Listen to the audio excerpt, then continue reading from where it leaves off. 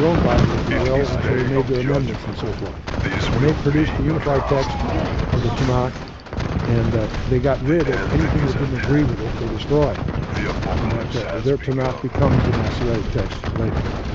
So the Masoretes, these are a body of medieval scribes of Tiberius that were charged with the Old Testament text preservation from about 500 AD and codified about 950 AD. They're called the 10th century. And they're the ones that also invented the way representing vowels in Hebrew. And the oldest dated manuscript is 895 AD, and it is only part of the three major sections, the Torah and the Ketuvim, are missing as far as that particular manuscript. The Hebrew text today is largely dependent on what's called Codex Leningradensis, and it's stored in the Leningrad Public Library. And it's used as the primary text for most Hebrew texts today. And depending on which Hebrew text you have in your word processor or whatever, it comes from the Leningrad Codex. It was copied about 1008 AD from text written by Aaron ben Moses ben Asher. And we also have a thing called the Samaritan Pentateuch, 4th century BC, which differs from the Masoretic text in about 6,000 places, of which 1,000 need to be taken seriously. The apocalypse has begun. And where the Samaritan Pentateuch disagrees with the Septuagint, agrees with the Septuagint against the Masoretic, it should be regarded as significant. In other words, you've got a Samaritan text that's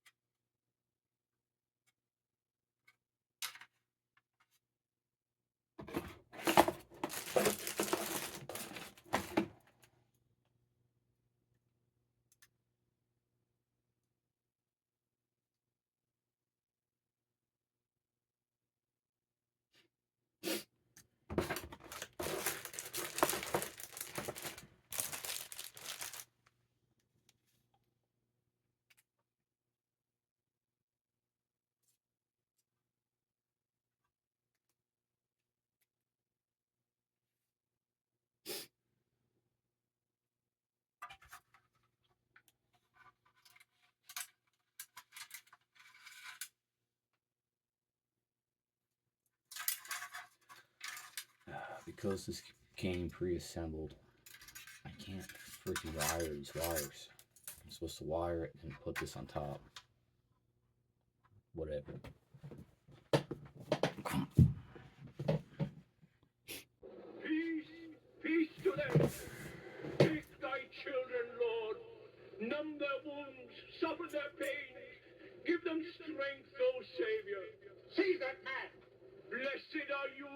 children who die in the name of Jesus.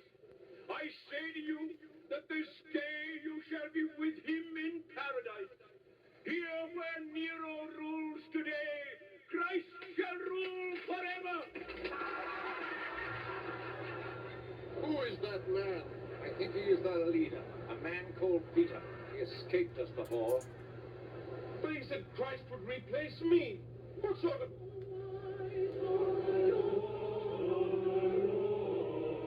They're singing.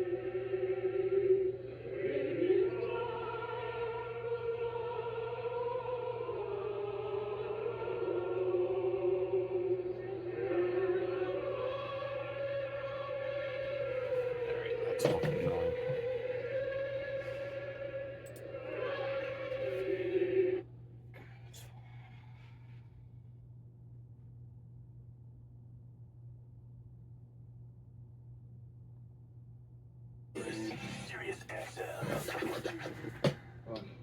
So 10 years ago, little Jimmy Norton, fresh in his career, different Jimmy. Really was. He was a lot more animated on stage. He was mugging, I guess, for the audience.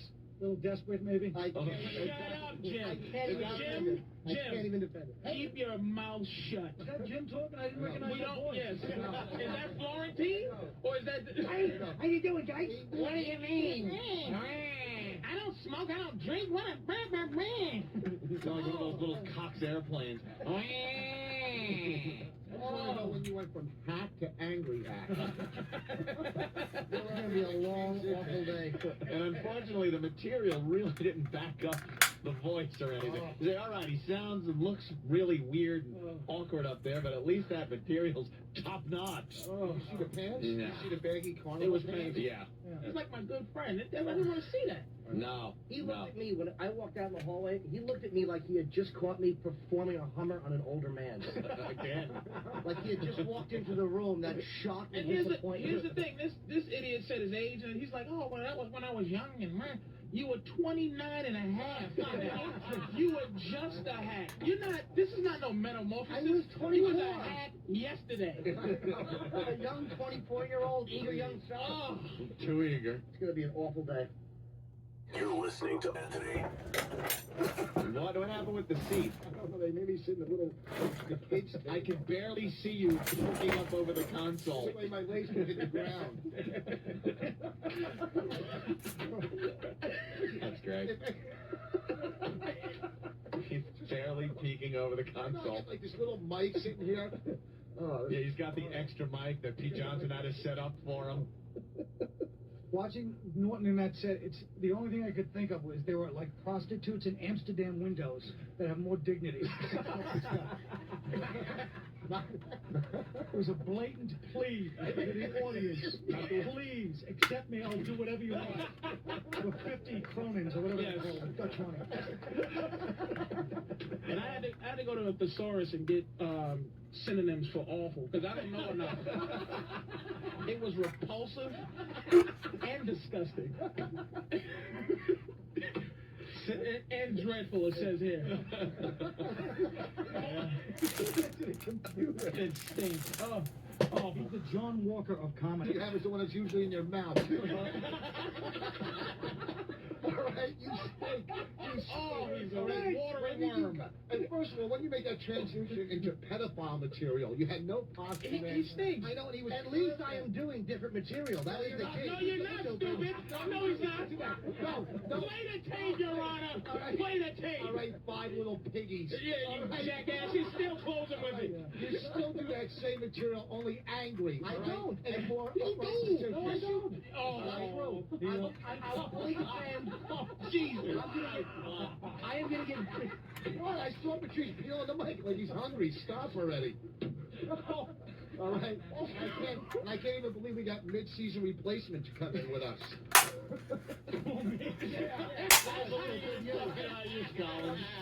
You got 3 episodes here. You better make them well. You got cut from one of them.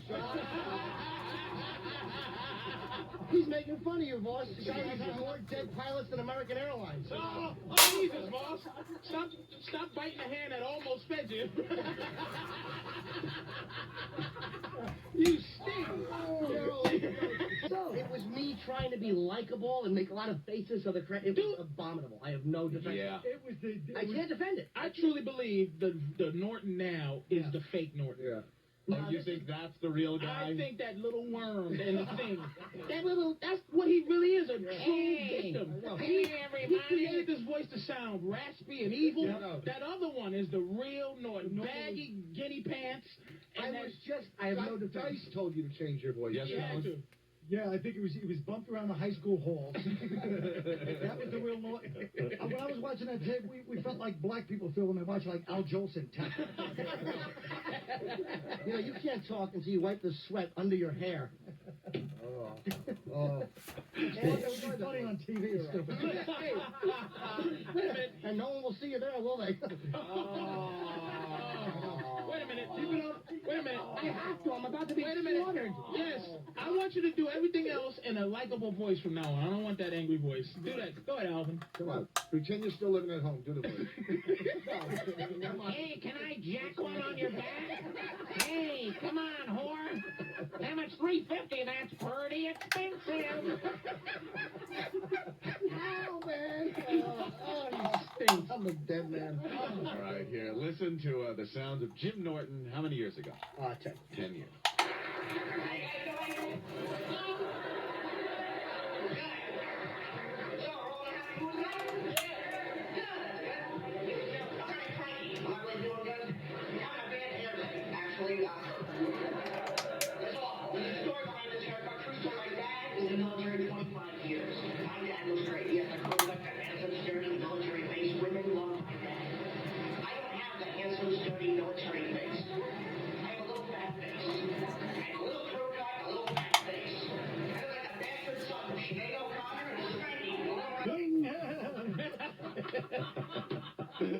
Before we go on, I tell you, you made a really good move by bringing Colin in and dumping Mercurio. Good move. Oh, shit.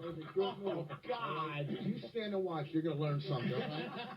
Colin's had more chances in this business than Steve Howe, all right? What was his name from the Yankees? That was Shut up, stupid. Let it bomb. Okay, it was going good. It wasn't going good. It wasn't good. And you're actually taller now than you normally are standing, you little nothing. Look, your eyes are popping open. Look, you're back at the Helium Club. I use that one again. I know. That's the third time he's used it. That's the name of the club. That's how you know Voss is petering out when he uses the same one. I came 5'11". strong and I'll end strong. Go ahead, Mike. Say something. No, see, this is what's happening. You're making everybody. Shut up. No, Put him on. If you lean over that eagerly again, all right. He was all excited. Easy. Mike actually went like this. Gargle first. What the? We told you to come here. You got to bring 4 listeners. Dina Cole. Dina Cole just went.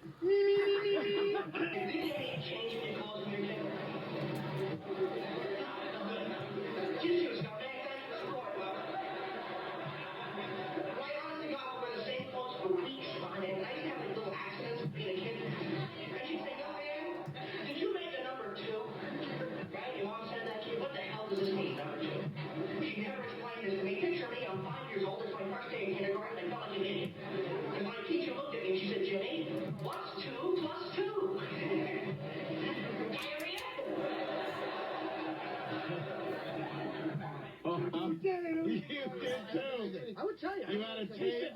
Now I got a tape. I can send it out.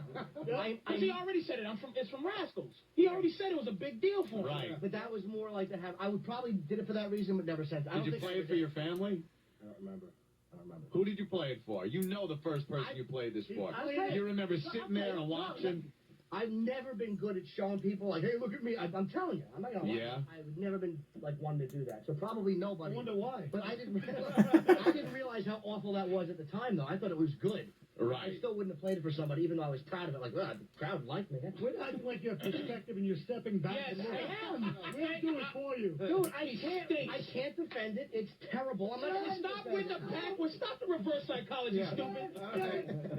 Yeah. We're not 6 years old. You suck, and we gotta let you know it. How would you kiss you're always in for a little treat for the first time. Because everybody has different tones. You're one of these idiots, they think it's really sexy to jam their tongue in your mouth and move it back and forth about 300 miles an hour.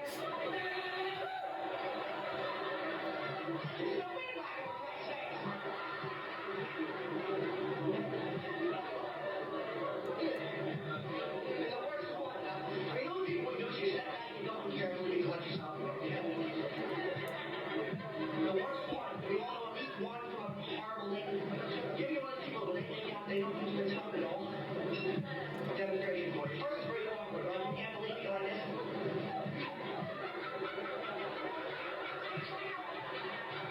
Do you really think you just grab the person's tongue?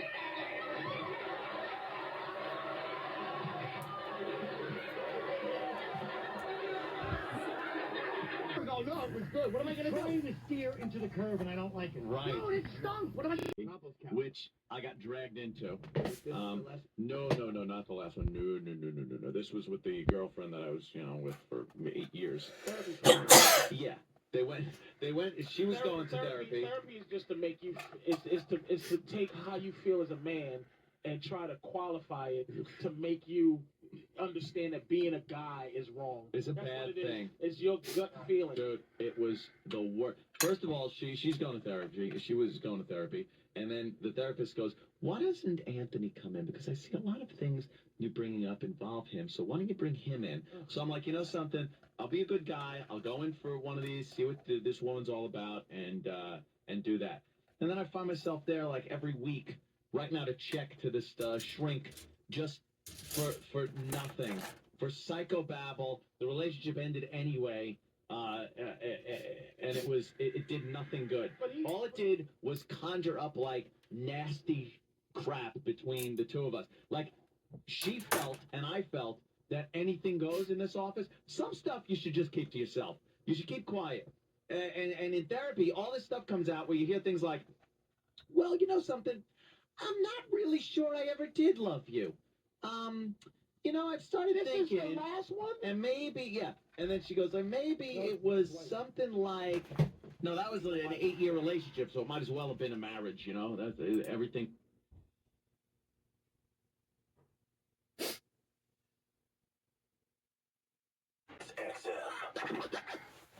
I watch Tough Crowd clips sometimes on YouTube, and it still really does make me angry that it got off the air. Just It ended 7 years ago. It's almost like the anniversary. I can't believe that's been off the air. Jim seamlessly jumped from coattail to Holy coattail. shit, you guys Jim were never. Dude, I went not from on the radio. You weren't on the radio. I went from radio August of 02 off the air.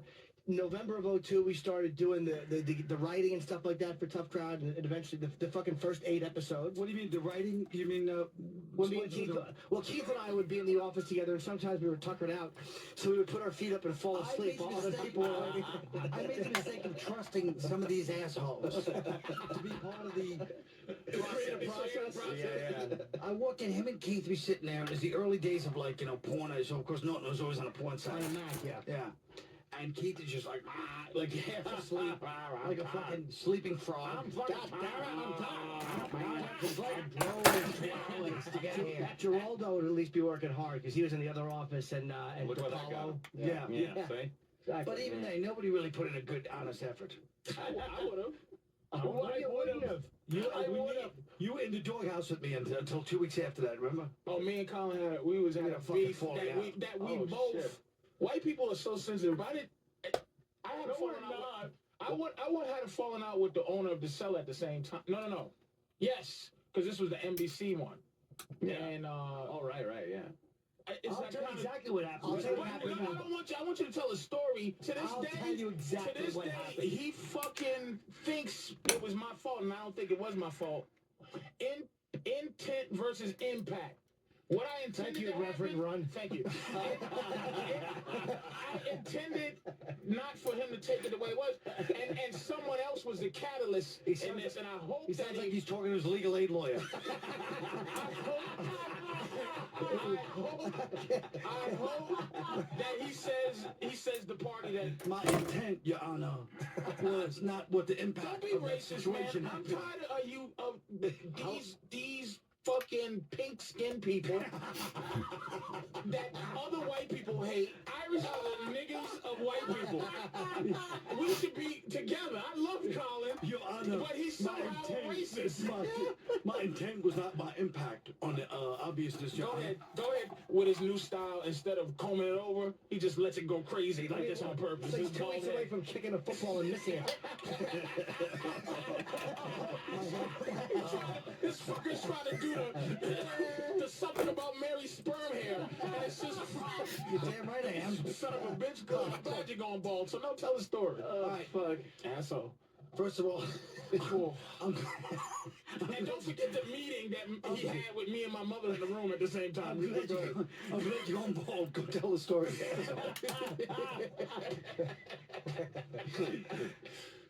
All right. This nincompoop.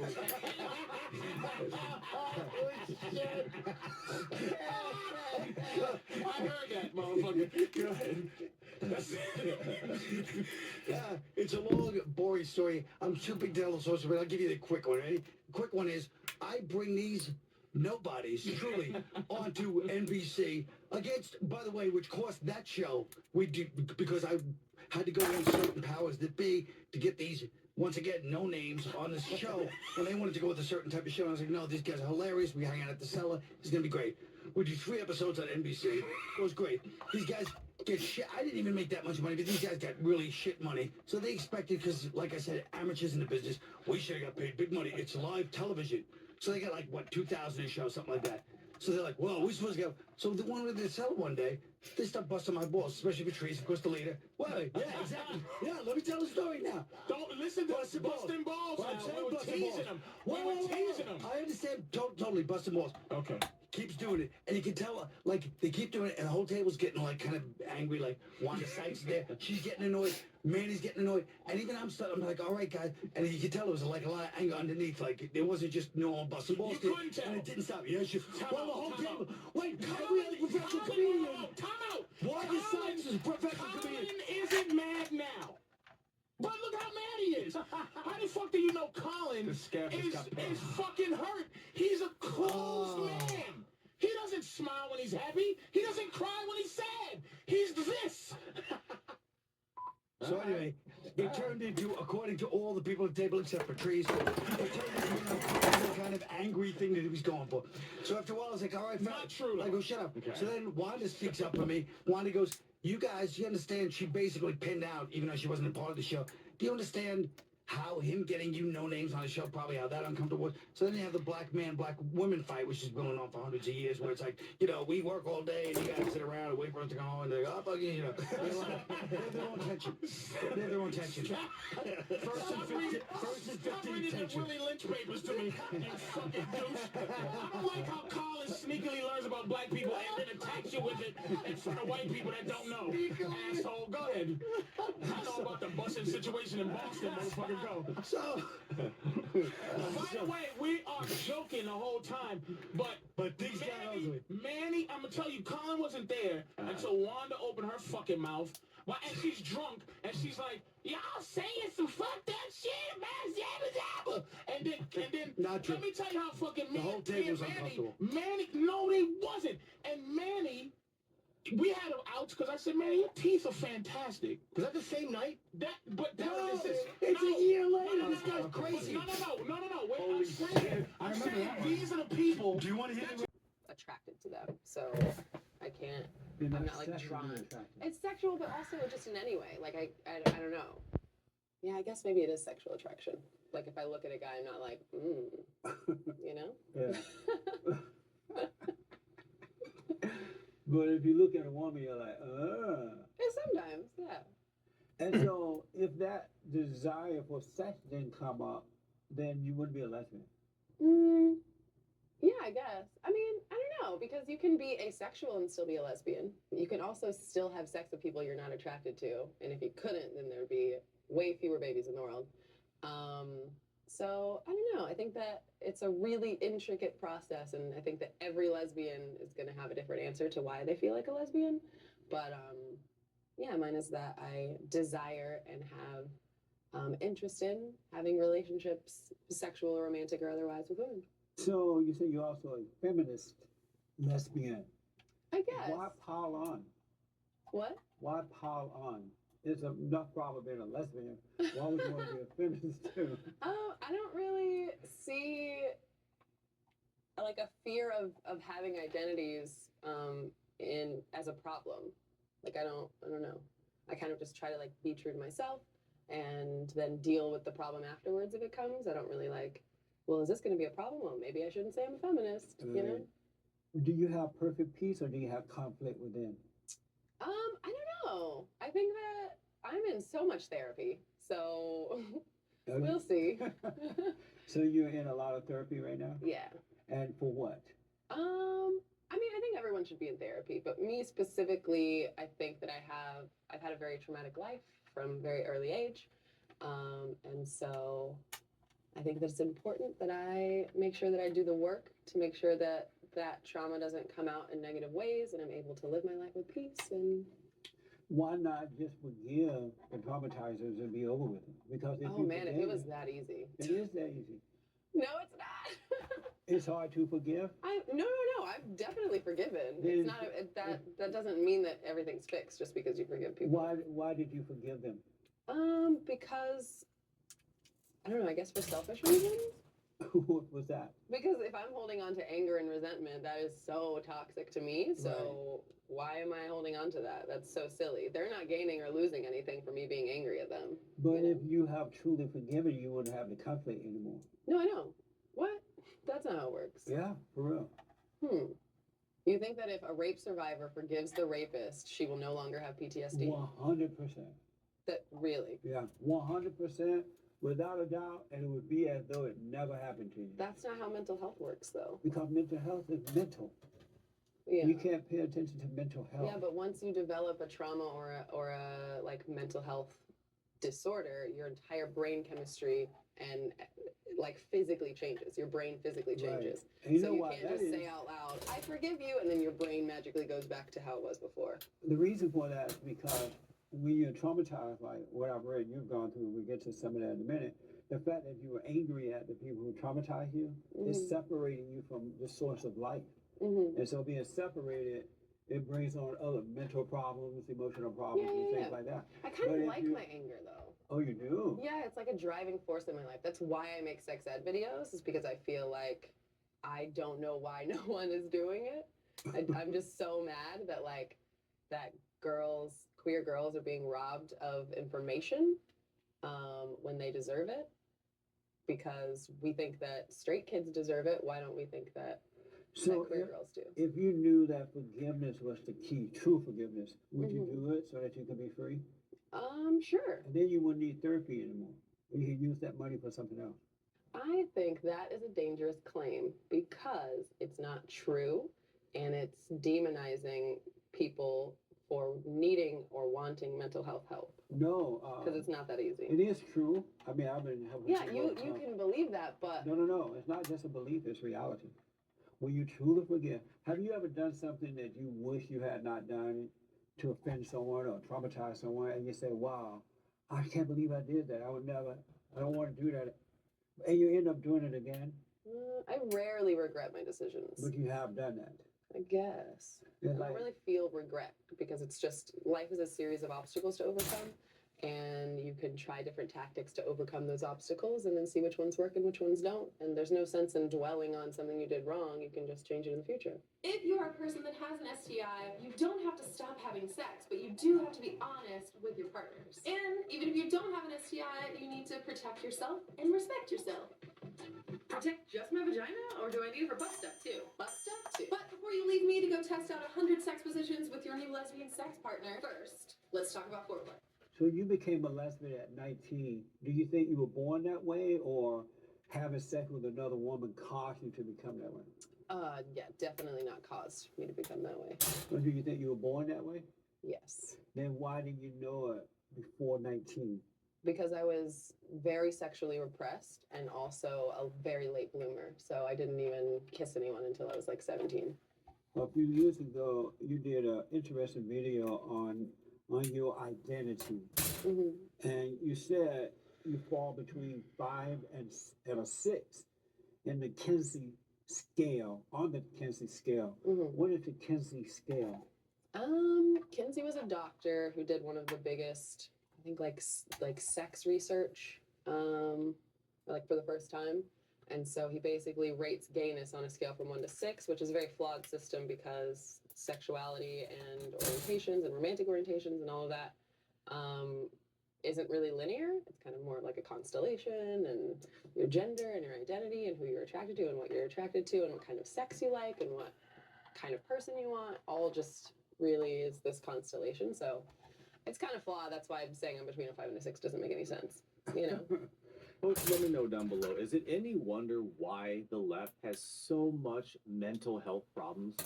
Like, the left has 40% more mental health issues than everybody else. Is it really surprising? I mean, look at this girl. She's replaced religion with therapy. She's been traumatized as a kid. She plans on going to therapy forever. She admits to having anger, and she, drives herself on that anger. And she also believes that, you can just be scattered across the wind and be a million different things, and somehow all this is going to work out. Like, these people have problems. These people have serious, serious mental problems. And like Jesse Lee Peterson mentioned, mental health is mental. Like, think about it. Like, we have more mental health access, this and that, and, books and This dude online, is whatever. ranting. And yet, it's more prevalent. It's going to work out. Sense that women of the same sex or men of the same sex will have sex. Fucking But hate there's ranting, something man. that will kicks in to say, you know what, maybe it's not what I think. No. I felt like that way when I was dating boys, That is way more. amazing. Yeah. And just Putting this I don't know, together, you get being an with women idea of just how feels wheel so right tracks and true on tanks and work. just feels good. How do you pretty feel cool. about men? Do you resent men? No. What's your impression of men? Depends on the man. I mean, I don't know. Men is just such a large group of people that I don't know. So what is your impression of man? Of which one? The ones you know. How do you see men? I don't know. In a sexual way? What is a man? What is a man? Man is an identity that someone can identify as. Man is an identity that someone can identify as? What does that mean? I don't know. I don't know how to define man other than that, really. Did you know before now that you really didn't know what a man was? Well, I'm not a man. How am I supposed to know what it is or what it feels like? What is a woman? Same thing. What? Woman is an identity you can identify as. So did you know before today you didn't know what a woman was, right? I guess I didn't. So did you know that prior to now that you did not know what a woman was? Oh, God. I don't know. I guess I could sit and think about a definition. I don't know, because it's difficult because you want to be inclusive of trans people and non-binary people. So I can't just be like, being a woman is these primary sex characteristics or secondary sex characteristics or your chromosomes or whatever. I think it's a mix of all of those things, and it's also a mix of who you feel or what you feel like you are. So being a woman and being a man and being neither or both is different. It's such a different experience for everyone. And I am so cisgender. I've always felt like I am a woman and I want to be more womanly and like all of these things. So it's hard for me to imagine what it would feel like to not be a woman. So I'm just like, I mean, it just feels this way. I have no idea. It's hard for you to say what a woman is Nothing because you but don't want nonsense to offend the people who are confused about comes out of a woman's mouth. their That is sexual identity. It's not that I don't want to offend them. It's that I historical want statement. to include them because Of they what? are a part. They're a part of It's an this exaggeration. conversation about. Did you just say But trans? it's a practical expression. You know, like they've been traumatized. Women, black. Why would you not identify what a real They woman face is? some consequences for Because it. people who are confused about who they are might The be scripture offended, says when you women might are to be able to quiet. help them by really identifying what a woman is. There will what a always man be a is, line and of they think men about it and overcome their traumas.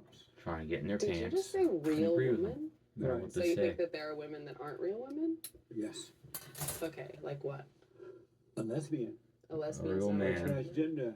There, Puts do a you woman think in her men place. who take off the body parts and put on other body parts, you know, like breasts and all that. These women And put on play the dresses. damn Are they scene. women or are they still The victim. Yeah, are they women or are they still men?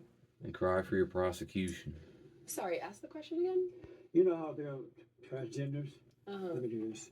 Transgenders now, and they're confused about their identity. So Some of you're them come a around and they gentleman. realize We you're just all trying to get tell the as a truth. man. You're not trying to So hurt you your took feelings. off the body Some. part. Where you going? I'm leaving. Why are you leaving? Because.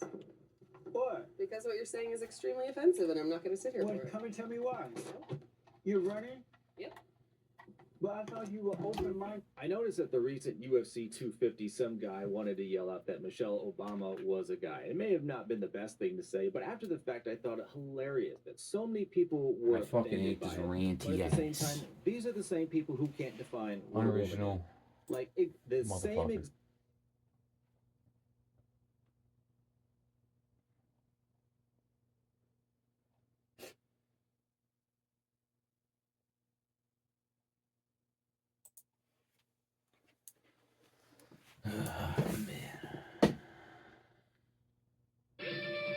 And welcome to the Opie and Anthony Show. We got to get right into this today. Hey. Hey, how you doing? Yeah. Hey. Good afternoon, everybody. It's your old friend, the Rear Admiral, with you. Got any 14-year-old boys? Hey. Yeah, it's the Pedophile Channel on XM Satellite. Oh, hey. Hey, young Ben, could you pick up that card on the floor? I just threw it in front of me, so I got you bend over. Oh, my God. What's up, Anthony? Now that I'm still looking for more details, more news. Well, we're hearing things.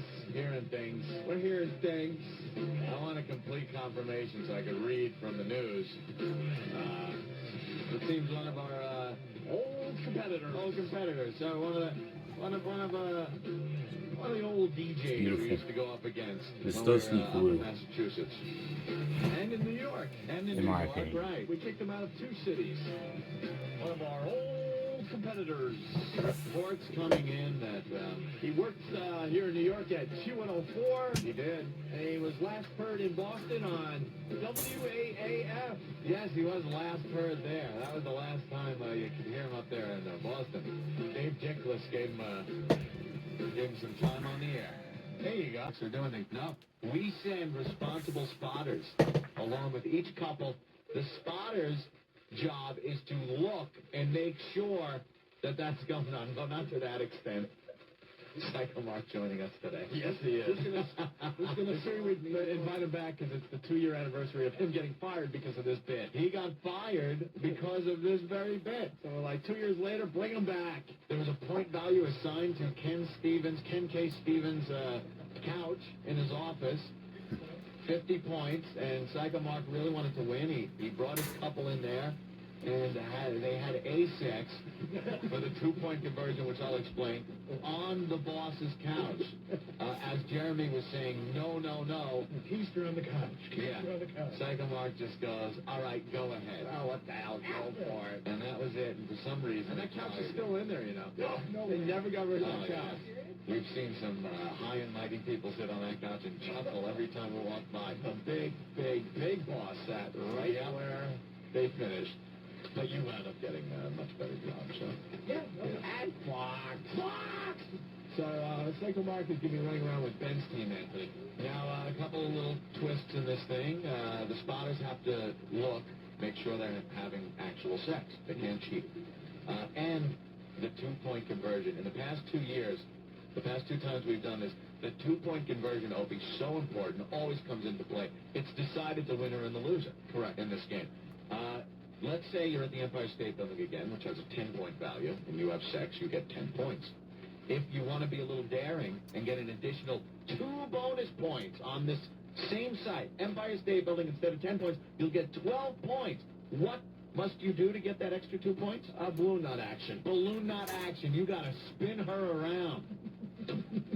And that will give you 2 additional points. Our team last time we played this, Apples and Bam Bam, right? Did nothing but 2-point conversions at every single place they went to. They wound up getting something like 20 points worth of just 2-point conversions. Put them over the top. Yeah. They walked away the winners and joined us in Boston. Right. At the Sam Adams Brewery. We added a lot of new locations this year, Anthony. I'm looking. Furniture store. Well, my favorite, if you get a stranger to bang your girl, yeah, this is a new addition. A new addition to the Sex for Sam game. We're trying this for the first time this year. You want to explain that one, Opie? Well, if you can find a stranger and if your girl's willing and the stranger bangs your girl, doesn't matter where, that couple will get 75 points, Anthony. 75 points. Now, if this stranger happens to be one of our pals from the NYPD or one of our pals from the fire department, the total is 100 points. 100 points. And you know something? It could be 102 points. That's right. If your girl spins around for that fireman or police officer. And knowing these sick Fs, one of these couples will run to a fire station and see if it's a fire station. You can run right down to Times Square.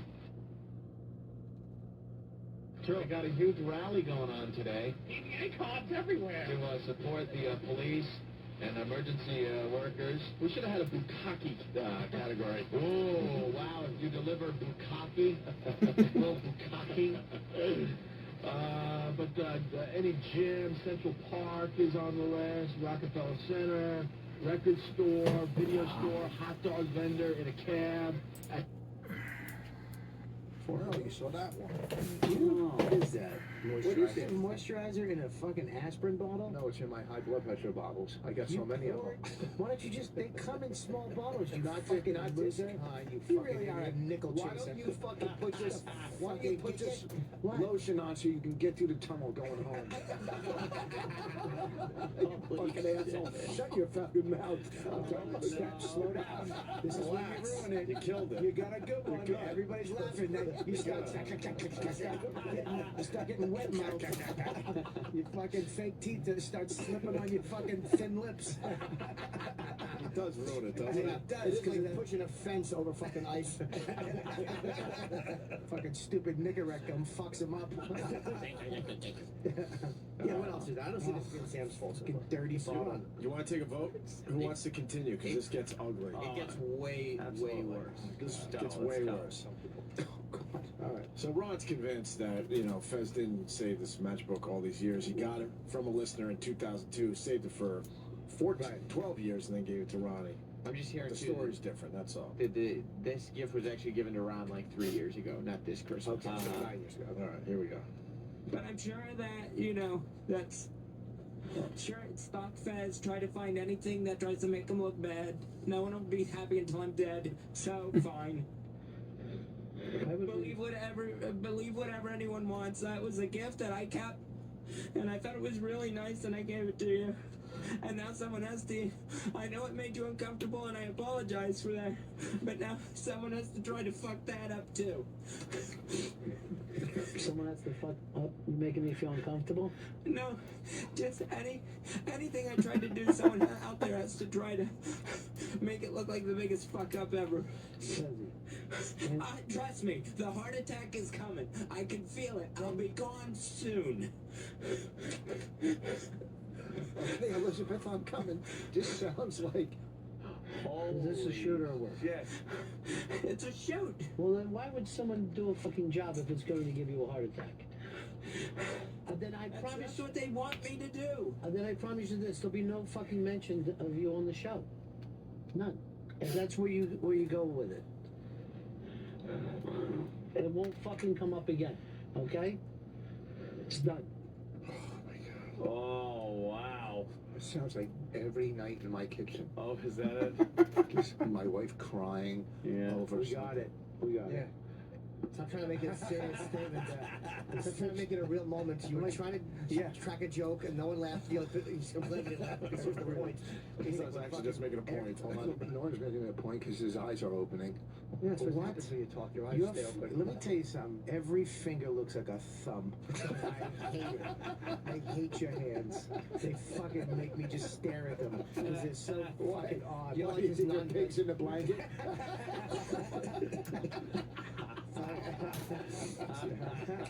Fucking hate your You don't like his little stiff hands? No, he's got Non-bending fucking gargoyle toe fingers. His fucking thumbs look like fat toes. I hate it. Fucking hat. So I guess that's it, Sam. No, it gets worse. Oh, God. Worse than Are we that. still in? Fuck, dude. All right, Bobby? I feel bad, man. I like it. He sounds very sad. Can you just look around the room? The faces, people are concerned. Yeah. The only one that's just smiling is this disconnected hunk of shit Voss. No, 40 years in the business is just fucking disconnected. Listen to me. You're 100% wrong. You're 100% wrong. Affection or You're touching. 100% wrong. I fucking like Fez, and Give me a hug. give me a hug. Like my arms are gonna reach around. He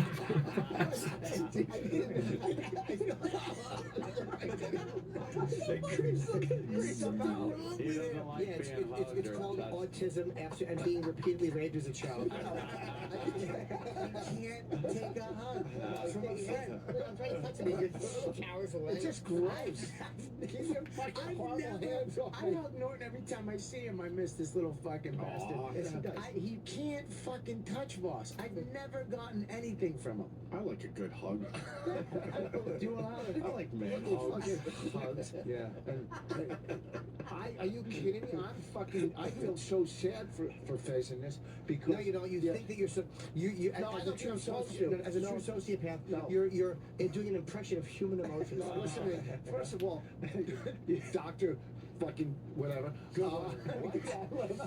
Dummy couldn't come up with something after Doctor.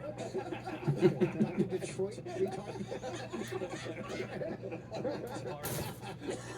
Okay. One, because yeah. I don't want to get into it. I mean, I know what he's going through.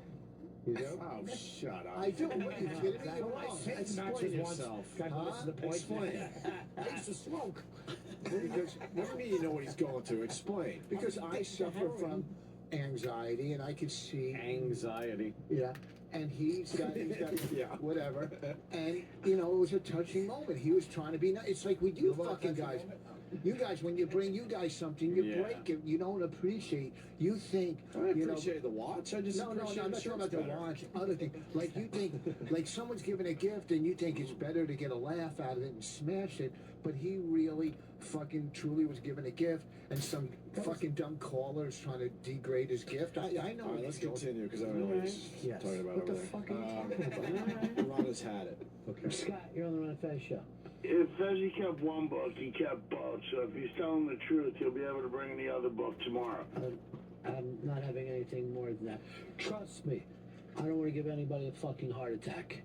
That a pack of matches or a fucking thing could give someone a heart attack, that's the last thing I want. Sam, don't go running off to O&A with this. You'll kill him. He'll die. So he did. Sam. What are you doing, man? Murderer. If I knew that Ronnie said that, I wouldn't be playing these fucking clips. No. As he pushes the button again. Exactly. As he still has his finger on the button. As he hasn't heard this before. Well, we did commit to it, so we gotta finish it out. And why would Ron give Sam that suggestion on the air? Right. Oh, right. Here's Tom. Tom, you're on the Ron Fez show. Well, I'll just say Team Sam, and then I'll say, yeah, the thing I'd like from the TV show is... Don't even bring it up. That's too stupid. That's we're dealing with life and death now. Purple guy, you're on the Ron Fez show. Hang on, I gotta put down my cake horn.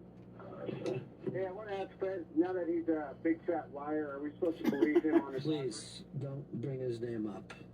Austin, you're on the Ron Fez show. Ron, I know I can't name them, but there's two different people in that room, Todd and Fez. Todd gave Fez the matches. You're killing him.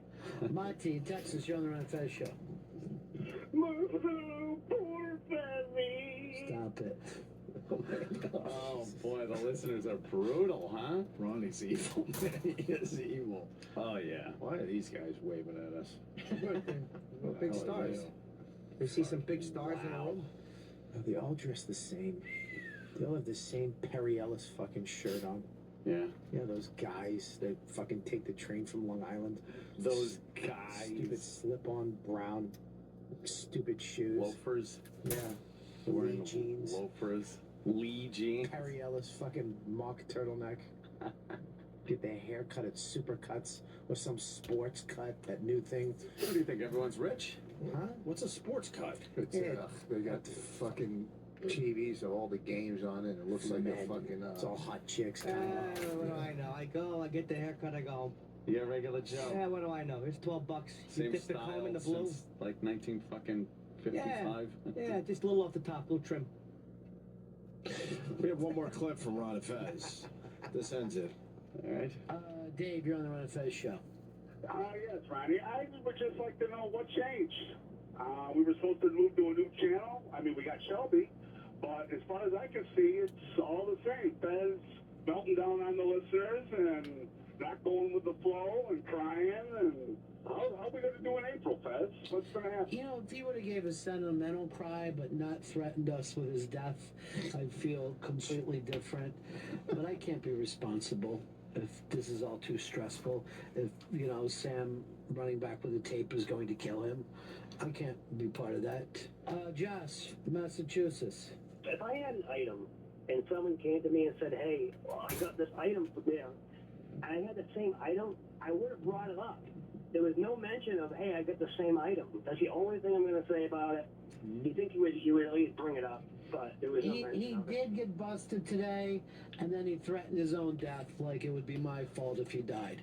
Let me just officially say, that pack of matches was the greatest present I ever got. I sit and I stare out of it, and I think about our great friendship. Live forever, my friend. That's what I say.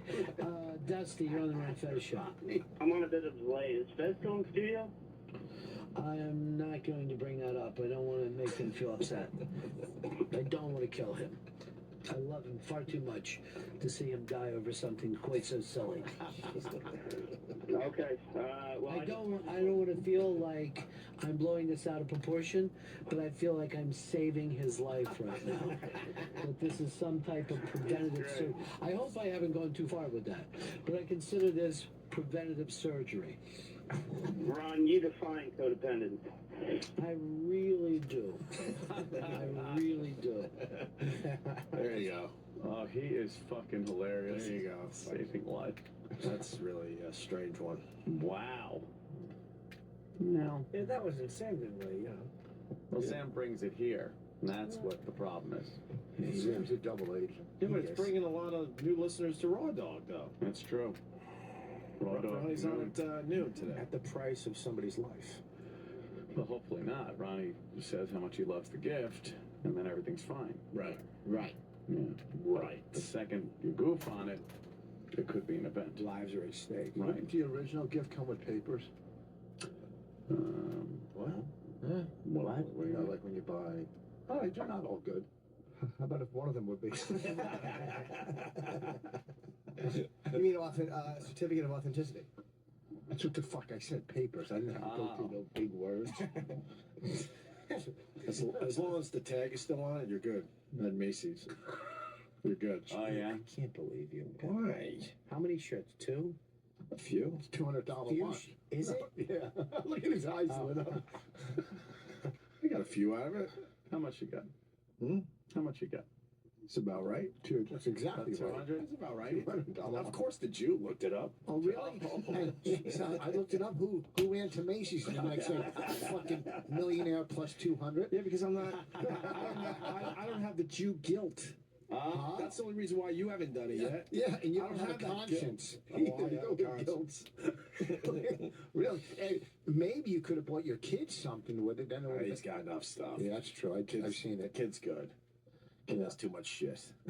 You buying everything for your kid, Bobby? No. Not yet. You will. Bunch of toys, but the same toy over and over. You want to play with something? You play with a hammer and nails. There you go. Build They'll something. learn. He found his ding ding the other day. Oh, really? Yeah. In Norton's mouth. Jesus. I hope that comes back to haunt you. I really do. I hope you get caught molesting somebody and they use that as evidence.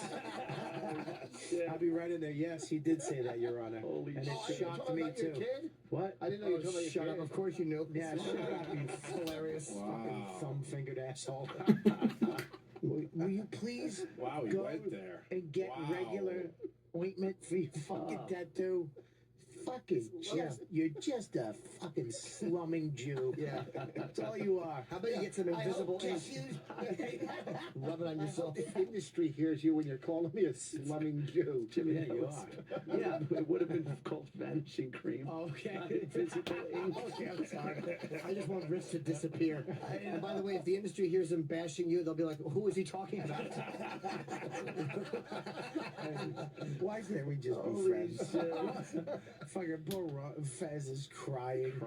Fucking done a guy's threatening to have another heart It's attack. way worse in here. But people just go with it. It's so Why can't we just fucking- go with shit? Do you understand he's crying out for help? Yeah, whatever. He's been doing that for Well, years. yeah, but yeah, it's been going on for a long time.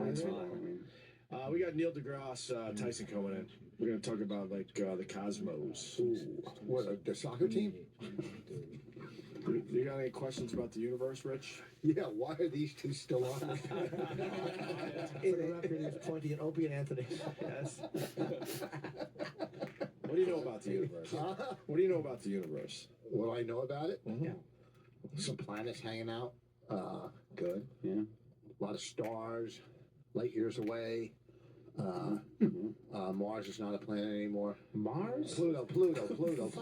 I made a mistake. Pluto. That's messed up. Pluto's not a planet. You hear about Pluto? That's messed Pluto was taken out as a planet. They put Bobby in.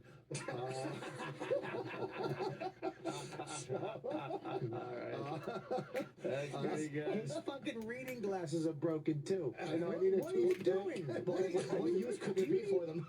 Reading glasses. That's like my fucking pogo. Do you need help? Huh? Do you need help? I need a lot of help. Do you need money? What the Yes, after my taxes this year. Putting your fingerprints It on won't your happen. glasses. It's creepy. What do you need to fix those? He's got A toothpick. The screw fell out. Toothpick? You might have a thing. You're gonna fucking fix it with a toothpick? What is this, Yeah. 1920? They're $4 at Dwayne Reed. They you were $1 at the tattooed dollar store, you asshole. jackass. Why don't They you were buy another one? $1. $1 at that dollar store. Yeah. Yeah, you're helping your cause. Yeah. Who the fuck goes to a dollar store? Somebody's got a couple dollars in their pocket. Oh, God. What is? Here's the thing: you buy these glasses. I got like 10 of them. You lose them, you break them. Fuck this. Or you just buy one pair and take care of them. Yeah. Really? Because they break. You lose them. All right, listen, we gotta go to break because Neil deGrasse Tyson's gonna be in. That's great. One of the smartest men in America, in the Oh, world. yeah? Wow. Yeah. 141 on my IQ test. Oh, I did another one some guy sent me from O&A. Yeah. A tough one. A real tough. 100 is average. And I got 120 on this one. 100's Where average. is it? Why didn't you bring it in? I'll do it. I got ask the guy. I sent him back the results. Where is it? Could you redo it on? I guarantee you won't get 100 if you redo the No, I got test. 120.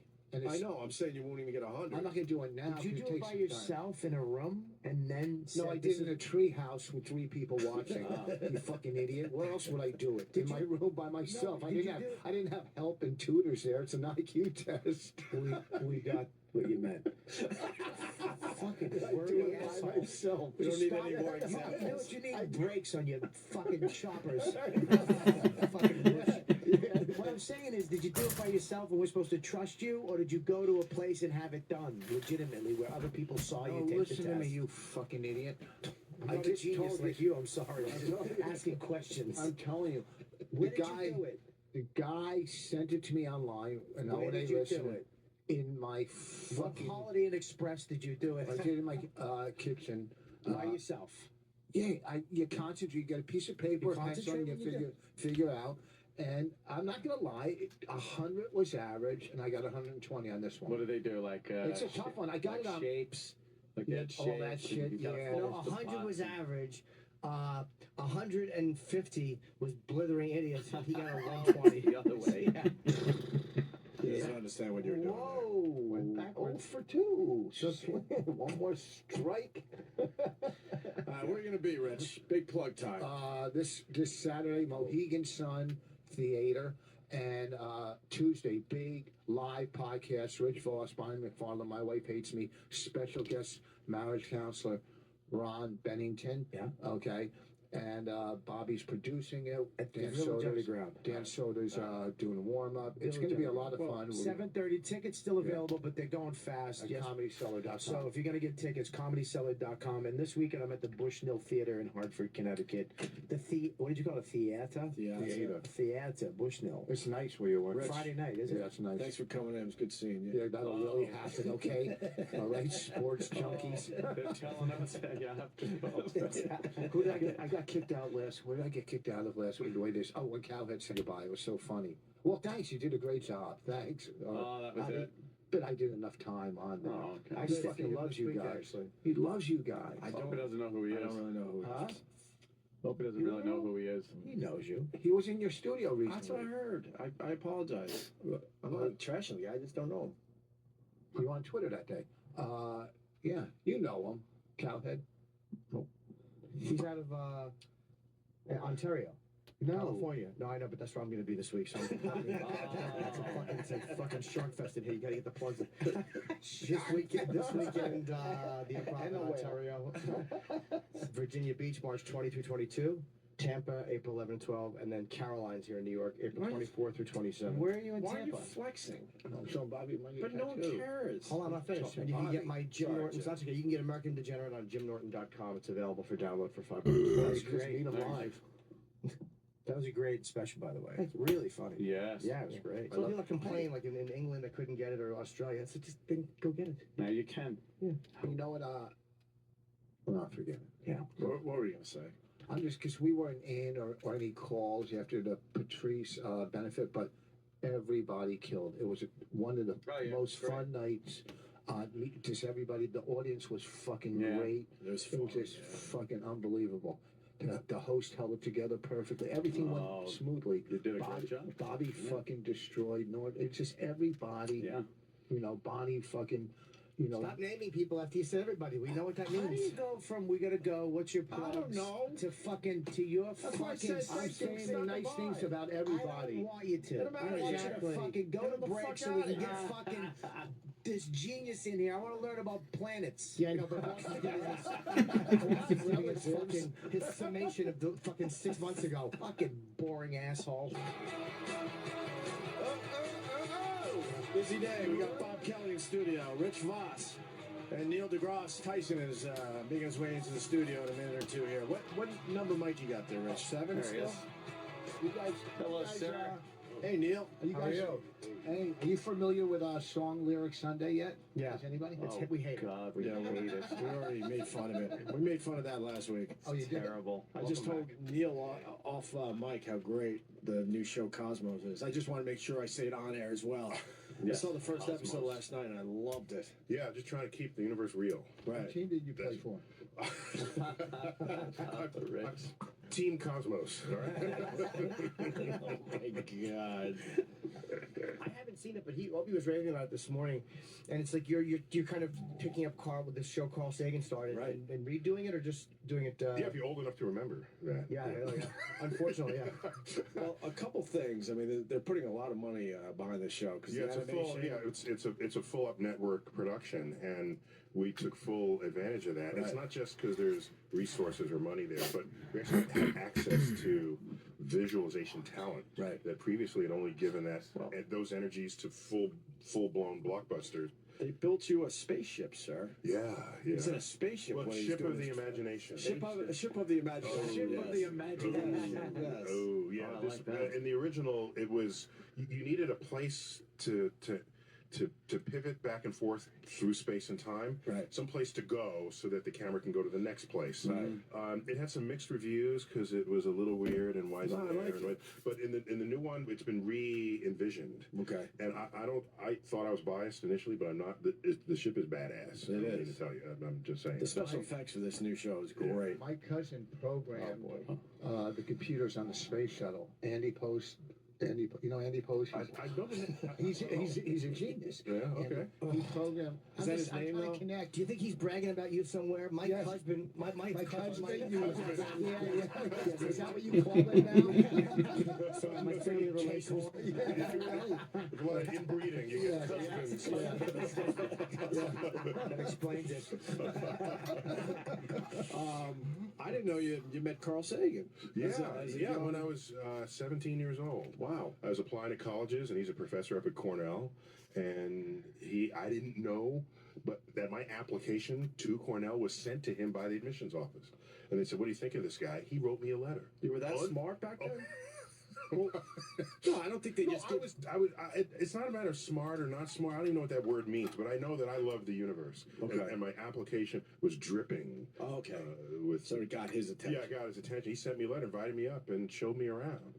He reached behind his desk and pulled out one of his books and signed it. I still have that book. Showed that. To on the Neil first Tyson, episode. Future Astronomer. Wow. So, yeah. Bobby doesn't know what a book is. Oh, boy. No, your polite laughter says it all, my friend. Thank you for that.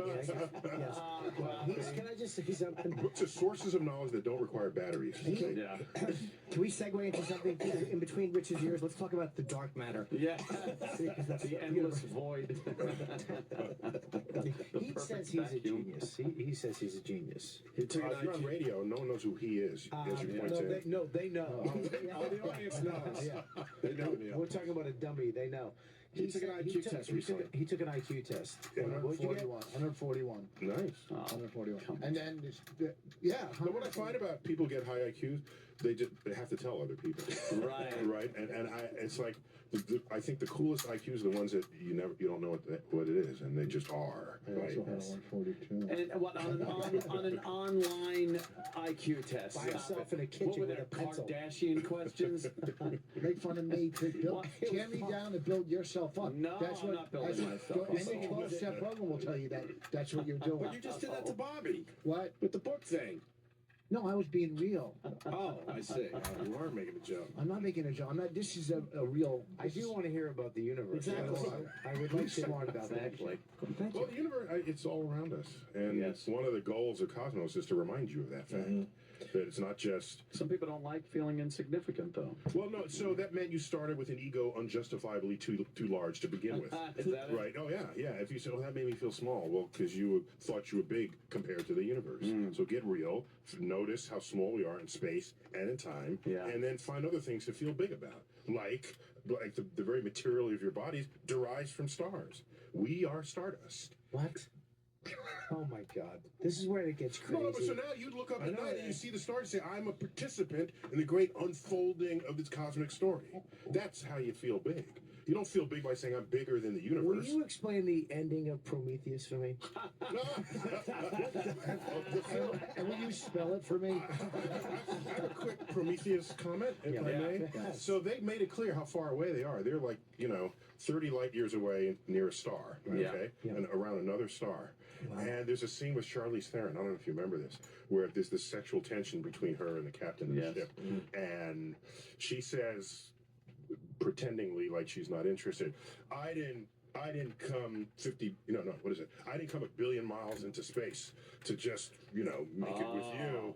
And 1 billion miles is like to Saturn. That's okay? nothing. Yeah, exactly. Yeah, that's nothing. That's So nothing. would that be, let's see, 180 trillion light years? 180 trillion miles?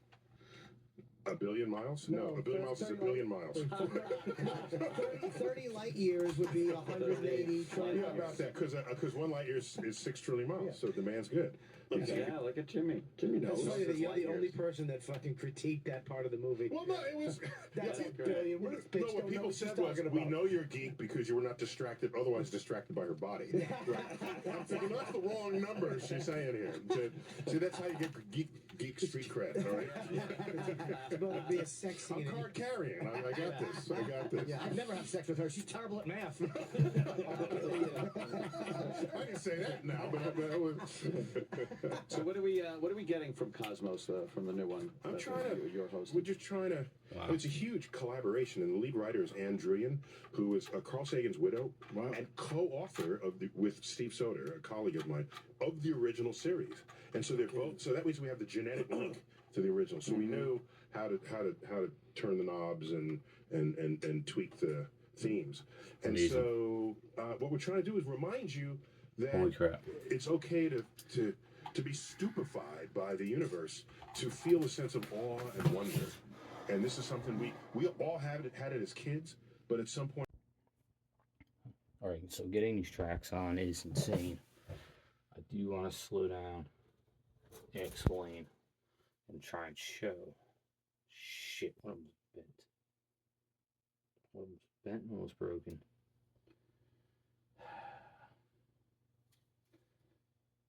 And this shit gets bent too much.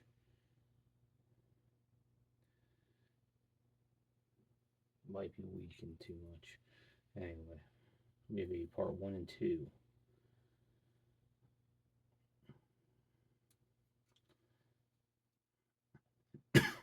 Part 1 is flat. Part 2 has this tank track thing sticking up. I don't know if that could be shown, but how these work is you lay the flat part down, and you lay the part with the thing sticking up. There's 2 dots, you place them in there, and with finesse you push them closed. Now we'll connect them, do the same thing. There's a flat part that goes down.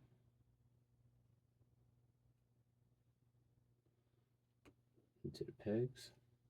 The part of the thing sticking up. Goes over it. Might take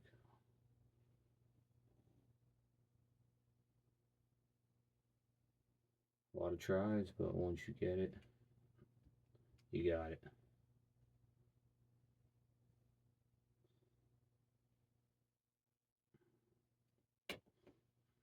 Now you're connected. You gotta do this 48 times for the smaller part, 58 times for the bigger part. Alright, get 2 thumbs up, so hand signal. Oh, hopefully that was in frame.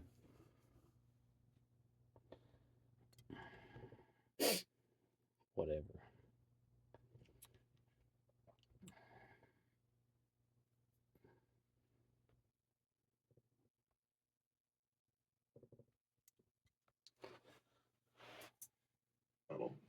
Turn backwards, the former space shuttle, turned backwards, fired its rockets so that it lost the energy, the speed, right, and it was just like 0. It could just fall, it would drop out and land like an airplane. But you wouldn't need the heat wouldn't shields. be economical. It wouldn't be economical. You need as much, so much fuel to slow down as they needed to get there in the first place. Well, yeah. I never I always thought if you kept going No up, such thing as a free lunch. I always thought if you kept going up, you'd hit that heat, but I guess not. Okay, No, makes sense. no. Talk about the rogue. Talk about the rogue planets. The Rogue, he has a free one-track you said mind. you said you would go back. It was such So a creepy concept. We learned recently, last 15 years or so, when we started creating models of planets, of the formation of star systems, you realize, okay, here we are with 8 planets and some debris, Pluto included. All right, get over it here. Okay. That's messed up. Yes, I know, but for some people it's messed up. But if you take in the whole picture, it's actually pretty cool. Yeah. So Pluto is the biggest member of a new swath of real estate known as the Kuiper Belt, the icy bodies in the outer solar system. So Pluto's happier there, I'm pretty sure. So if you do this, you say, well, we have these many planets, and did we form that way? You put it on the computer, take a mass of a gas cloud, collapse it, form planets within it, and you end up with 3 or 4 times as many planets as what ultimately give you stable orbits later. And so our solar system probably started with like 30 planets, 20 to 30 planets. Where did they go? They get flung out into space because their trajectories moving around the sun and near other planets is not stable. It's just not stable. And so some will collide with Jupiter, some get slammed back into the sun, others are cast asunder. And it's those that are cast into interstellar space that constitute the vagabond planets, and they may outnumber the planets that have homes. Wow. So these are basically homeless planets. And some of them might still have heat. Earth still has heat. That's why we have volcanoes. That heat doesn't come from the sun. That comes from leftover heat from our formation. Plus there's some radioactive decay of elements in our crust, pumping heat in. So that doesn't need the sun.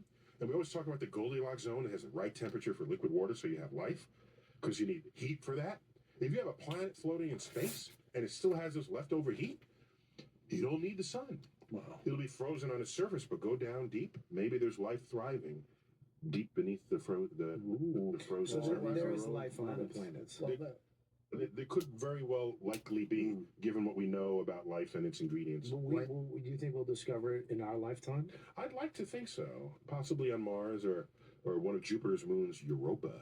Europa is cool. It's outside of the Goldilocks zone because Jupiter's too far away, but Jupiter's pumping heat inside of it with the stress of its gravity. And when you pump heat inside, you melt the ice. And we're pretty sure Europa has an ocean of liquid water that's been liquid for billions of years. So as I tell people often, I want to go ice fishing on Europa. There's a movie called The Europa Report where they actually took a clip of me talking about Europa, put it in there. Oh, really? It was like an actual live clip and about the discovery of life on Europa. I think I saw that one. Why are they sending a probe down to go through the ice and?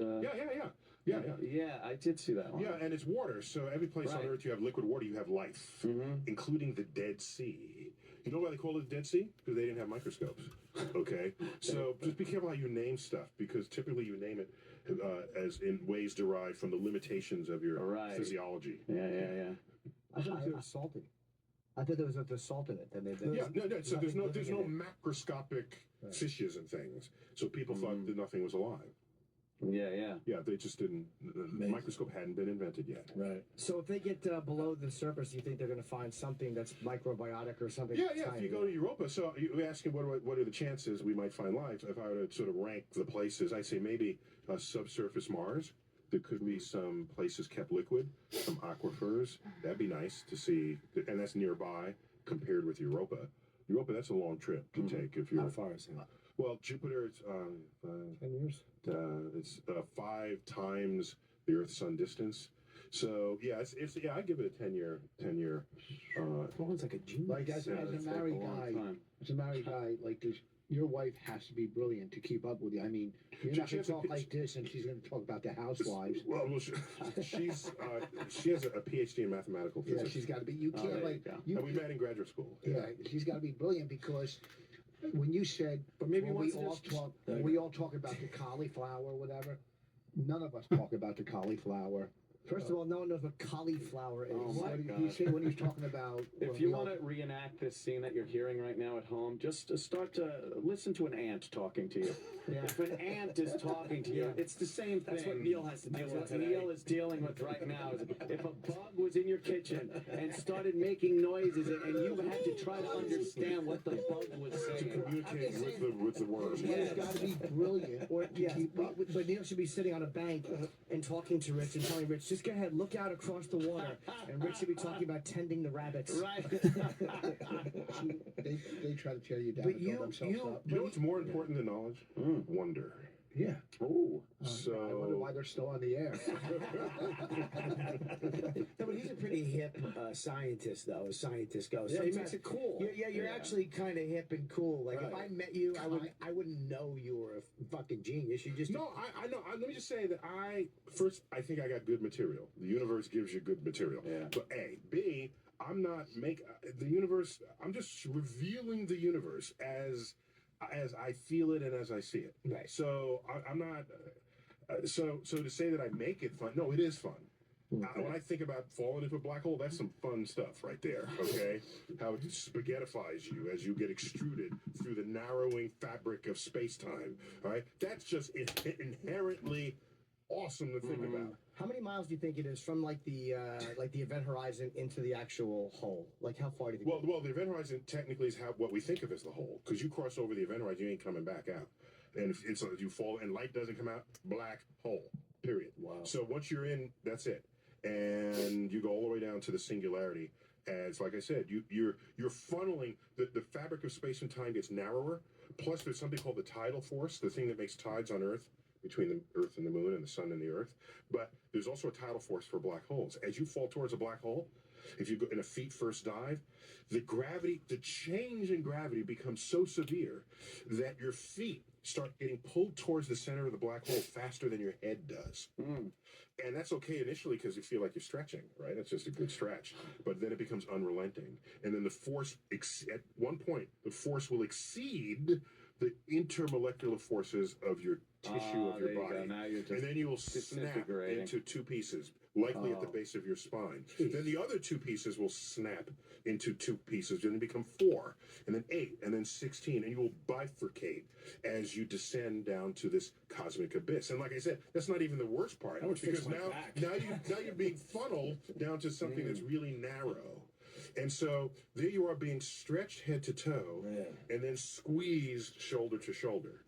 And this is the extruding that goes on as you descend to a black hole. And that's why we call it spaghettification. For sure. Henry used to torture people like that. If they had it, they so surely would have done it. What's your conclusion with the Bermuda Triangle? I got a conclusion. His conclusion. I need to go.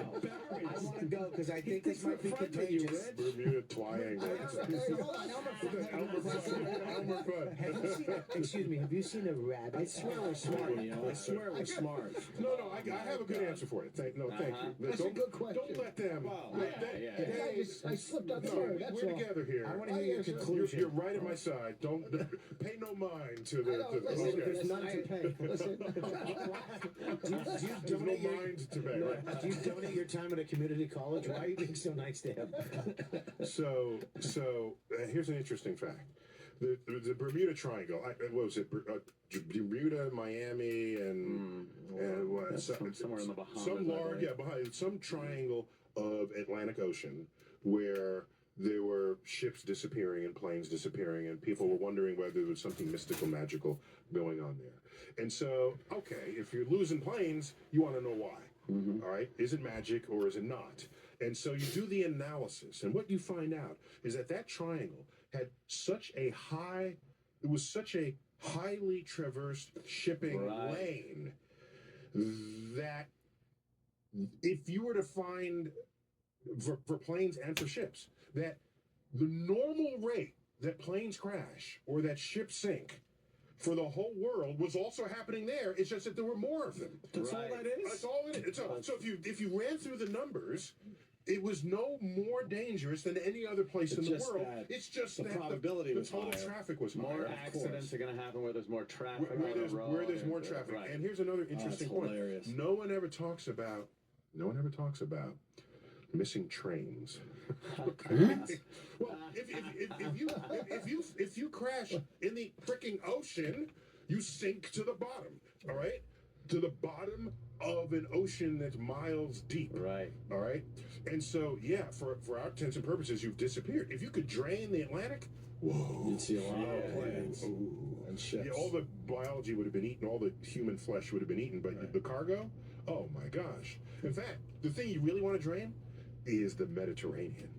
Because suckers have been sailing that thing since, for thousands of years. Probably quite a bit of wealth down there. Exactly. From Caesar's time and all the rest of that. Yeah. So the salad guy. What do you mean missing trains?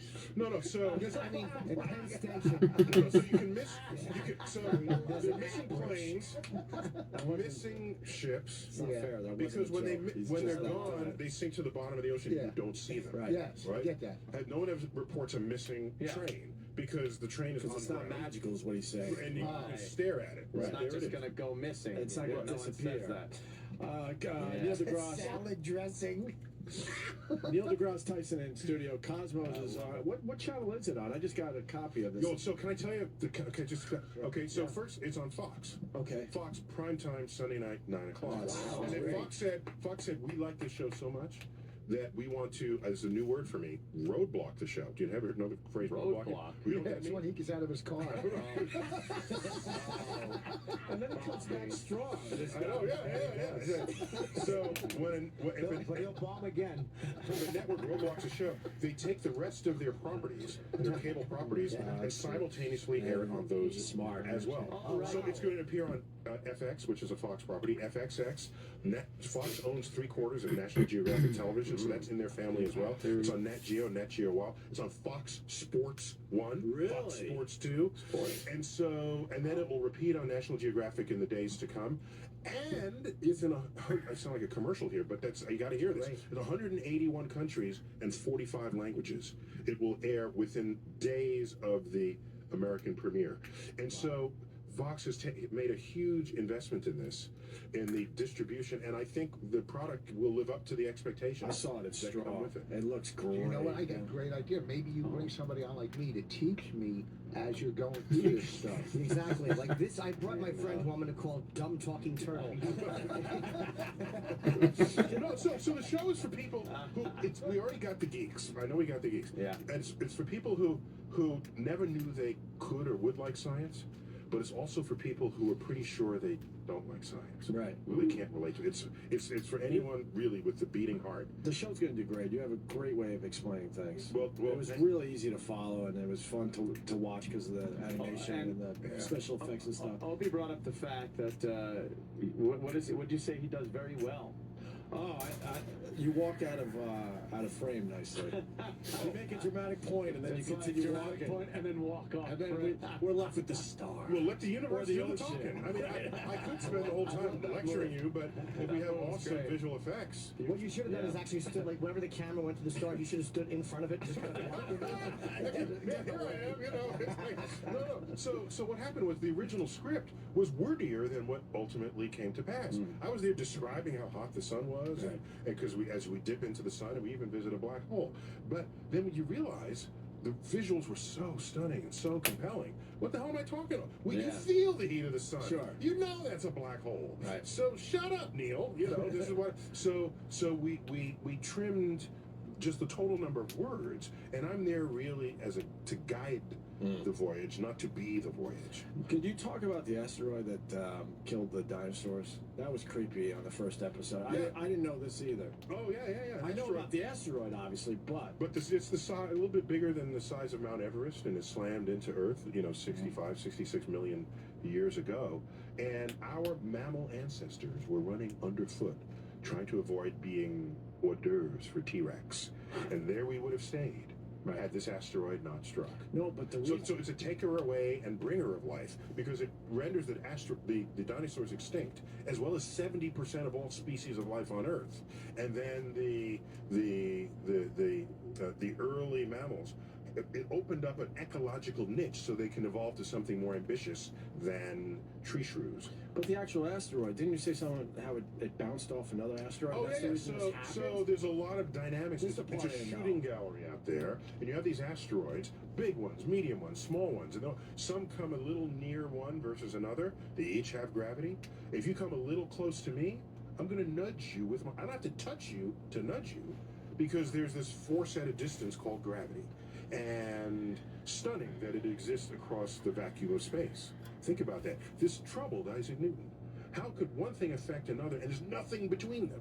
What's going on? There's no rope. There's no tether. There's no hook. So it was a huge mystery to him until Einstein basically figured this out and said that gravity is not really a force. It is the curvature of the fabric of space and time.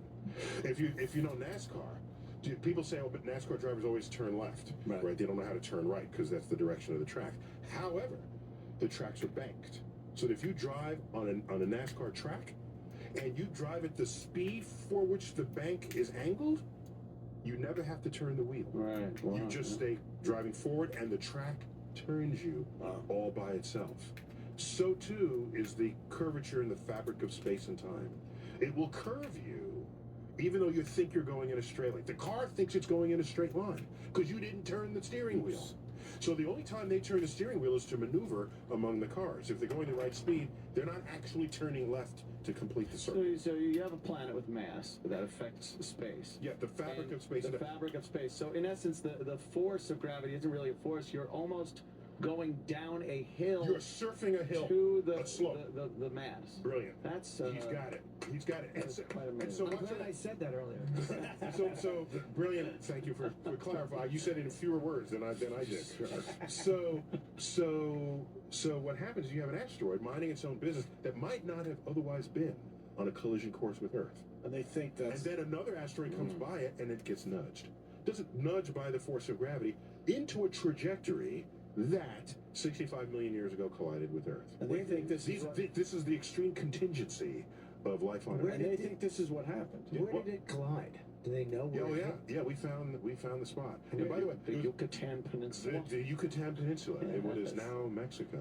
Really? You know what's cool? I got to tell you, I described this to a whole room of people, and I tried to be funny, and I said, this asteroid struck at the Yucatan Peninsula of what is now Mexico, and I said, although that's not what the dinosaurs called it back then. I thought I was being cute, right? Boy. And someone in the front row said, no, they called it Mexico. Wow. You're cracking yourself up. No, it was good. I thought that was good. The dinosaurs spoke Spanish and pronounced it right. Doesn't it seem so right there, what they found, and by the way, this was with the help of oil drillers, people who look for anomalies in the crust of the Earth to see where there might be repositories of oil. In so doing, they found a ridge line that was 150 miles in circumference, and this ridge line, they tracked it around and it completed an entire circle. And we go down there and get it and date the rocks 65 million years ago. Wow. So we say, yes, there's the smoking gun. The crater left over from the asteroid that struck. Is there any of the original asteroid in there? Like any pieces of it, teeny pieces? No, I mean there may be, but it's in the Gulf, and so plus most of the asteroid would be vaporized upon impact with the Earth. You get maybe a few percent of the total mass that just happened to fall off. But you're talking about 65 million years ago, and it's not. And it's my point is, it's pure luck we're here because that asteroid just had a little bump or whatever. Correct. And what would happen is, if the asteroid didn't hit, dinosaurs would surely still be here, and we would. Oh yeah, because they were around. What a mine. You could say the F word. No. Well, he doesn't want to, but it was fun watching him realize he backed himself right now. No, a couple of times where I thought shit was going to come up. Motherfucker was going to come up. No, okay. You tell me whether it's worth. You tell me whether this earns it. Okay. Yeah. So, if you look at the tenure that dinosaurs enjoyed on Earth, they were around for 200 million years before the asteroid struck. Wow. And it's only been 65 million years since.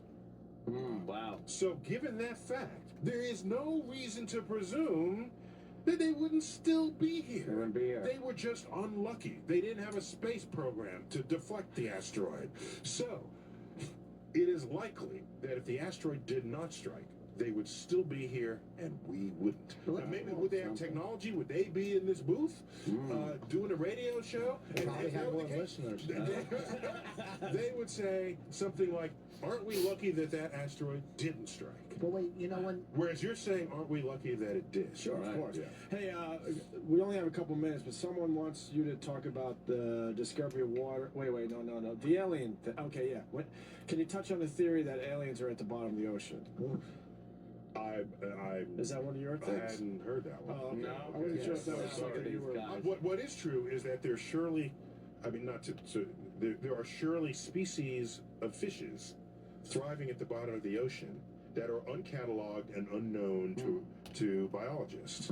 So we know so much more about our solar system than the oceanographer knows about the bottom of the ocean. In fact, it's more dangerous to visit the bottom of the ocean than it is to visit space. The pressure difference between your vessel and space is 1 atmosphere.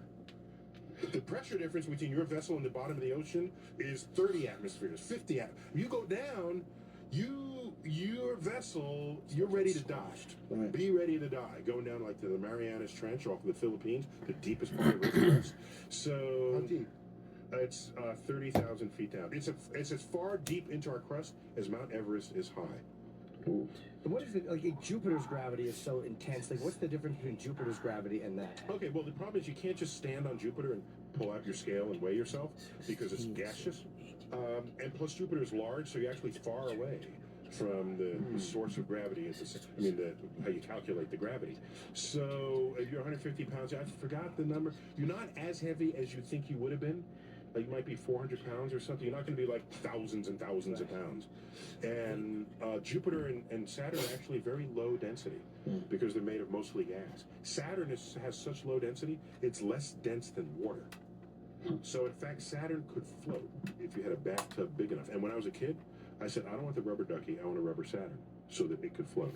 And be accurate. And be accurate depiction. Exactly. You didn't say that as a kid. I swear to you, I said that as a Did kid. you go to a regular school? Yeah, PS. All my schools had a PS in front of it. Are you from New York? Born and raised in New York City, in the Bronx. Did you- Went to PS 36 in the East Bronx for like kindergarten. You still live here? Yeah, I live in Manhattan now. And then went to PS 81.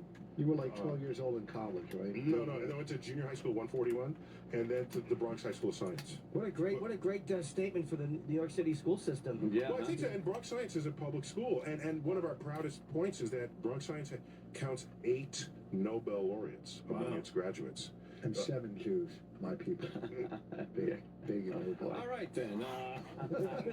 Neil's got to go for real. No, he's actually right. A fourth of all Nobel Prizes given in the sciences have gone to Jews. And what about medicine? Do you want to go there too? That was great. No, medicine, I'm counting that in the sciences. Oh, you are? Yeah. Exactly. Yeah, Dummy. human physiology and medicine is a category of the Nobel Always Prizes. blows it. Yeah. I know. Just when you had him on your side, you had to ruin it with your pro-Semitism. Pro-Semitism. What I would try to caution people is the more you cite the achievements of others with whom you associate, the less you're admitting that you have less to talk about for yourself. Yep. Yeah, that's exactly what he's doing. Right. He's basically killing parades. What you're trying to do is bask in the luminosity of others with whom you associate, and so that some of that luminosity would be shed upon you. And what I would encourage Jeez, you went from scientist to doctor to therapist. So Now what I I'm really saying feel is, stupid. What I would encourage people, rather than saying, "Oh, these are my people or my country," I would encourage people to be the luminosity yourself. I believe you. Well, they are. When other people talk about... And I slightly violated because I said the Bronx Science had 8 Nobel laureates. But to make a point that that's as many Nobel laureates as the country of Spain has. And so I want to make a point that it's not a given that at any time and place your nation or your culture puts forth great achievers. And it takes investments, it takes nurturing, and the Jewish community, you have that. By the way, it's not the entire Jewish community. No, I know. Okay, it's subsets of the Jewish community that value learning and creative thinking. So just remember, America may have had its day, and maybe we're fading now. And as much as you're saying don't associate yourself with the Jews, believe me, the Jews agree with you. They do not want Voss admitting that he's Jewish. Every time he talks, they're like, just shut up and convert. They're sending him like Jehovah's Witnesses and Catholicism pamphlets. Plus, he's fully tattooed. You know? Yes, I know. That's true. Well, first of all, they were free. In the Bible, it says tattoos okay if it's free. Mutilated, but free mutilation of your That's body. bull about the tattoos. Because if you couldn't get into a cemetery for defacing your body, not one Jew would be in a cemetery because of facelifts, ear piercings. That's defacing your body. And what about the circumcision? That's kind of defacing your body as well. He doesn't like them. Yeah, it's a little loophole right there, isn't it? But I agree with what you're saying about not putting anybody on a pedestal. All right, Rich, we gotta let him go. We gotta let him go. He has to let you I've been trying to do this for 5 minutes. And you're agreeing with him. I agree. Universe Space beckons. is big. All right, good. What's up, Rich? Poor guy. Big time is vast. All right, there you go. Such a great ending. The dummy's gonna ask 9 more questions. Neil is very busy. He truly has to go. They're panicking outside the studio. I've been trying to cut him off. Guys, thanks. Great being on the show again. Thanks for calling me. Nice to meet you. Let's give the plug real quick. It's 9 o'clock on Fox on Sunday and a bunch of other channels. And just go to Neil Tyson at Twitter, and he will have all the I want to say it again. That'll be at Neil Tyson on Twitter. I want to say it Put that again. in front of Neil Tyson. I saw the first episode. It was I'm in big time. Thanks, guys. Thank you. All right. Thanks. I was driving home and I was behind a bus. You know, like the bus has an automatic sign. 911, call police. I call 911. 911, what is the emergency? I'm on 10th Avenue northbound and I'm behind a bus and the sign says call 911. I think it was a stolen bus. I didn't know what was happening. There could have been hostages. I mean, we all saw that Keanu Reeves movie. I'm on the phone with 911 and this fucking dummy is, where are you now? I said, I'm northbound on 47th Street on 10th Avenue. Okay, you're on, now where are you now? I said, 48th Street. Where are you now? 49th Street. And she was, heading which way, sir? Northbound. The only way you can go on 10th Avenue. I was so irritated with these dummies. So we make the left on 57th Street. We go down to 11th Avenue. I go, look, he's making a left on 11th Avenue. It's a yellow light, so the bus slows down and then shoots through the light and leaves me at the red light. I knew that the bus did that on purpose. I'm like, this guy knows I'm behind him. Now we're going southbound again, so I called back. No, there's emergency. I just called and no one is doing anything. I'm following a stolen bus, I think. No one is doing it. How long does it take to get a squad car on fucking 11th Avenue? So I pull up next to it, and it's really dark on the bus, and I just see there's a black dude. I'm on the phone. I'm like, I'm looking at the guy, and he's just a black dude, but he's not dressed like a bus driver. And I know that he's stealing this bus. I'm northbound now, and he's behind me, and he's like, what street? I'm like, Now we're passing 40th Street. The woman was like, where was he before? 10th and 11th, but then he came down 11th, and now we went up 10th. He's probably going to turn it off because you're going to lose him. Follow this fucking He's guy. saying 10th and 11th, but 10th and 11th are in parallel. What street and 11th? I know, he was on 10th, and then he went down 11th. So then I was just like, fuck this shit. And I drive away, and he pulls away slowly and starts to drive. And I'm like, you know what? Forget it. You know what? He just turned it off. He just turned it off. Okay. We lost him. And he probably turned into the bus depot. We're still talking about Neil deGrasse Tyson's appearance. Bob Kelly has a very, very good observation. You want to bring it to the people? Yeah, Rich Voss is a fucking blithering, never-ending idiot that doesn't take a hint. All right, we're wrapping up. He's got to go. One more question. I know. Fucking let it go. He was at my pal. It's like you've never done radio. We've been here. When Ropey goes, all right, thanks for coming in. Shut the fuck up. First of all, let me tell you something, fucking idiot. Sometimes you're not getting the same messages I am. So people scream in our ear like, "Holy fuck, he's got to go, he's got to go." So I'm like trying to wrap it up, and then I sound like an idiot because now I'm interrupting people. We all get when you go, all right, when you say the word all right, after an hour of conversation with a guy, everybody in here, except for fucking bird chirping fucking douche, fingered cock sucking fucking mush mouth, fucking sleeve douchebag. And the only reason I say all right is because we're getting pressure on our ears. I know, but and we all yours shut too. up. But and listen, then that's when fucking he hasn't said a word in fucking a half hour. So let me first of all. Yeah. So here, let me say this, and two things. Can you wear your headphones the I right got way? them. It I hate when he bothers. doesn't wear his Let me say Pops this. one way on top, like he's a rapper or something. And be honest, a lot of times when you're rapping a show, all of a sudden you'll keep going or throwing something in. So you get divided like, oh, But are not we time really? and time again. You're just anticlimactic. It was this great interview. There was a couple zings, a couple I got some good The lines. Love Boat thing didn't really go over with my racist friend No, Andrew. we're all nervous. Right? All No, right. we talked about that during the break. It was a very good line, but we were very All right, nervous. well, I get it. So, but it was perfect. It was just great, and he did this thing, and he talks great, and he tells us that, and the thing, and then he goes, "All right, okay," and then anyway, like it never. Can you explain the universe? It's always a question that takes like it has to take 10 minutes. No, it's not a here's quick the yes or So, no Here's question. the problem Was with it an Bobby. apple that fell out of a tree? Here's Is the that how we problem. got Here's it? the Isaac problem. Newton, could you explain him, Why was please? why was Einstein's hair so crazy? Here's the problem. Invent the fig. Here's the problem with Bobby. And Bobby? I'm agreeing with Bobby on We're this one. all saying this. Okay, but I'm Don't gonna just tell- single me out because I'm a little overweight, you fucking mean it person. has nothing to do with weight. Here's the problem. You had Bobby 9 planet jokes. Listen, when I had No one, planet. I The said fuck? one planet joke. Here's the problem. Put me on roadblock. Can I that was very fun. Here's the problem. Bobby is so dumb. When the guy was talking, Bobby's eyes were just like, he's so dumb. So now it's My eyes were- Bobby's. Finish the sentence. You were, stupid. you were How is he staring. dumb? You said twangle. I didn't say twangle. And you asked him what his I fucking made a mistake. conclusion was. You fucking shit dick. Oh, I fucking dumb. You're dumber. You're so dumb it makes me angry. Like I'm fucking mad at you because you're dumb. I want you to get help. Next Next year's Patrice benefit is to raise money for stupid. We're taking all the money and the watch money that we fucking get from selling those. We're sending him to school. Because then we all look at, I don't know, then we all get embarrassed. It's uncomfortable. Because he knows we're all friends. What's your conclusion on the theory?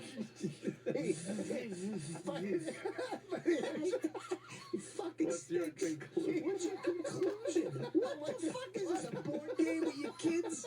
You fucking muff. I hate you. I fucking love you, Rich, but you fucking make me violently angry with your stupid word choice.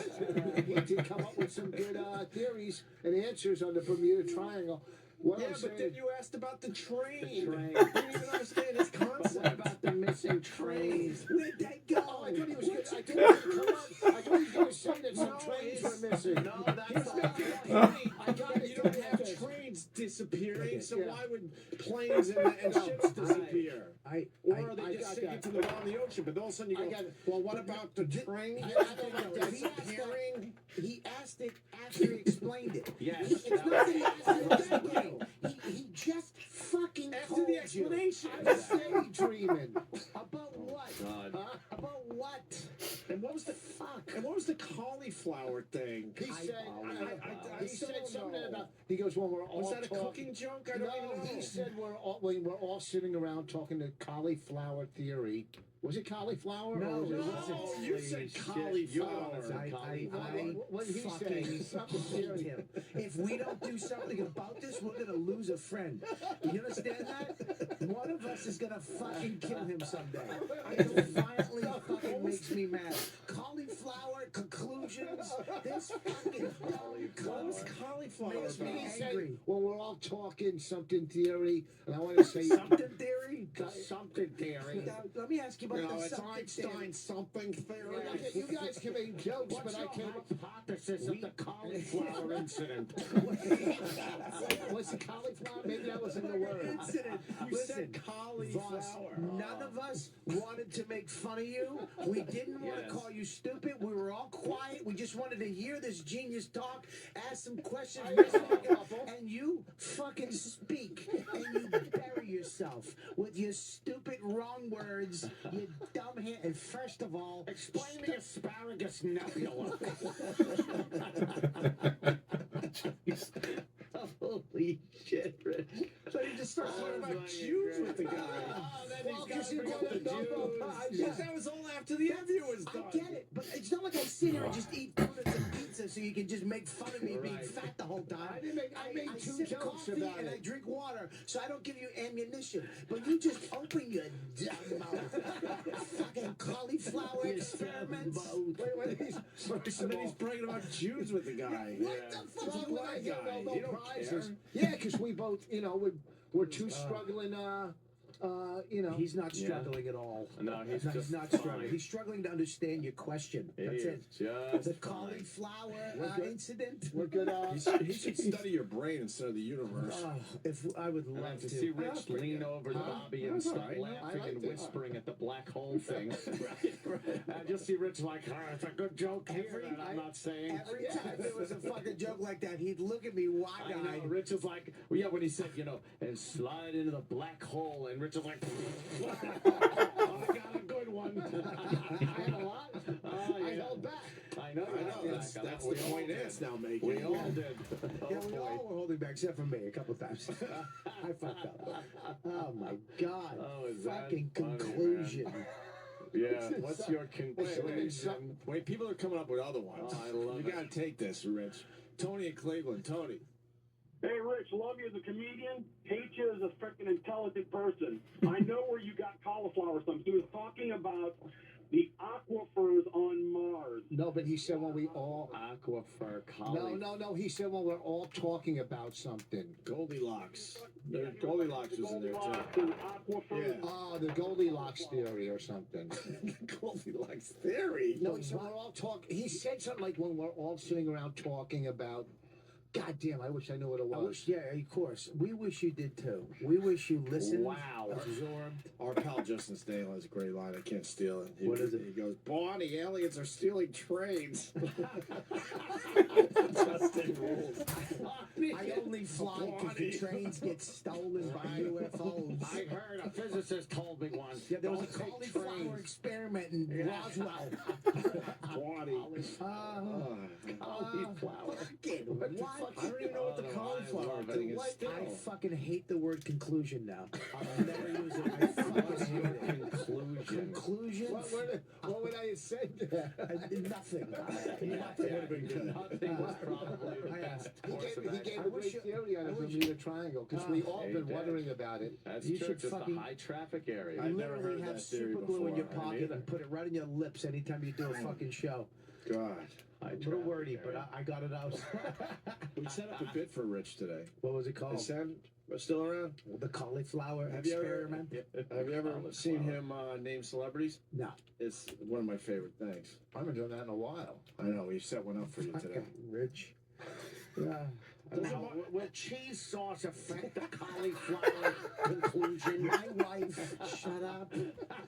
I want to hug Bonnie every time I see her. I really do. Just a fucking Oh, sick. that poor girl. Oh my God. Does Mars do this bit too, right? You and Mars did it last time? Because Mars is... Is Mars a planet? Oh, yeah. Some bars. Yeah. Sam's coming down the hall. We'll figure How do it out. they know the black hole? The simpleton questions of just the best. What was the word he fucked up on? What do you call it? The fluzza? What did he say? What did his mouth just There fall were so apart on? many. After the conclusion, what's your conclusion on the what? The Twizzler theory? That would be the triangle. He said triangle. That This was... motherfucker is Triangle. 50. You can't say He speaks, triangle. he literally pays his mortgage by speaking to other human beings. And he said triangle. Triangle. Fucking on one of the #1 fucking shows. This is when you should have your shit together. Wait, can I answer that? He said triangle to a genius. Do you understand? But in a room full of the Viper comedians, literally, we are the fastest guns in the fucking West. We should have shot you, okay? And you say conclusion and triangle. You should have to. You should have to quit the business for 6 months. To an astrophysicist. Broccoli He came should from. be suspended from work for 6 months. Oh, Jesus. Oh wait, this guy knows about the cauliflower incident. Let's go to it's a girl. Sorry, Karen, I didn't see the name. Karen in California. Hi guys, yeah, they were talking about the Kuiper Belt. Oh, you think Kuiper Belt was it? Cauliflower? Well, I don't know where he fucking got Yeah, I don't know. cauliflower. I'm gonna have to listen to the replay and try to figure it When he out. said, well, all I know is he said, well, when we're all Alls I sitting know. around talking about something. Yeah, that's all you know. You're a genius. Yeah, your IQ is off the fucking chart. You said, Here's what we'll do. Yeah. You pick a day. let's do and that we'll conversation do the over again without you. We'll do that. We'll do the IQ test that I took online, me and Yeah. Bobby. We'll Yeah. see who scores No, higher. here's the difference. Here's why that doesn't work. Why? I never ever said I was a genius. Oh, that's true. I've never said I was anything smart at all. Okay. You run around saying you're a fucking genius, I didn't say- which Yeah, but- fucking infuriates I'm people. kind of like a savant. Oh, God. Yeah, I don't buy those online IQ tests either. No, I buy them. This one's tough. I'll show it to I you. buy them, just not alone in a room, Right. and then we have to trust you. Listen, I'm Yeah. telling you, this one is real. If you showed me shemale porn and said, "Did you watch it?" I'd say no. Uh-huh. No, I didn't watch No. any of it. No, here's a link to a nice fucking chick with a dick. I'm not into that. I don't watch that. All right, we have something for Rich today. Sam is in studio. What's young Sam? What's a bullet? Yeah. he Oh, look at that. Boss man. God damn. Oh, it was too good, man. He's the best. Doesn't know how to end the fucking That was segment. so- You really are the best, Rich. I would love to see a talk show. It just goes on and on into commercials. Yeah. It's just asking. We'll be back in a second, but before we go, where'd you get those shoes? That's what he says. Self-serving. All right. Real What's quick the, before I forget, Norton will be in Ontario. I almost said Irvine. No, in Ontario, California, Improv. Right. This weekend, he just flew out now. Do you have to sneeze into the microphone? When I Did you have to sneeze? blow your nose In into the the microphone? Directly into it. Directly. Yeah. Why not? Oh. All right. What Well, do we got? This is gonna be fun. I can tell it's gonna be fun because I can see fucking. Anytime something's gonna be mean and fun, Sam is glowing. absolutely. Well, Sam's got pictures of celebrities, and we've learned over the years that Rich has a tough time naming celebrities. So we're just Yeah. going to show a picture, and all Rich has to do is tell us who it is. That's it, right, Sam? It's gonna be easy. Are you ready for the first one? Yeah, the first one. Right. Oh. Never fucking seen her. Come on. Who is? Give me an initial. She was. Adam's family. Yeah, Right, as a Addams kid, family. she was in the Addams family. Oh, that's Wednesday. Say Adams. Rettina Ricci. I take it all back. I love Rich Voss. I don't hate him. Tina Ricci. Rettina Ricci. What the fuck? Are we? What the fuck are we doing? That's the black Christina Ricci. All right, what's the next one? Sam? Black Yeah. Rettina. Okay, that one. This is an easy one. All right, this is the one married to Brad Pitt. Right, this is just an easy This one. is easy. Angelina Jolie. Very good. There you go. Perfect. Very good. Nice. That's good. Give him a bell. Next one, Sam. There's another big name in comedy. That's easy. Oh, fucking it's not Kristen Wiig because I like her. That's Amy Poehler. Amy Poehler. Amy Poehler. No, he said they'll He give him said that. Pollard. He said Poehler. He finally. These are easy. These are fucking easy. Next one, Sam. You're one for You're three. one No, for Amy three. Poehler I got right. You said Pollard. No, I got caught up. Very topical. Oh yeah. Oh, yeah. Great. Oh, that's the Oh, fucking he just guy. won an Oscar. He won an Oscar for Best Supporting Actor. He's got like a real. He's a dreamboat, but He really is. did you see that French golfer? Give me a. Oh my God, this guy is heavenly. What's his first name? And I can maybe give you his last. He was in Dallas My So-Called Life. He was in Dallas. Lead Dallas singer of Buyers Club. lead singer of what was it 30 Seconds 30 to Seconds Mars. to Mars. That was a band. It is a band. He's a singer too. He's and a an singer actor? of yes. First name starts with a J. Jackeen. Mhm. I have no idea. Right, no, close. She I close. have no Be good. idea. Go. You I got couldn't it. even tell you. Just It'll say it. come out Let- stupid if I say it. Just say it. I don't know. Jared. Oh, Jared. Logio. Loggia. That's it. That's it. You got it. Jared Loggia. He's Italian. Yeah, Jared He's Loggia. Italian. Sticking with the vegetables. It's Jared Lettuce.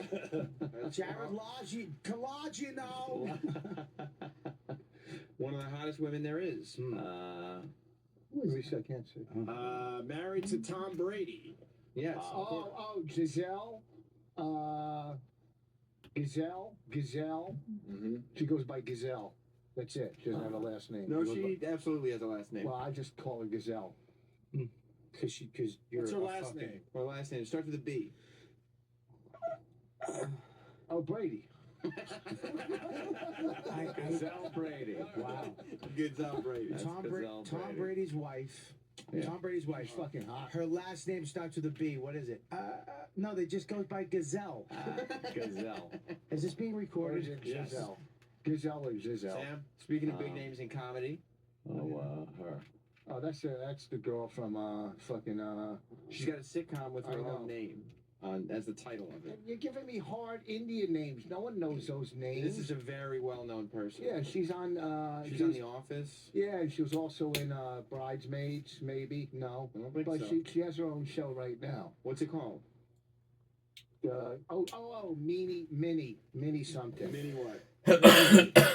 Minnie. Wow. Minnie something. Okay. Minnie from the No, Minnie something. I don't fucking know her name. right from the Mindy Project. Mindy. Right, Mindy right. Project. Mindy. Yeah. Another big name in comedy. This one's an easy one. Oh, that's the girl from Girls. Right, kind of the girl of the moment right I was now. at a Thanksgiving dinner with her boyfriend who plays in the band. That's right. What was her name? Oh, why did I forget it? I know her. Oh, Lena Dunham. Hey! Got one. Another topical one. Yeah. Mm-hmm. Oh, Kate Blanchett. Very good. Okay. Fucking love her. You're on a roll. All right, let's see if we can keep the roll going. Another famous Hollywood actor. I don't. He was in. The Hurt Locker. Hurt Locker. He was also in the one recently where the guy gained the weight. Yes. You know. American Hustle. American Hustle. Right. He played New Jersey governor or whatever the fuck. Well, what's the actor's name is the question. I couldn't tell you in a million fucking years. Okay, it starts with a J. Oh, Jared Leto. No, that's Wow. Who's that?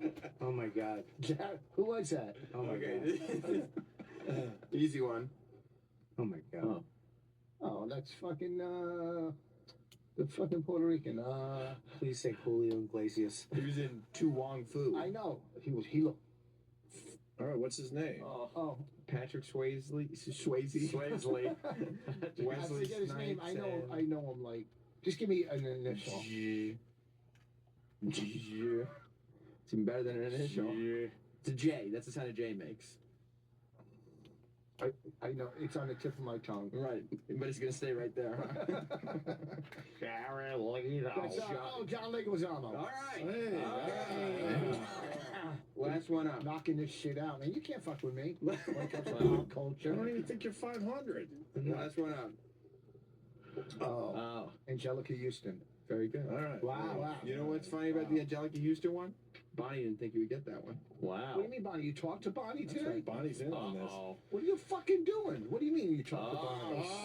I got some tips. Why are you getting mad, dude? Oh, because she thinks I don't know pop culture. Well, you don't. You know Angelica Houston, but you don't know who Jared Leto is. You called the fucking. What What is I Jared called him, Leguizamo? What did I call him? You called him. You called. I don't know Some what you called Italian name. Jared Leto. You called him Jared Lalito. Leto. No, I didn't. And then you called John Leguizamo Jared Leto. Or No. Jeremy Renner. Jeremy Renner. He did pretty good He today. didn't do too bad. He didn't do bad. He's done do worse. well. He's done worse. Yeah. Did Bonnie call you and say do this? Or you don't have to worry about that. There's nothing going on with Sam and Bonnie. Oh, I know that. I don't care. No, you don't know that. That's why you brought it up. Yeah, you're all nervous. We all know them. Regina Ricci. Christina Ricci. Oh. Regina Ricci. That was my favorite. I like that name better. Tina. Let's go home. Yeah, why don't we do I that? actually got to go to a Muppet screening right now. Oh. With the kids? With the kids. Oh, you're lucky. Sounds fun. The kids. So I got to get out of here. But Is Minnie in it? if you guys want to stay with Sam, you're more than welcome, obviously. I will stay. I'll stay with you. Okay, Yeah. so these guys are going to continue with Sam, but what's the big plug? You got the this live podcast this coming Tuesday. My Wife Hates Me podcast, Village Underground, 7:30. Ron Bennington, guest marriage counselor, stand-up comedy, podcast, counseling, and Saturday at the Mohegan Sun I will be. Norton will be in Ontario at And the Improv. go to thecomedycellar.com for those tickets. They're going fast. I just checked. So if you're going to go Tuesday night, 7:30, Village Underground, I'm going to be at the Bushnell Theater in Hartford, Connecticut, Friday night. That's a great If you're theater. having a hard time to buy tickets, I don't know. A bunch of people just emailed me, but they are available. So you go see Bobby Friday at the Bushnell and head over to Mohegan Saturday. Great. Bobby, can you take us out as Artie Lang? I hear you do a good Artie Lang. It takes me a minute to this. Rich Voss is. Hey, it's Artie Lang. How you doing, Anthony? How are you? How are you? I was going to Nick DiPaolo's house. I don't know where he's been. This guy's fucking stupid, Rich Voss. I love you, Voss. Though, come on my show anytime you want. I don't know. It's not that good today. It's all right. It's all right. It's not that good though. All right, we'll see you guys tomorrow. Hey guys, thanks for having me on. I'm not signing shit, Roland. Get away from me.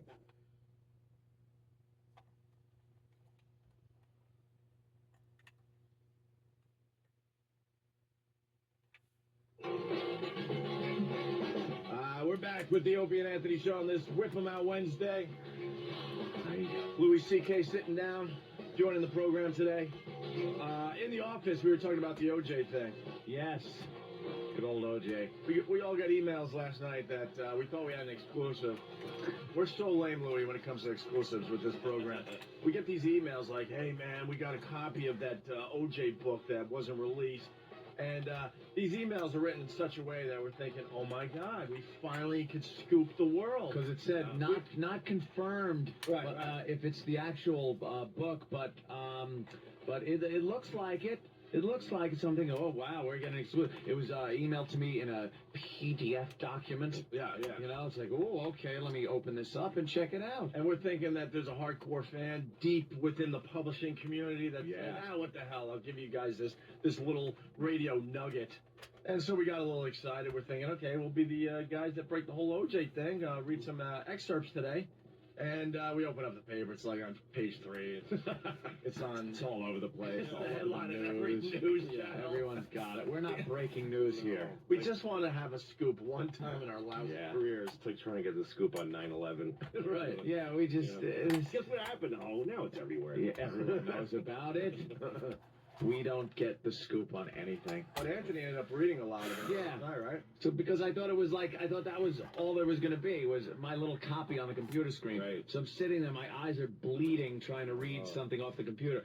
If you're just checking out videos or reading some email on a computer, that's one thing. Yeah. The whole thing with reading long-form stuff on a computer screen is painful. They don't have that My figured out. head was pounding by the time I was done. Because What's the font bigger? Shut up. Why not? You can't. Shut up. You zoom in, you make it bigger. That much. Yeah, it doesn't help. I don't know what it is, but it's just looking at a monitor. It's but now you know how radiation. to, now you know how to murder your wife and the guy who's returning his sunglasses to her. Yes, exactly. Because, well, as OJ said, this isn't what happened. No. But if I would have done it, hilarious. I would have done it this way exactly, with every minute detail. You know what bothers me about America is why can't this book be released? I don't get why we have... Outrage. All right, outrage. I don't get all of a sudden we have to have morals in the publishing community and all that. Yeah, as if we didn't have a ball with OJ when it happened. I mean, it was a national obsession. Number now one. Like, hey, let's let the rest in peace. It spawned a new network there, Court TV, with nothing before the OJ trial. But people, and the newspapers every day, it was huge in the news. The verdict, it was the most watched thing since like the last episode of MASH. Exactly. It's just huge. I understand making sure he doesn't get paid for it and all that, but why not get the book out there? Sure. I mean, we all followed the trial for the 2 years that it was on. This should be out there. Yeah. When I was working at the Chris Rock show, I was writing there, and it was, I guess, about a year after that whole mess. And Chris had this idea to do the first interview with OJ, and the idea was going to be this exclusive, okay, now we can ask you, finally, who do you think should have won the MVP for the...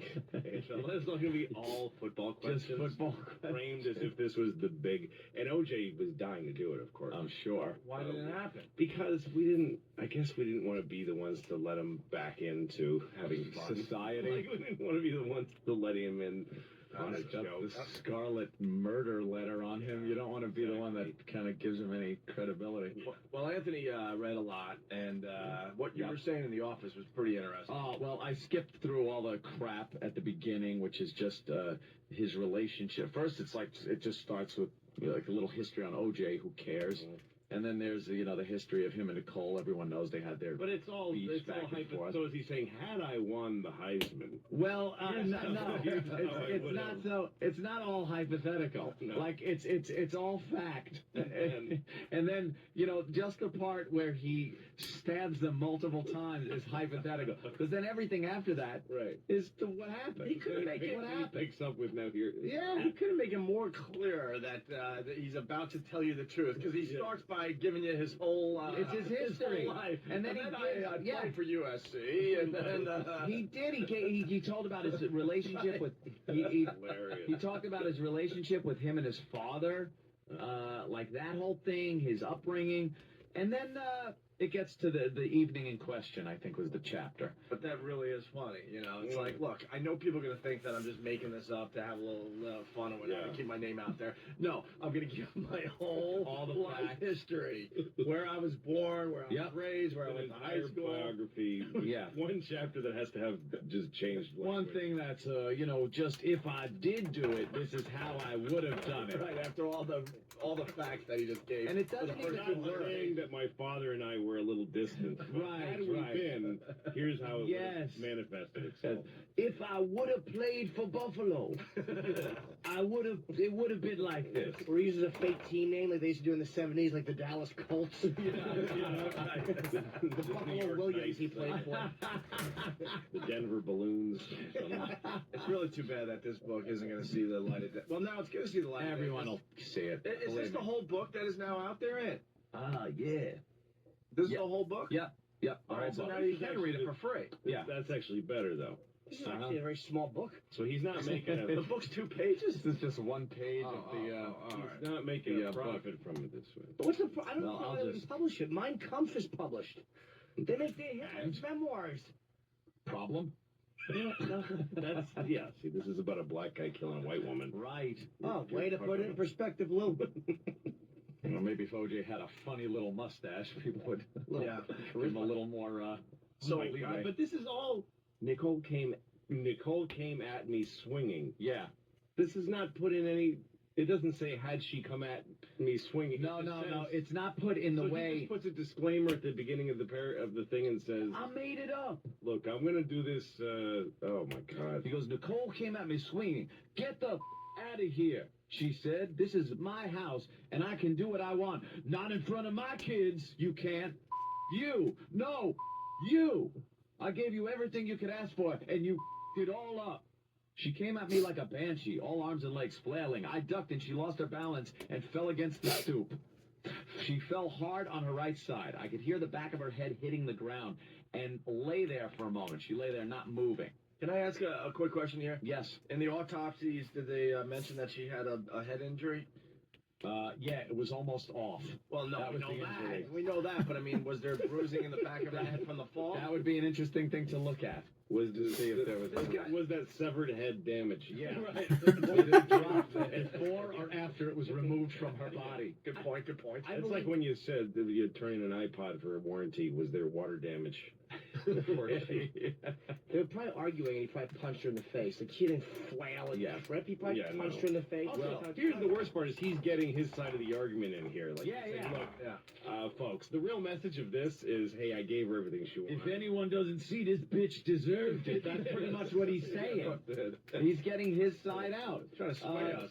Well, without actually reading verbatim, because he talks a lot, because at this point... Charlie. Exactly. Okay. He had the North Vietnamese with him. Oh, OJ, you get out here. Police are coming, OJ. I said we read this. Let's go mother again. People haven't, they're not going to search this out. Yeah, let me give you the basic, outline, though, because with some of these things taken out of context, you might not understand what they are. OJ goes over at Nicole's house to see his kids earlier in the day. They go to a recital. They all come back. You remember this. This was all fact. They come back. Now, this guy, Charlie, there's some guy that shows up in this book. His name is Charlie. He's apparently some acquaintance of OJ's that OJ met at some dinner party. Al Cowlings? I got my theories on who Charlie is. So he's making up a guy. Yeah. This is the other guy that saw this whole thing. So he's basically admitting there was another guy there. He's saying there's another guy there, but I'm not sure of that either. There's a couple of options here. Or it might be 2 people in his head? Yeah, I'm thinking Charlie could be good OJ. Charlie is the side. OJ, at some point in this action, had a mental break. Right. Now he goes to the house. Oh my God, that's because Charlie, and I'm doing the parentheses, the quotation marks, quotation mark thing. Yeah. Charlie went up to OJ and told him, OJ, I got some bad news. OJ said what? He said Nicole has been out doing drugs with her friends, getting into some kinky scenes and everything like that. And OJ goes, why the F are you telling me this? He goes, look, I know about it. I figured I'd tell you. So he thanked Charlie. He goes, I want to go over there right now and see what that bitch is doing. So him and Charlie go over to Nicole's house.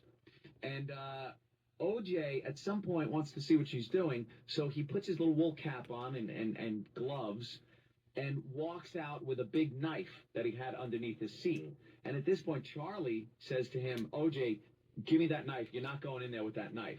This is what leads me to believe this is where OJ starts breaking into two people. This was him in his car by himself. Right. Looking at the knife. Thinking like... A little Chinese man inside of him said, oh, don't know bring that knife. That will never make the air, by the way. No. We are not allowed my goodness. to make any voices. I'm sorry. Words hurt, Louis. Words hurt. I didn't know. Yeah, I know. Believe Shame me. on you, Louis. Believe me. Okay. Believe me. There was nobody that... Okay. When the mics are off, let's go to town on that. Sorry, guys. Not your fault. So, no, believe me, it's not. So, OJ goes and he gives the knife to Charlie. Now, this, to me, is the sane OJ now has possession of the knife. And he's not going to do anything with it because it's Charlie. Well, OJ starts talking to Nicole, or talking to Goldman, who pulls up at the sunglasses, saying, who the F are you? What are you doing here? And giving him a lot of crap. And then Nicole comes out because she hears the noise. And when he sees Nicole all dressed up, there's candles burning in her place. He assumes something's going on, and that's why Ron Goldman's coming over. He starts thinking back to the whole day, he says. Like going to the recital, this, that, the other thing. He flashes back throughout the day. And then when he comes up to the point he was at during that day, which is standing there, he's got the knife in his hand, and he's covered in blood, and Ron Goldman is dead, and Nicole is laying on the ground dead, and Charlie's going, OJ, we got to get the F out of here. Yeah. Charlie, his acquaintance he met at a dinner party, who's now a murder accomplice. Yeah, you know what I'm wondering is if Nicole or Ron do they say anything to Charlie in the story? Do they react to him? No, Charlie Durden. Invisible. Charlie Durden was not spoken to. so he's invisible. He's invisible. You're He's right. My invisible friend Charlie. Yeah. So the only thing I have about it that it's not this. Like, OJ suffered this break at that point. I think that's exactly what happened. That's why he was so able to distance himself from the actual murder and actually convince himself that he didn't do it. Because there was this Charlie character who is the rational OJ, and then OJ, who was the irrational, murdering OJ. And for that moment, he turned into the other guy, where Charlie was trying to stop him from doing this. Yeah. So OJ strips down to his underwear and socks. And takes his clothing, rolls it up, rolls the knife up in it. They drive the Bronco, him and Charlie, back to Rockingham. Then he takes the bundled up bloody clothing and the weapon, gives it to Charlie, and says, take this and get rid of it. I want this gone forever. So, and no one knows who this Charlie is or where this stuff ever ended up. I didn't want to make up stuff like this. Is all made up. But I didn't want to make up where the weapon ended up. I didn't want to, make it up. Because the police might start digging there and find a weapon. So he gives it to Charlie. And Charlie, then he gives instructions to Charlie. He goes, look, the limo pulled up. When they pulled up to Rockingham, they saw the limo pulling in. And OJ goes, oh, crap, the limo's here. We got to pull around the side. He goes, I'm going to sneak in. You take this stuff, get rid of it. Later on, when the limo pulls out, you pull the Bronco into the driveway, hit the gate, and run out before the gate shuts. And then I'll just say it was parked there the whole night. So that's what he did. I give you the blood spot might have been from Charlie, quote unquote, hitting the. From it could have been Charlie. It could have been this. Well, apparently though, Charlie left it out on the street because it was parked slightly askew. If you remember, the Bronco wasn't parked right, and then the cops, when they questioned OJ about it, they said, well, it looked like you were in a rush. And they asked him all the questioning, were you in a rush packing up? He goes, well, I kind of, want to pack all my stuff. But he didn't say he was in a rush until he talked about the car being sideways, and then OJ was in a big rush. So the limo was parked there. He told Charlie to get rid of everything. He went around the side by Cato's room, hit the air conditioner. He said, when I was running into the house, I banged into the air conditioner, almost fell down. He went inside. The limo guy was calling, but he assumed when he turned on his bedroom light that the limo guy would see that and assume he was in the shower, so he didn't answer the phone, making it seem like he had been there longer than he was. He knew the limo guy would call again. He called when he got out of the shower. OJ said he'd be down in a few minutes. Went down, took the limo to Chicago, and they called him from Chicago and told him his wife was murdered, dead. And that's when he threw the glass and cut his finger. But now they can't. he couldn't remember if he had cut his finger beforehand and gotten blood, because now the cops are questioning him, saying, OJ, we got a problem here. And OJ goes, uh-huh. And they said, we found blood in your Bronco. He goes, well, I may have cut myself on a hanger as I was packing, or, you know, I golf a lot. He goes, I might have cut myself and opened it up while I was running around. But I think I did it that night. Like, his story, if you read, another good part is not only the murder part with Charlie, but the questioning, because it's the actual questioning that was done by the two cops and OJ. It's the actual questioning. Now, if it would have happened like this, it would have. Oh, it did. Yes, this is the real question. That is what happened. And you find But then he doesn't know. Inconsistencies. That's the crazy part, is when he's being asked about it, it's like such a mind-boggling layers of reality. Because then he's going in the past to him being questioned about something that he's saying he made up. He didn't do, but as he's being so now questioned. it's like, so did he know that he was referring to the later story he was going to had made up and Made up, yeah. He had this all made up beforehand, or something. Because as like Van Adder's questioning him, he's saying to himself, and in this book, he said during that questioning, I'm saying to myself, I just have to make them believe this.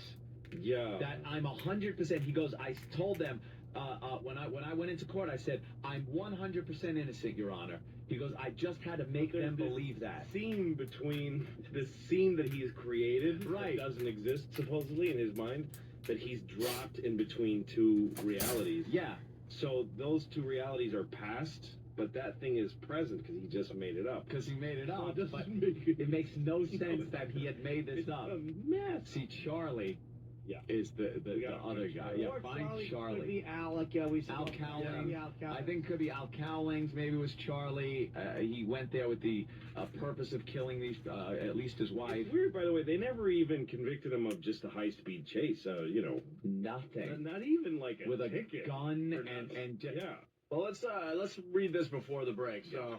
So then this is the actual murder, in OJ's words, if it happened. If it happened, but it didn't. She came at me like a banshee, arms and legs flailing. I could hear the back of her head, hit the ground when he pushed her over. She lay there a moment, not moving. Jesus Christ, OJ, let's get the out of here, Charlie said, his voice cracking. I looked over at Goldman, and I was fuming. I guess he thought I was going to hit him because he got into his little karate stance. He's making fun of a guy. I know. Yeah, exactly. What the is that, I said. You think you could take me with your karate? He started circling me, bobbing and weaving, and if I hadn't been so angry, I would have laughed in his face. Oh, my God. This is OJ talking about Ron Goldman, the dead guy. I'll tell you, but that's exactly what happened. You know, Ron Goldman probably didn't bring. I always thought Ron Goldman was banger. Probably. I think a lot of people thought that, and he walked over, and they were just, you know, come on. OJ, come on. It was Charlie again, pleading. Nicole moaned, regaining consciousness. She stirred on the ground and opened her eyes and looked at me, but it didn't seem like anything was registering. Charlie walked over and planted himself in front of me, blocking my I would view. glue all these We together. are done here, man. Let's go. See, Charlie's constantly trying to get That would out take of here. forever. My view. I noticed the knife in Nice Charlie's sneak hand, cement. and in Ain't one that deft weird. move, I remember my right glove. I removed my right glove and snatched it up. We're not going anywhere, I said, turning to face Goldman. Goldman was still circling me, bobbing and weaving, but I didn't feel like laughing anymore. You think you're tough, MF? I said. I could hear Charlie just behind me saying something, urging me to get the out of there. And at one point, he even reached for me and tried to drag me away, but I shook him off hard and moved toward Goldman. Okay, MF, I said, show me how tough you are. Then something went horribly wrong, and I know what happened, but I can't tell you exactly how. Even though none of this actually happened. Right. If I did it, I still wouldn't remember how I wouldn't know. I was My still... memory would probably be foggy, even though it's all. It would be all foggy. You know what this is? He's not brave enough because he doesn't know the law. Yeah. So he's like, somebody could break precedent. Right, he's Hey, thinking, if well, a dude writes a book, Yeah. you get to convict. like there's a little known law or something. So he's like, or one that double he's. jeopardy. it's if you like, write it. yeah, he's got to stop right there because he's not sure of the law. Yeah, I don't know how. I was still standing in Nicole's courtyard, of course, but for a few moments I couldn't remember how I'd gotten there, when I'd arrived, or even why I was there. Then it came back to me very slowly with the recital with little Sydney up on stage dancing, her little heart out. Nicole with her little heart out on the sidewalk. Chipping balls in my neighbor's yard. Paula angry, not answering her phone. Charlie stopping by my house to tell me some more ugly crap about Nicole's behavior. Then what? The short, quick drive from Rockingham to the Bundy condo, and now I was standing in Nicole's courtyard in the dark, listening to the loud, rhythmic, accelerating beat of my own heart. I put my left hand to my heart and felt my shirt was strangely wet. I looked down at myself for several moments. I couldn't get my mind around what I was seeing. The whole front of me was covered in blood, but it didn't compute. Is this really blood, I wondered? And whose blood is it? Is it mine? Am I hurt? Wow. I was more confused than ever. What the hell was happening here? Then I remembered that Goldman guy coming through the back gate with Judith's glasses, and I remember hollering at him, and remember how the shouts had brought Nicole to the door. Nicole, Jesus. I looked down and saw her on the ground in front of me, curled up in the fetal position at the base of the stairs, not moving. Goldman was a few feet away, slumped against the bars of the fence. He wasn't moving either. Both he and Nicole were lying in giant pools of blood. I had never seen so much blood in my life. You know, if it happened. If I had seen blood, I had never seen so much. You think he blacked out? In my real life, I never saw as much blood as I saw in this thing that never happened. That never happened. You think he went into like this blood rage? He just like grabbed a knife and just started hacking? There's two things. He either blacked out and really doesn't remember how he, quote, killed them. Yeah. Or he doesn't want to, The rest of this will be mad easy. Because he would have, I think he blacked out because wouldn't he have made up something to Wow, exonerate train him in a tracks weird are way? on. Well, he would have made up facts that They went kept against the running case. into my knife. Yeah, good point. Yeah. That is How good do you point. exonerate yourself? Charlie did it. But he would have Charlie. made up facts that... It's interesting how Charlie, like, disappears from time to time. Yeah, Charlie just like goes away. Comes and Like goes. the whole time he was Nobody else can see. butchering these people. Charlie wasn't doing anything. We gotta take a break, but I want to get through this before the break. Okay, part two of what would happen. Track of bloody telltale prints. Now remember, his shoes had left just a trail of blood. We're talking pools of blood. If you've seen these murder scene pictures, they are gruesome. The electric Pools slide of blood. pancreas. Exactly. Just horrific scenes of carnage. And now he turned to look behind him and looked beyond Charlie, who's walking behind him. And Charlie didn't muss up any of the blood prints that OJ was walking. I mean, come on. That can be explained. If you're Charlie and you didn't go over there to murder people, and you see your friend like losing his mind, killing these people, butchering them to death, and now you're leaving with OJ, you're gonna be careful where you're walking. Yeah, you can't. It's dark.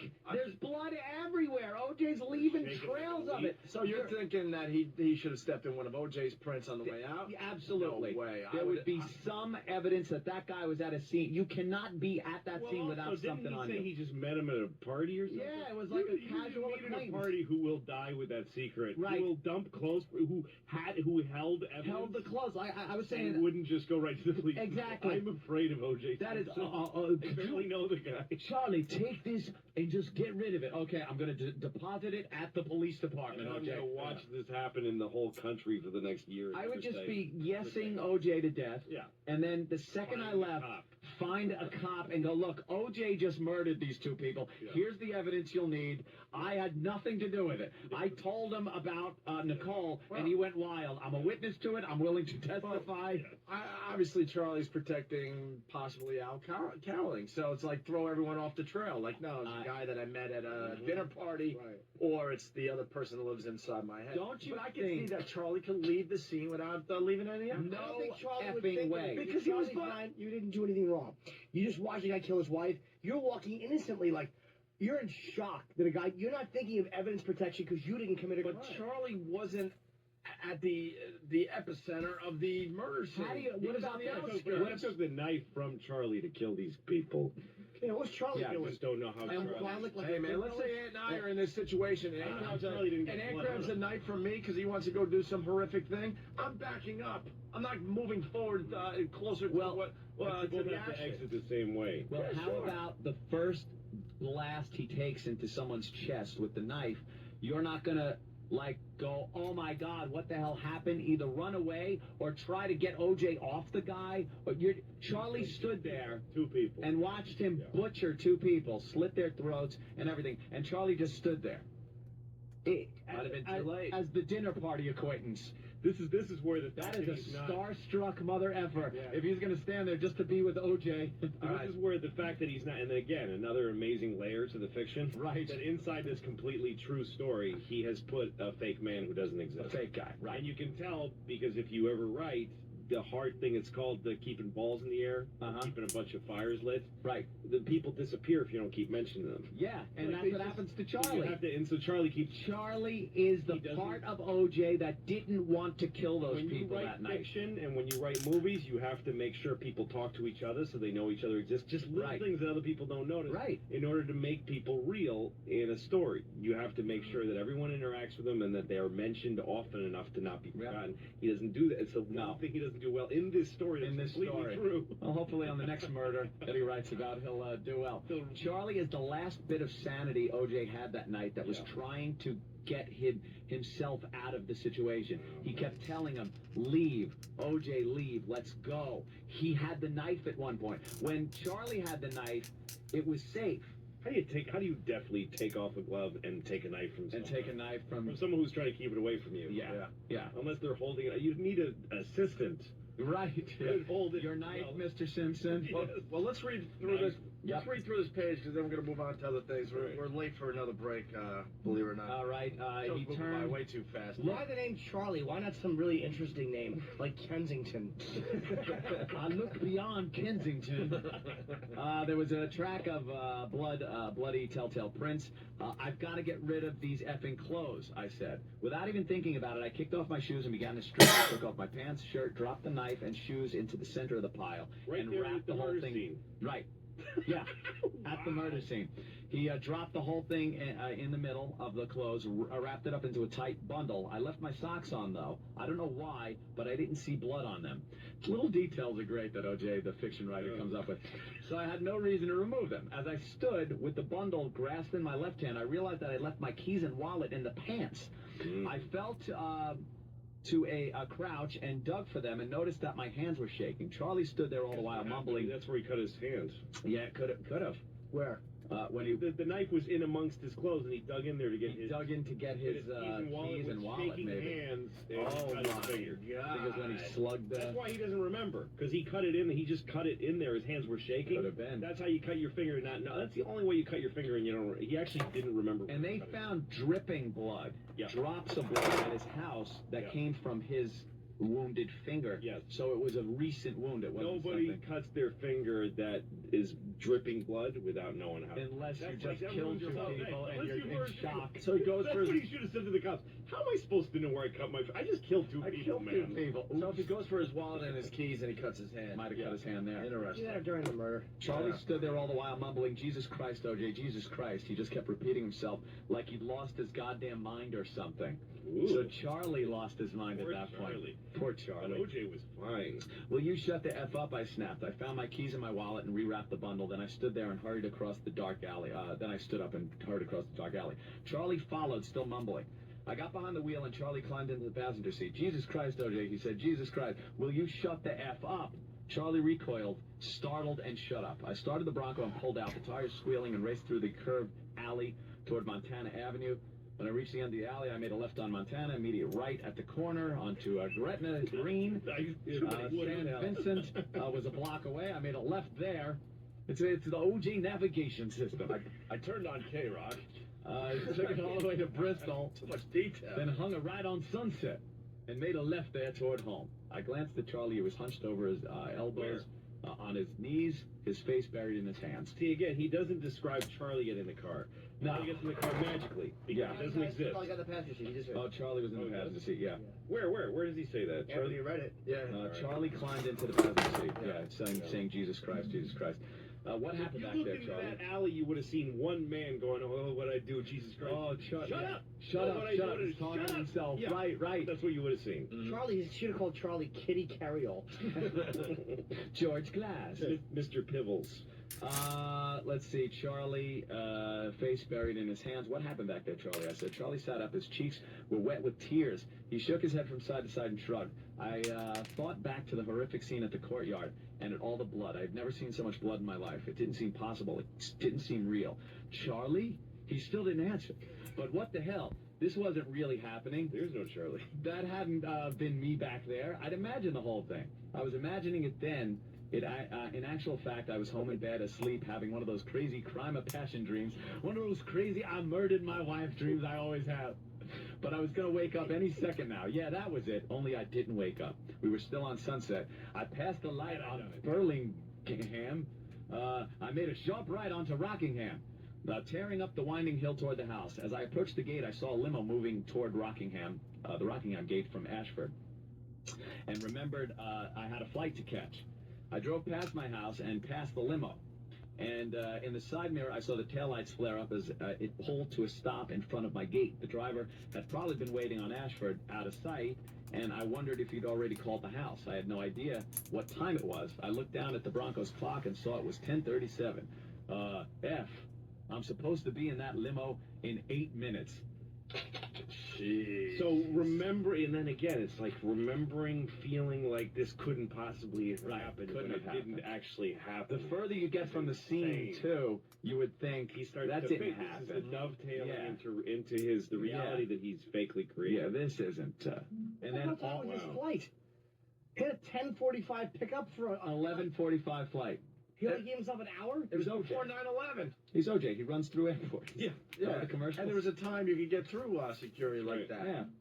Yeah, No remember. problem. Yeah. It's not like I'm a murderer or something. Oh, just remember to jump over that guy tying his shoes. Exactly. Remember that? Go, OJ, go. Well, we can read this all day. There's so much more. Yeah. Maybe later on in the show we'll get back on it. It's, he murdered those people. It's available online. Yeah. Great read. It's a great read. Anthony read all night. I highly recommend the fiction writer OJ. Looking forward to his next works. All right, we're going to get into some other things after the break. Louis C.K. in studio. Louis, you promoting anything there? Shameless, my new HBO special is coming out on DVD June 26th. Very, so please very buy it. I think a lot of our listeners will definitely buy that. Okay. Right now, for a random caller, if you're in the New York area, we got a pair of tickets to the premiere of Live Free or Die Hard on June 22nd at Radio City Music Hall. Of course, Bruce Willis is back as John McClane. The only way to live free is to die hard in theaters June 27th. But we got a pair of tickets so you can go to the premiere this Friday. Give us a call, 877-212-5762. Just make sure you can use the tickets because we're being heard all over the country. All right? More with Louis C.K. in just a bit. It's Opie and Anthony. Wow, we got bored during the commercials. Yeah, we did a little bit. It's Opie and Anthony, Louis C.K. in studio, and we got the Pal Talk thing happening. It kind of pissed us off the other day. We're reading in the paper that some station, where are they? Providence? Stupid parts. Where are they? Where is 670 The Score from? Chicago? Definitely got glued You're out on. of Chicago? Are you sure?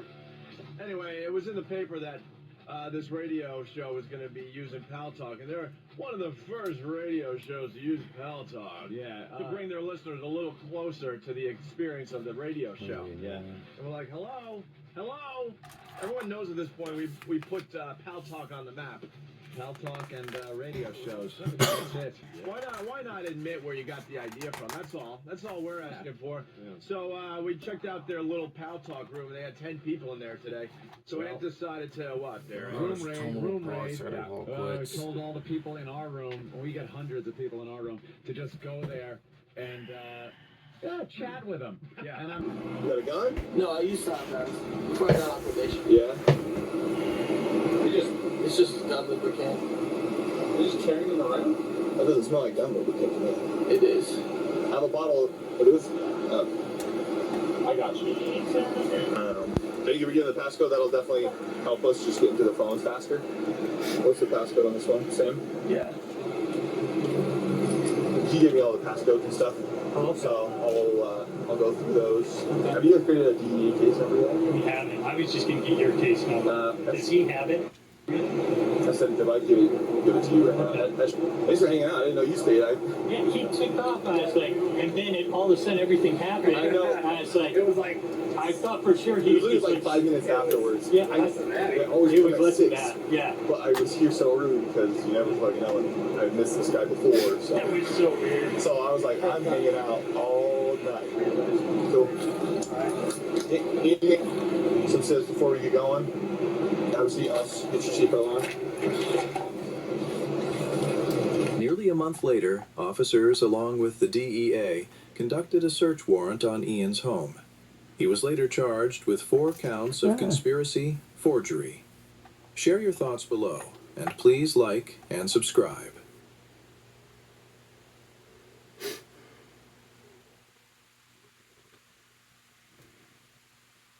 Is still getting over the initial shock of the attack on Pearl Harbor and the loss of much of its Pacific holdings. Recruitment for the armed forces, industrial capacity and mobilization of the home front are quickly scaled up as the US adjusts to the new reality of a total war on 2 fronts. It will take months for the nation to firmly establish itself on a war footing. President Franklin D. Roosevelt is keenly aware of the long road ahead, telling First Lady Eleanor Roosevelt shortly after Pearl Harbor, "I never wanted to fight this war on 2 fronts. We will have to build up the Navy and the Air Force, and that will mean that we will have to take a good many defeats before we can have a victory."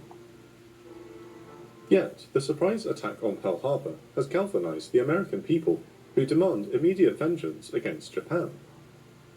A White House report on public opinion concludes, "There is a prevailing desire in the press for offensive warfare.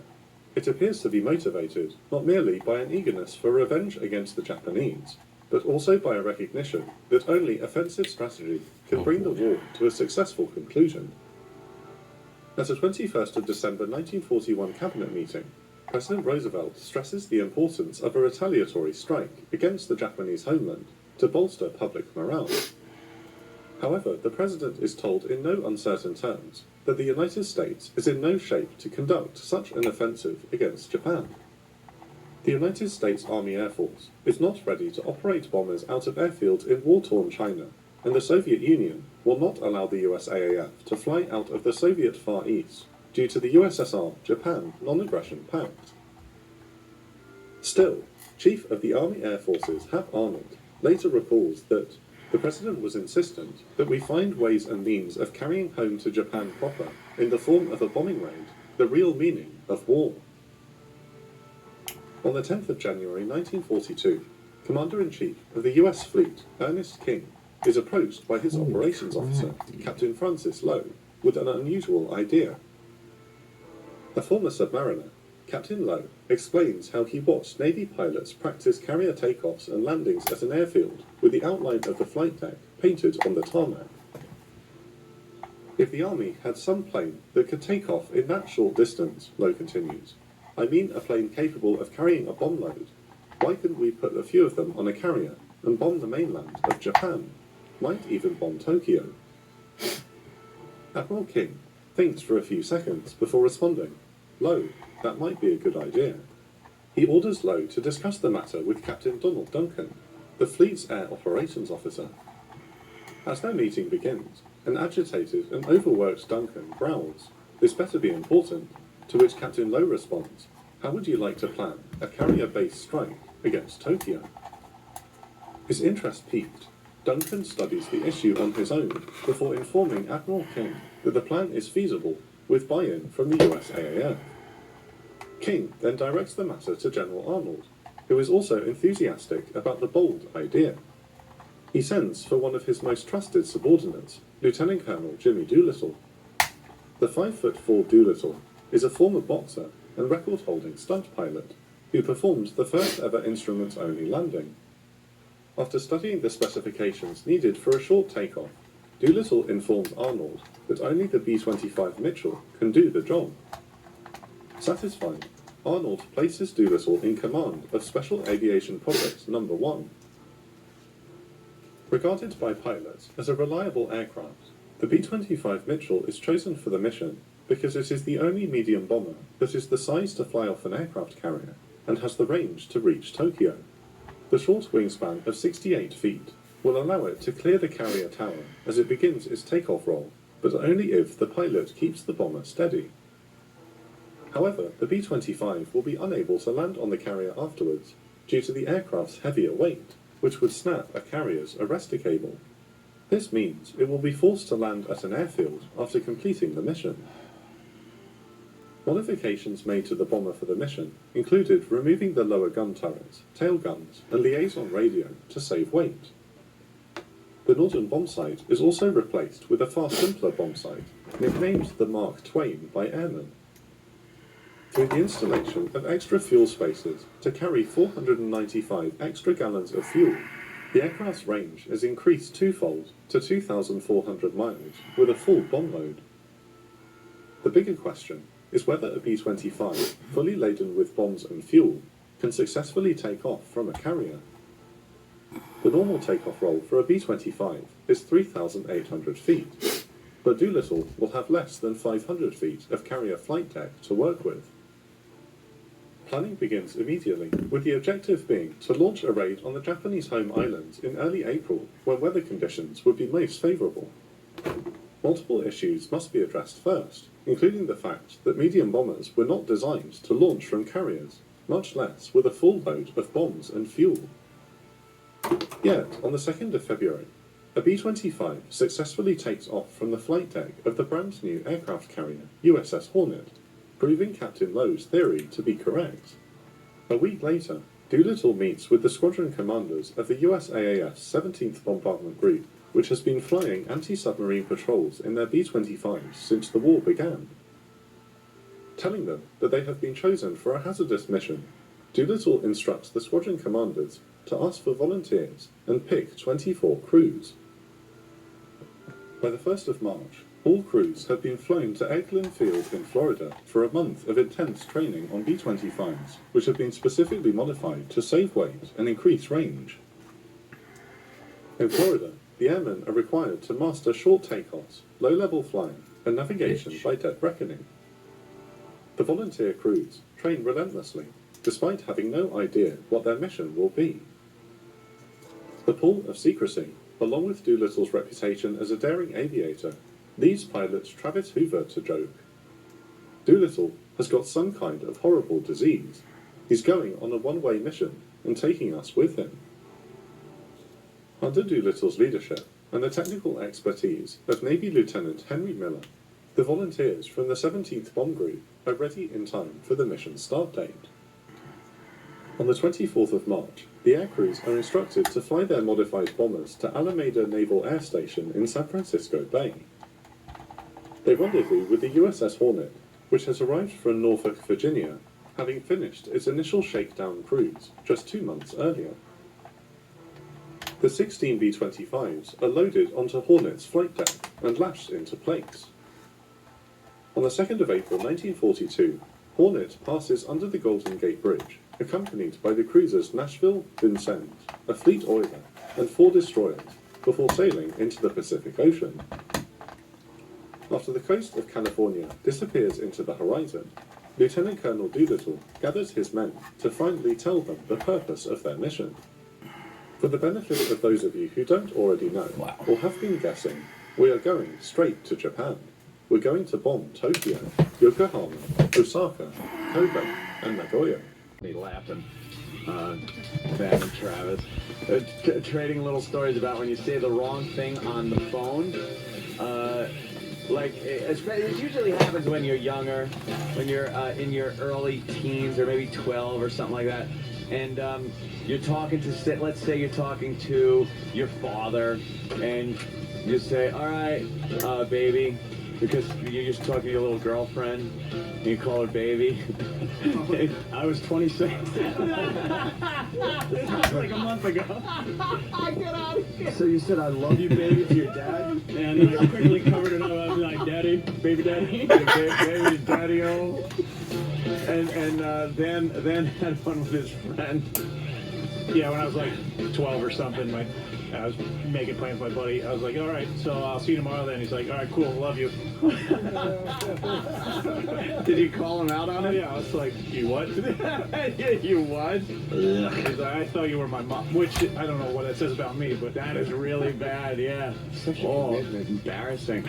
I remember as a kid, a couple times in like the department store in Macy's when you're little and you're with your mommy and you think you're walking next to your mom and you reach up and hold her hand and it's somebody else and you just I used to freak out and of course start crying like the big baby that I was, but I grabbed like a stranger's hand. And a lot of times they'd be like, "Hey, what are you doing?" And at other times they say, "Whoa, this is my lucky day." Yeah. I got an 80-pounder. We were in a Dunkin' Donuts, and a song came on, and Bonnie thought I was next to her, and she leaned her head on some stranger's shoulder and started singing it, thinking it was me. Oh. Just a guy next to her, and she was so uncomfortable. Oh, that's embarrassing. And when you give the wave to someone, you think it's someone you know, and it's not, and then you got to cover up by like scratching your head. It's just so embarrassing, Or right? somebody waves to somebody else, and you think it's you. Oh, you think it's you, and you wave back, and then the other person comes from behind, he goes, "Hi, how you doing?" That's how And you're like, fuck and then themselves. you gotta go I give them walk a finger. past them like you're waving to somebody else behind them. You got a friend. Yeah. Fucking hate I when got people do that and you're told ignorant Anonymous about it. walking out of Shea Stadium holding Danny's hand. Well, that was Nothing beats that story. That was a put up a joke on you. We're just Sure. talking about like a circumstance that just happened and you're embarrassed. Yeah. That one was bad. Yeah. But We had box seats for the Mets game because I don't think Rich has heard this story. And I went with Lindsay and Danny. I had 4 tickets, and so I got, we still had an extra one, whatever. But Danny's a huge Mets fan, so we go, have a good time. We want to beat the traffic out, whatever. And I start walking all the way up to the exit, a long walk. And I reach behind me, and I have eye contact, and I grab Lindsay's hand, feeling real good about myself, my new chick. I'm in love. Here I am walking out, getting recognized, waving, hey, hey. Somewhere along the way, they did the old switcheroo. This is why I love my chick, by the way. And she let go of my hand, and Danny grabbed onto my hand. And then she backed way up. So now it looks like, well, it didn't look like it was. It was. I was walking out of Shea Stadium, waving and acknowledging fans as I'm holding Danny's hand behind me. And I'm playing it up too. As I'm holding his hands, I'm just kind of making that, that face. Looking all coy. Just like looking around at people like, Oh, that's horrible. A little girl in a relationship. Well, Lindsay to this day goes, "You didn't notice the calluses on his hands?" How do you not notice like Lindsay's hand as opposed to Danny's hand? I guess you don't have nice hands. I'm not saying you plow fields every day or anything, but I mean the difference between Lindsay's hand and your hand has to be noticeable. And then we got to the exit. Now you're out of the stadium for the most part, as far as people checking you out or whatever.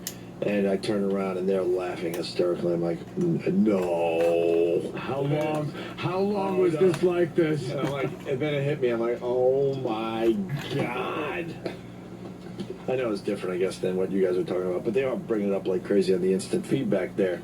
Yeah, I made it to the parking lot of our local grocery store as a 4-year-old, thinking I was with my mom. And that was the longest 50 feet when I had to look back. It was like one of those old Hitchcock, like, yeah, they did the pole. Your mom's driving away laughing. Probably. You don't know mother, do you? No. I freaked my mom out once because we went shopping and I was really little. This is like one of my first memories. I think I was like 5 or something. And she bought me one of those balsa wood little airplanes that you put together with the rubber band. And I wanted to play with it so bad that I took it out of the shopping cart and just walked out of the supermarket and started walking down the street where I thought was home with no sense of direction or anything. And then a cop pulled up and grabbed me, and there was my panicked mother in the car? running up to the car. Oh, okay. So I guess the cop was right outside. She went, "My son is missing," and he went and looked around and found me. How far were you from home? Like 2 houses down? It was probably really close, but to me it was like it was a journey for a little kid. But I wanted to play with that plane, and then you know what happened? Because I ran away, I didn't get the plane. No? She took the plane away as punishment for running away. And what did Dad say? He shouldn't be playing with planes. I don't know. He's drinking something. Right. Cleaning his He guns. should be banging his guns. He's 7 years old, bro. He should be banging broads. Banging bronze and working. When is he going to contribute to this household, Ro? He's just a kid, Joey. Kid, when I was a kid, don't give me that shit, Ro. Shut up, you piece of shit. I'm a piece of shit. Go fuck yourself. Wham! Spaghetti against the wall. Stop arguing. Stop fighting. Why got a stomach ache? Kid doesn't have a stomach ache. You turned him into a pussy, Ro. You want to turn him into a faggot? You want to turn him into a faggot, Ro? Oh, God. Oh, I just should have fucking sucked cock and showed both of them. Look what you did to me. Like it was yesterday. He remembers this stuff. Oh. Hey, we got a great one That's coming in. constant. Let go and let God. Shut up, 12-step asshole. It's a feedback. No name, unfortunately, but the guy writes, I said I love you to a coworker as if she were my wife. Just had nightmares about a harassment lawsuit. Yeah. That could get you in deep trouble. I know I've tripped up on the phone like that, but I can't really remember exactly the circumstance. I think there was an I love you in there once, and it was somebody really inappropriate. You ever call the wrong or something? You ever call the wrong person? You're like, oh, fuck, I don't want to talk to this fucking person. Then you make up some bizarre reason why you're calling them. Gotta go. Hey, you're gonna be in New York this weekend? New York? I live in Dallas, whatever. I don't know. I'm just wondering. I had a dream about you the other night. You just try to work your way out of that mess? Oh, that's a good one. Yeah. Had a dream about you. Right. Really disgusting. Someone's saying, by the way, that spaghetti against the wall never gets old. Yeah, it did get old. Hitler Satan from Norway. Hey, Debbie. Hitler Satan. Lindenhurst, what's up? It's evil. Debbie? Hey, Debbie. Hold on, I didn't do my thing. From Lindenhurst. now we're Isn't ready. this great? Great iced tea. Hey, Debbie. Fucking thing wants Debbie? to fucking stay in there. Hi. Hi. Fucking Well, go I for wasn't as this. bad as Opie's, but when I was at a bar when I was younger with my husband, that we were going out, reached into some other guy's pocket.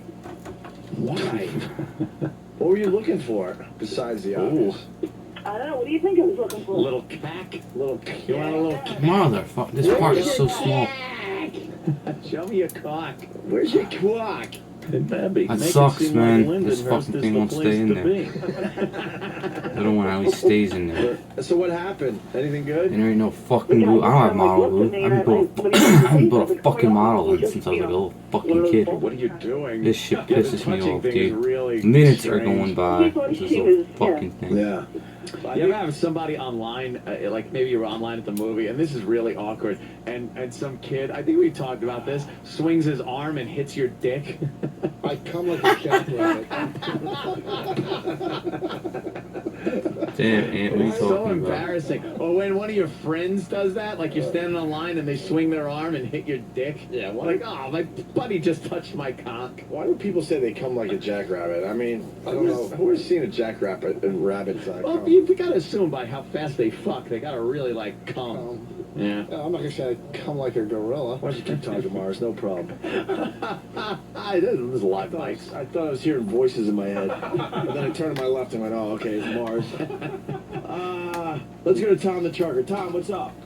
I had a comment about, it was kind of along the lines of your whole thinking somebody's waving to you and they're really waving to somebody behind you. I find myself in situations where I'm standing around a lot of other truckers waiting to check in at a receiver or something, and somebody will be on a Bluetooth headset and talking, and you don't realize that they're on a Bluetooth, and they're just talking and they're looking at you, and you start answering them, and then you realize that they're not talking to you, and that Yeah. I tell them to go that fuck happens themselves. in cabs a lot. I You'll don't give take the that cab, shit. you'll say like, yeah, I need to go to 45th and 3rd or something, and they go, okay, and start driving, then you hear them go, like, and you go, excuse me, and they don't acknowledge you or anything, and then you realize, oh, they're just talking to some terrorist. It becomes funny. After you fall victim to it, though, then you can stand back and you can watch everybody else do it. That becomes fun. You know, before the Bluetooth craze, when they just started getting out there, Yeah. how many people thought they were looking at crazy people? Now, Yeah.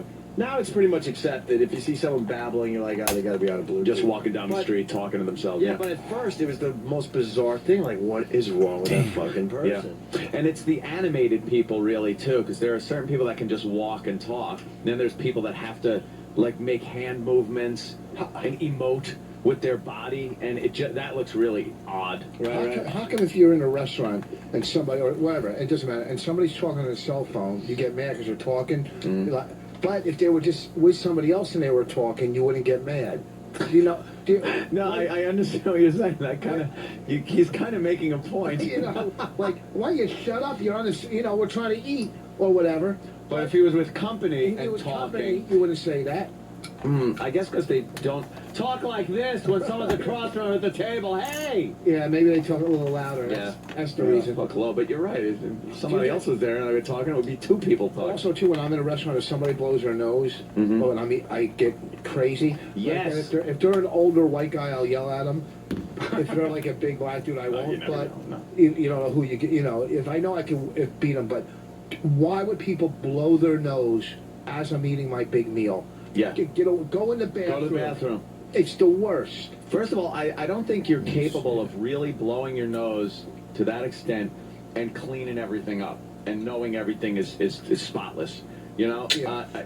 I usually, if I'm blowing my nose, I want to be in front of a mirror because I want to make sure there's nothing sticking out. Yeah. I don't want any rubber bands left. Oh my God, I was dude. picking my nose a little, and I didn't realize it, and I went to take a pee, and next thing I know, I see this booger on my dick. Oh, God. I didn't know. Damn. I didn't get it off my finger. Oh, fuck, Rich. I thought I had like a wart on the head of my dick, and it was a little booger. Oh, that's disgusting. That one. Holy shit. That's a tough one. No wonder Bonnie won't put that thing in her fucking mouth. Let's go to back to Max in Dallas. I think Max just makes up shit at this point, but what the hell? Max. Jack Voss. Maxie, what's up? That was a good one, boss. That was rolling. Now, I ain't making this shit up. 3 weeks ago, my chick got into a pickup that was like the identical color as mine, and looked at the guy and says, "What the hell are you doing to my husband's pickup?" And it was another dude's truck. It was the same. Now I'm punching out. He was spiraling in, but he punched out in time. I think we've gotten into wrong cars before. I think that could happen. Yeah, let's go to Kentucky. John, what's up? Kentucky. How's it going, guys? Hey, buddy. TNA with O&A Survivor long ago. Great night, man. I can't even remember it. All right. Wait, what? I was at TNA with O&A Survivor out in Buffalo. Ah. Yeah, Hey. night, man. I don't remember nothing but parking the car. Yeah, that's like being in the Nom. There's a few people that realize and remember, and TNA with O&A. Band of Brothers. And Anthony, Buffalo is still part of New York, not Canada. All right. I love Buffalo. I really do. I lived up there. Buffalo is A lot of good- South Canada. Good fans and people up there. Yeah, that kind of blew over real quick when you had the New York problem. Mm-hmm. So what do you got there, Johnny? Yeah, I was having a little Christmas get-together at my house, and my wife was behind me. I reached back to grab her crotch, and it turned out to be my father-in-law had slipped in between us, so I grabbed a handful of his gambit. Shit. Watch out, guys. That's pretty good. Okay, let's get cigars and scotch. Cigars? I'm sorry. Why are you laughing? That was funny. Yeah, like grabbing your father-in-law's crotch. Oh, I know what I It's do. a big handful of father-in-law balls right in your hand. Nice, right? Nice. That's what he Hot. says. That's what he says to you. Nice, Nice. right? Thank you, son. I knew it. I saw it in your eyes. I might have told you this. Let's say we lose the dead weight and get this party Get started. rid of that gal. Cock block. When I was getting married to my first wife, Kelly, maybe. One time I was at the gym and I was bench pressing. So I go to this guy, "Can you spot me?" Actually, I went, and a lunger flew out of my mouth, and he was straight and landed on his pants. And it's so embarrassing, like when you're cleaning your lunger off of some guy. It wasn't a big one; it was just a little flying mucus that came out of my throat from He grunting. returned the favor by teabagging. And the next push the weights back on your neck and fuck your mouth. Let's go to John, North Carolina. It wasn't that Attica. Speaking of etiquette, John's got something for you. I think, huh? I can't believe you let this one go by. Rich Voss with his hot prison I'm stories. guessing these are bottles of vodka. Yeah, we Or the apocalypse stand tank. at night and watch hot prisoners. From the bridge, you got a nice view into cell block C. Yeah, what's that? You're obsessed with prisons, Rich. Oh, let's go to Jeff in Texas. Jeff. Hey, I had that similar mistake slipping up, telling people things on the phone. I left 20 my bottles wife of and make the vodka. whole kid exchange custody thing, calling up to arrange to make that change, and I made that little slip up where when we were hanging up the phone, I go, "Oh, I love you," for a habit of being married for 6 years. And So you said love you to your ex-wife. So you look like a douche.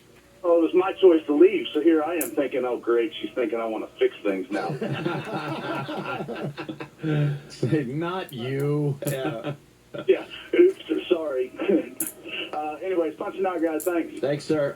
Chris in Carolina. We get so many This is calls an from Easter Carolina. It's egg. time to acknowledge Only that. Chris, what do you bottles got? of vodka. Well, my brother and I had a boat, and we could actually stay out on it for the weekend. Our wives would go out, and we'd usually get pretty messed up, play cards, and the girls went to bed. And so I was turning in and got in the bunk where I assumed my wife was going to be, and kind of spooned up, and I was like, hey. And my brother's wife was kind of like, hey. It was kind of an awkward moment where it was kind of like, well, do I go with this or not? And then it's like, well, no, I better just get the fuck out of this bed. And nothing happened after that? Oh, fuck no. No, Jesus Christ. It was just like, oh, God, oh, God, oh, God. That was not a good time. That's a good one. There you go. Getting in bed with the brother's wife. Thank you, sir. I have another real quick one. Oh, yeah. This time I was producing a radio show in Philadelphia, and the talent of that show texted me calling me baby, and that he was going back to his hotel room for a little nappy. Yes, that is true. I forgot about that. Love and miss. You fucker. Mike in Kentucky, what's up? Hey, a year ago on Christmas, I was at my house doing the Christmas dinner thing. I walked into the kitchen and saw what I thought was my wife getting something out of the oven. Walked up behind her and gave her a good goose. And it was my mother-in-law. Oh, you goosed your mother-in-law. Her ass looks Yes, like I your certainly did. your wife's ass. Oh, that's not very good. There you go. You mistake your mother-in-law's ass for your wife's. All right. Henry Crinkley. Henry. From Hopper Street writes, I'm a cop. You idiot. I'm working with a guy I hardly know. A chick is walking towards us smiling. I say to him, I wonder what this ugly cunt wants. No. He proceeds to tell me it's his girlfriend. Ow. Is that the one with all the shit in her face? That's my wife. Hey, we gotta meet AJ Poop. But we can't blow up Jeff in Middletown. Jeff, what's up? Hey guys, what's up? Hey. I was playing a volleyball game, and right before it started, my hemorrhoid that I had for a while, I had burst. But I was prepared for this, so I took some those Tux pads and plugged it up there to soak up all the dark blood. And during the are you guys still there? Yeah, I'm just fucking gagging. Dark hemorrhoid blood being sucked up in a Tux pad, okay? We're with you. Thank God it's in between meals right now. Oh, my nose. I dove for a ball in one play, and I felt a little slippage, and I knew that it fell out. So I tried kicking it under the sand, and I realized during the next play that someone had stepped on it and was investigating what it was. So to make a long story short, I know this It's already a long story. You can't say to me, shut up. It's fucking I don't care. Faith. Right, kiss me. I love you, boss. Yeah, I love you. So the next game, I had shoved another pack of Tux up there, and when I felt it getting really soaked with blood, I very awkwardly stuck my hand down my pants to pull it out, and then when no one was looking, I tried to throw it out of bounds, like over a fence, and I guess the blood didn't weigh it down enough. So it got stuck on this fence, and it spread out perfectly like a bloody flower. And everyone's looking at it afterwards like, what the fuck is that? So I got that. All right, that's pretty disgusting and embarrassing. Right on, Jeff. I think we're going to take one more. It's Neil in Houston. Neil, what's up? Hey, what's happening, boys? What up? Oh, dude, I can't even believe I'm telling the story. But about, it was probably a couple years ago, I was managing a restaurant. And for some reason, I guess I had the feeling to just go jack it. And so when I finished, I walked out. Feeling. When I walked out my office door, one of my servers asked me what was that, with this like horrified look on her face. I looked down and I had like cum on my leg. Oh man, I was mortified. I just turned around, walked in, and cleaned it off. Oh, that's hilarious. Thanks, guys. There you go. On stage one time, I was wearing white painter pants. When I first started coming, I didn't have any underwear on. And I took a piss in the bathroom. I didn't realize, but it left bright yellow stains. And I'm on stage, and some girl in the audience goes, "Look, he has piss stains." And the whole audience was pointing at me. And I was only doing comedy for like 3 or 4 years, and I had to close the show, and it was the beginning of my set. So I'm up there the whole time, and all I'm thinking about is everybody's looking at these. Everyone's just looking at your piss stains. That's Look, he's got piss stains. What a cunt. And one Jesus, keep your mouth shut. And then one time in Fort Lauderdale, right before I was ready to go on, I farted, but a little shit came out, and and I had to run in the bathroom and take my underwear off and put it in the garbage and go up on stage with like shitty ass. You know what I mean? Like you could just feel the moisture. Oh, who hasn't this underwear? God, yeah. Damn. Rich, you're disgusting. You really are like an old man. This was He's a long shitting time. himself, he's pissing himself, he's putting snot on his dick. You do things that like old men do. Piss yourself and shit yourself. Right. And have snot on your dick. Yeah.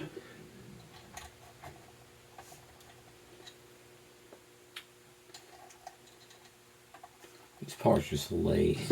Patrice O'Neill in the studio playing comics here in New York City tonight and tomorrow night. These I parts love just this lay place, in. Comics. I really Yeah. do. For Fucking tickets, stick. COMIXNY.com. That is a huge mistake by the club because a lot of people are trying to find comics and they're typing it the right way. Yeah, comics with an X or 212-524-2500 or Ticketmaster. That's easy to remember. No one's going to remember comics with an X when they're trying to find out, where the joint is or how to get tickets. And why after it? The whole thing is, who remembers that? It seemed like a good idea at the time when they were naming the place, but come on. Comics, COMIXNY.com. The great Patrice O'Neill. And Patrice, Thank you, Mr. Hughes. The Lakers blew it last night. That was amazing. And that's why I'm in a coma right now, because I was in a sleep. My boy called me, "What about that win?" And I go, "Excuse me?" And he goes, "What about that win?" I go, "What win?" I had to get up. I was up all night watching Lakers lost. Not as much as Celtics winning. Right. The winning team's speeches are boring. They give you those same old, we got to work hard. But it's like Kobe just trying to be like some type of nice guy and fight through it. But it was unbelievable. I couldn't believe it, man. I gotta find the article. I was just reading about Kobe Bryant, and he has decided to be a nice guy on the court and be the rah-rah guy. And I was reading this article where someone noticed, Kobe doing rah-rah, and a player walking away, rolling his eyes like, oh, now he's decided to be a nice guy? It's just disingenuous. Go after yourself. No one's buying into it. It's like when he got the "I'm a black guy" tattoos after the rape beef. Yeah. Like to keep. Yeah. White people threw him out the window, so he had to go rediscover his blackness by getting tattoos. And That there's sucks, allegations man. he This might part be won't doing stay. something Fuck with yeah. one of the ex-Lakers cheerleaders who's 18 or 19 years old. Oh. Who quit in the middle of the playoff run. That's sick, Of course right? he is. He filled his Jiggling like wife crazy. full of children. She's all It's going to stretched be out. glued and pressed. It Her sucks. stomach's all a mess. She probably gained a few. And she's preoccupied raising the kids. Oh, so she's doing it? now he can do whatever the hell he wants. It smells like milk. Oh, God. Sugar and water on his shirt. He's getting greatest basketball player in the world, Tang. You're a huge Celtics fan, right? playing, man, but, Matter of man, this fact, thing's I didn't still watch very the game because impressive. I knew if I watched it, they would have never came back. I'm watching This some thing has a clips lot of going. If I parts. watch this, this wouldn't wouldn't happen happen this way. I I'm believe that superstitious too. like I believe that too. I only have two superstitions. One is don't put a hat on my bed. For You some don't do reason, that? I can't fight through that. I fought through every superstition, except for 3 actually. Don't sweep my feet. Don't be nice to anybody. Well, that's nothing. Like ground karma doesn't bother me. I just get real karmatic when I fly. But no hat on the bed and sweeping black people's feet is a dangerous thing. What do you mean, sweeping black I people's have feet? no idea, but it's big. What's it mean, sweeping black people's Yeah, feet? it's either death or jail. No, but sweeping black, you mean when you're sweeping to When you're sweeping the floor, and like if you watch black people when someone's sweeping the floor next to them. They move away? It's not good. My girl is don't put her purse on the floor. That's her thing. She can't get past. Mm-hmm. And mine's is hat on the bed. But the other one is I don't want to watch a game of a big team. I watched the Super Bowl Patriots lost. I believe in that. Like if I had to watch the Celtics last night, they would know in the game. But why the purse on the floor? I can almost understand. Well, I don't even know. Carry it. I have Boston. I have a few black comic friends like Keith and there's a couple of everybody else is white, but I would not think you would come. Yeah, I was And insulted. that's the only reason I was also insulted because there was something else, and Patrice goes, "Well, I didn't invite you because I didn't think you would come." I'm like, "Of course I would go. I'm trying to be your friend. Dude, invite us to stuff. You'll be Yeah. surprised. We'll show up."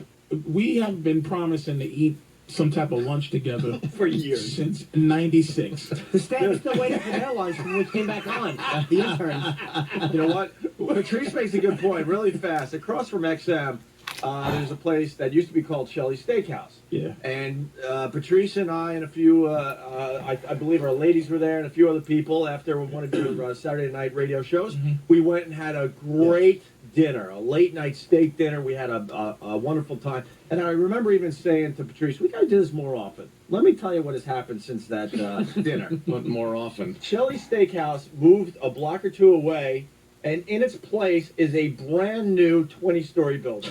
That's how long it's been since we ate. Am I lying? No. And it's Am I occupied. Am I lying? No. They're just about done. The crane is about to be dismantled because they are done with this building, and that was the last time we ate, when it used to be a tiny little steak joint, like a 2-3-story building. It's just when you invite somebody, you want them to come. You know, you just go. Yeah. It's embarrassing if people don't show up at something. Here's Rich Voss. Listen to this. Voss. Hey, what's going on? Well, we're talking about weddings and stuff, and I pointed out that you're still holding a grudge because we didn't go to Caroline's. Whoa. I don't really hold a grudge now about that. You don't really hold a grudge. What's a grudge? A grudge. The wedding gifts, I'm what I'm still upset about. Yeah, he's heard about that. Well, And you know he does not something? understand why. It's a give and take thing. You have to give the He doesn't people. understand why. You He does have not to understand give why. the people some entertainment and the ability to be there. Shut up a minute. Shut up. And the ability to be at your wedding. You're like, you wanted to have your wedding alone in some hunting lodge up in Canada, and then come back down here and expect the scene from Goodfellas where they're all handing over the envelopes. It doesn't work that And way. you don't understand. That's the only reason we didn't even know what it. How can I think this is a traditional reception when the wedding and the reception happen? You go, hey, you bum, you can't come to the wedding. Yeah. But please come to the thing where you owe me something. Right. No, here's the deal. You know what? You're so, first of all, you're so close-minded and so self-centered. You don't listen. We've been arguing this thing with him for I know, but here's a couple years now. He doesn't understand that. Let me finish. No one knew. Voss, yeah, look, no, you, it's me, Opie. Listen to me. The hero. First of all, I probably would have went to your wedding because I wasn't doing anything else in the middle of Canada. Oh, gee. I probably would have taken that trip just because I haven't. Backhanded compliment that is. Because I haven't seen I always that part wanted of to see a Canada. platypus anyway. Right, exactly, and a Mountie. So I probably would have went with Jimmy, to be completely honest with you. I was flying around the country with Jimmy all the time. What the hell? I would have went to your wedding. But what the mistake you made, which Anthony is bringing up, you didn't invite anyone to the wedding. You didn't have a traditional reception. All of a sudden, you kind of casually invite us to go to Caroline's. I'm like, he's at Caroline's 3 days a week. So, you know, what's different about And this? he didn't You call never it a ex- reception. Thank No. you. You never explained that this was a special Caroline's thing where you actually dad rolled out a red sucks. carpet and stuff. We didn't know, so no one See if I showed can up. seal And that. to this day, Voss is holding a We thought it was a party for the people he didn't invite. Like, that's what would have made everybody understand, okay, look, he was in Canada, okay. We thought it was a regular party for people that he told not to come. But he held an official reception. All you have to do is see. Why don't you say, if you say something like, okay, you had the right intentions, but it didn't come out the way it was supposed to. That's what we said to you for years now. Yeah. Here's the thing, because I had the intentions. I didn't want to make, like I said it, and I'll say it again, I didn't want to make people fly all. Why do you think we had a... Bonnie didn't want... Here's another thing I want you to be honest about. Bonnie didn't want us there. Bonnie didn't want us ruining her Canadian wedding, man. You know what? You're so full of shit. You know what? Hey! Oh, sorry. I'm just saying, I know... Come on, man. Person use glue. Shut up and let me This is talk. real for Bob. Says glue not required. Glue is Listen, I required. had the right intentions that I didn't want people to fly all over the place. Why would I have a party in L.A. and one in New York? Let's say everybody did go to the wedding and I invited them.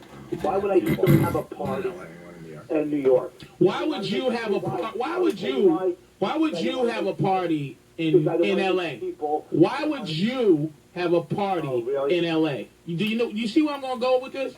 I don't care where you're gonna go. All right, where I'm gonna go is your friends are not in L.A. I didn't have friends here. Gullip wasn't in L.A. Gullip? What's that? What? What's that? My friend. I don't even. You're naming guys who was in the first comedy strike. The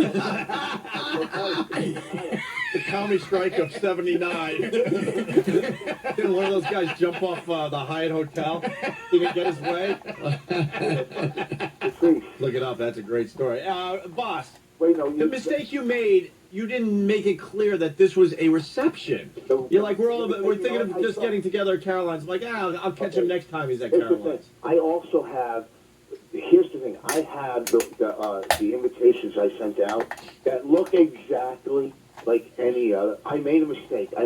Shit's popping out. That needs to be glued That was a in. mistake I made because it still cost me a lot of money. And I didn't get an invitation. It was a. I heard Voss was having a thing at Caroline's. No, you didn't. You got an invitation. I don't remember an invitation. I'm Yeah. sorry. Oh, really? I swear, Rich. I'm not trying to make some fun radio here. I really don't remember. But wait, but here's the thing. I forgot about this. I let this go a long time ago. All right. How many people ended up showing up at Caroline's here in New York for your quote reception?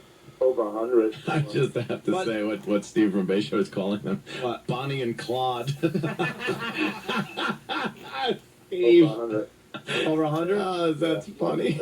All right, I couldn't make the reception, but you know, All right, who didn't make the reception? I didn't, Jimmy didn't, Patrice didn't, who else? Jimmy was taping Lucky Louie, but he came to the party in L.A. Yeah, but I also was the best man and flew myself I know. a 9-hour flight. To Saskatchewan. A 9-hour flight. I'm most picked me up at the airport. So what I'm saying is, They got their wedding pictures taken at a rest area. It was awful. What is that about? here's the thing. You Just wanted to feel comfortable, huh, Rich? You see the resentment that Jimmy has for flying that far. Now, if I invited everybody, I would have 100 people go. I would have 100 people go. Oh, we flew, whatever. Motherfucking That's how part. we are, though, boss. Come on, you being Fucking angry right now. lodged. This is a really.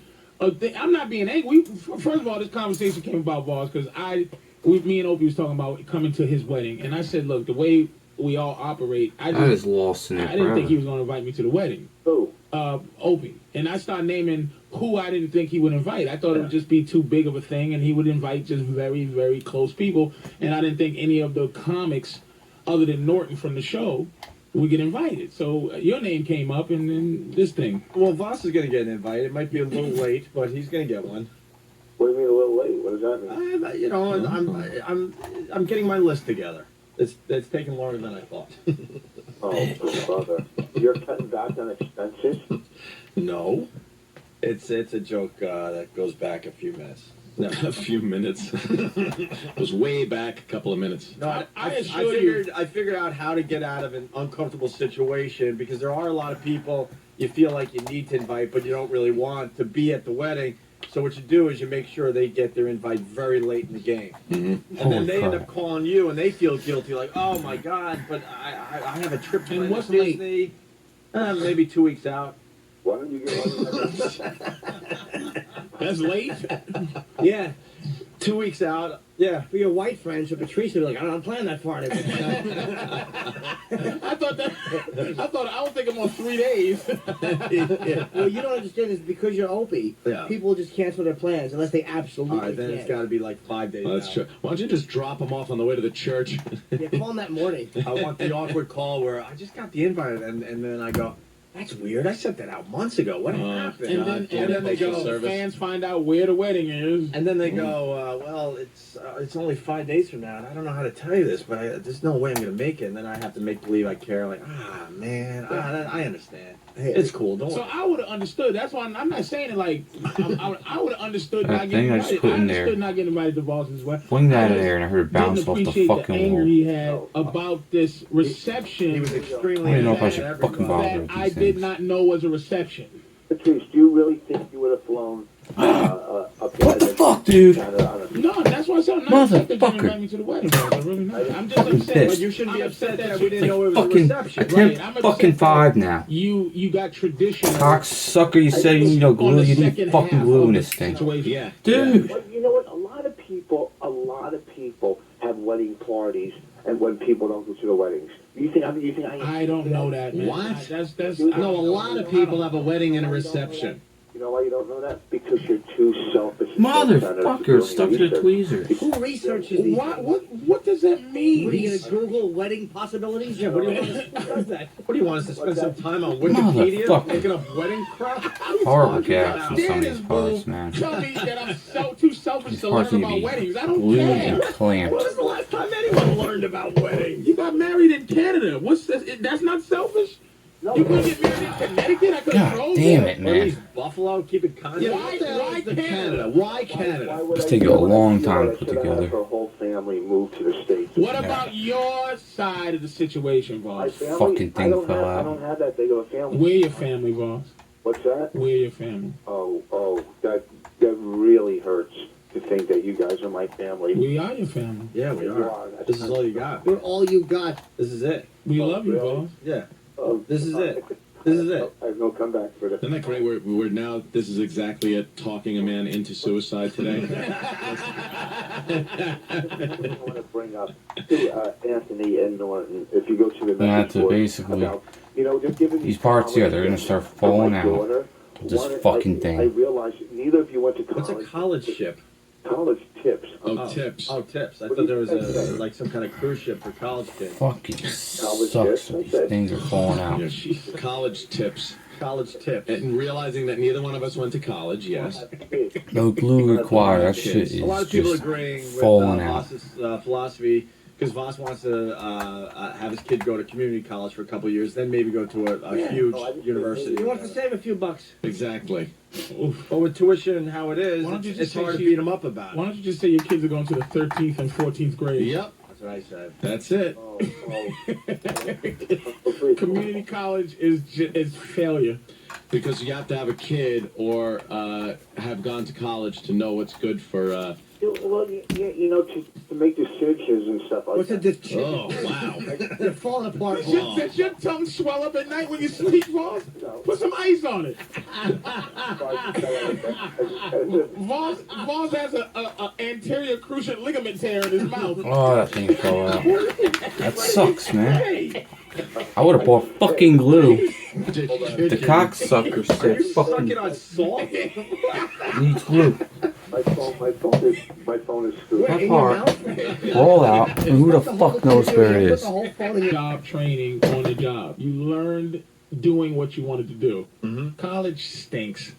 I went to one semester. I got a B and 3s. Did you really? Yeah, but I dropped out of high school because of rehab, so I didn't have a high school diploma. So I was taking college/high school credits. In college, I took biology. I took biology, Western civilization, problems, and statistics, and some sort of English course. I got a B in English, and then I failed miserably at everything else. Everything else, you. All right. I went to real estate school and fell asleep the first day in class.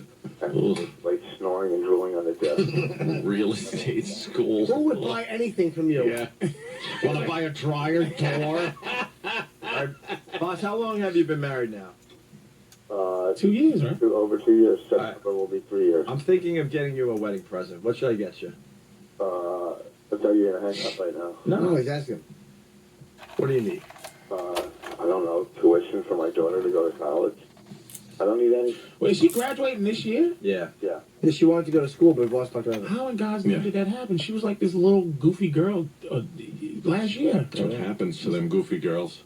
They grow up. And Voss is amazing. He has a 25-year-old and a 1-year-old. It's amazing. I think that is just you're a freak of nature, man. A science project. Yeah, you're finally getting them out of the house and you're starting over. I don't get that concept. Don't you want to get to the point where they're all out of the house? Why would you go back in time? You basically go back in time.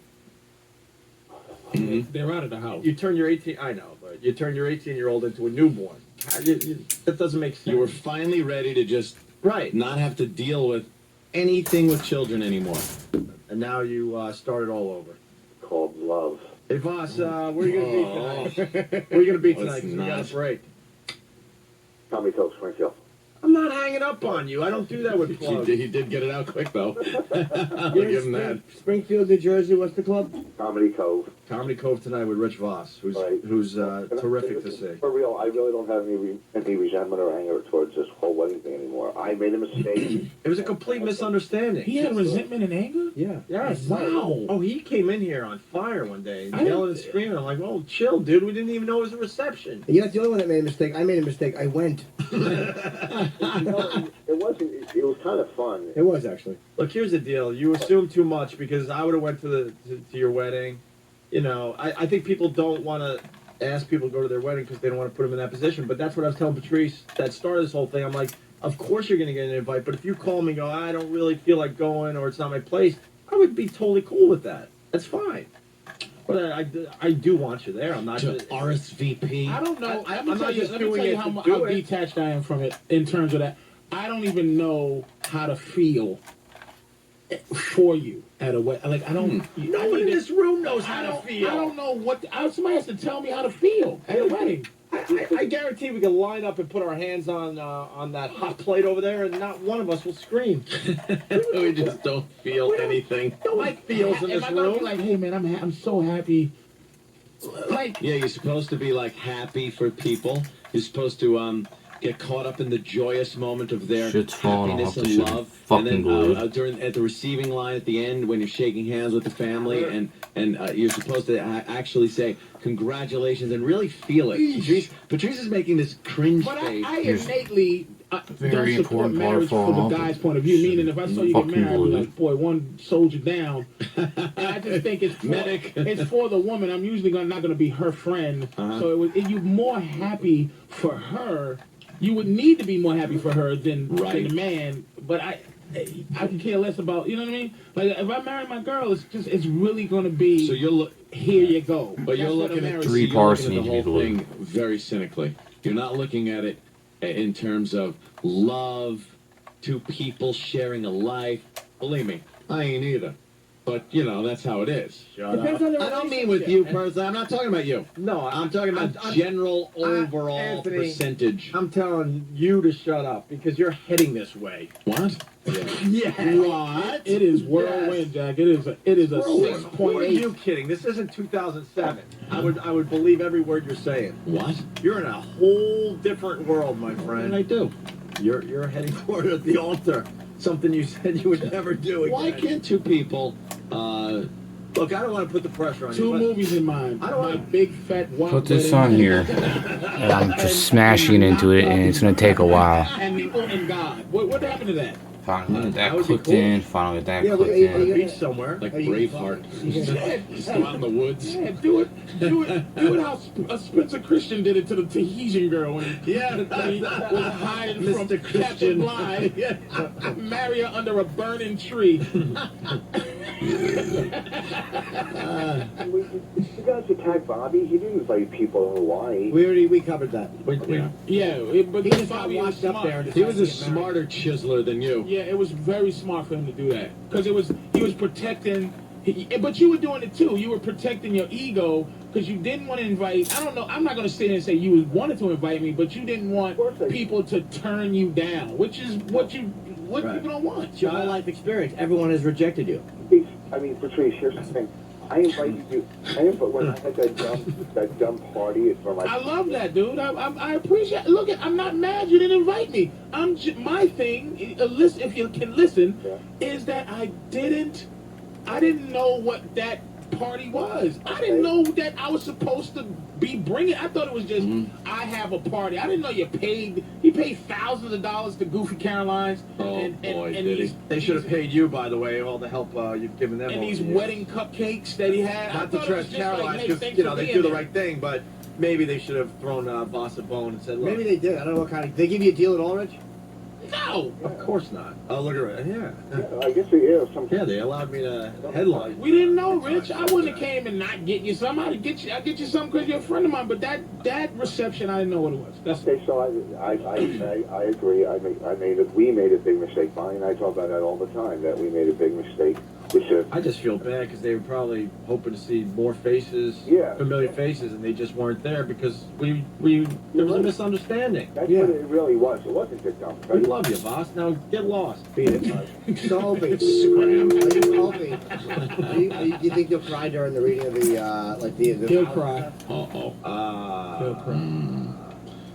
Hey, chill out, man. I'm in the middle of a brew weekend, and you had to ask that question. He'll cry. Think you might? There's another reason, probably. But I'm gonna cry if Obama becomes president. I thought about it, like I pictured. Oh, get out of here!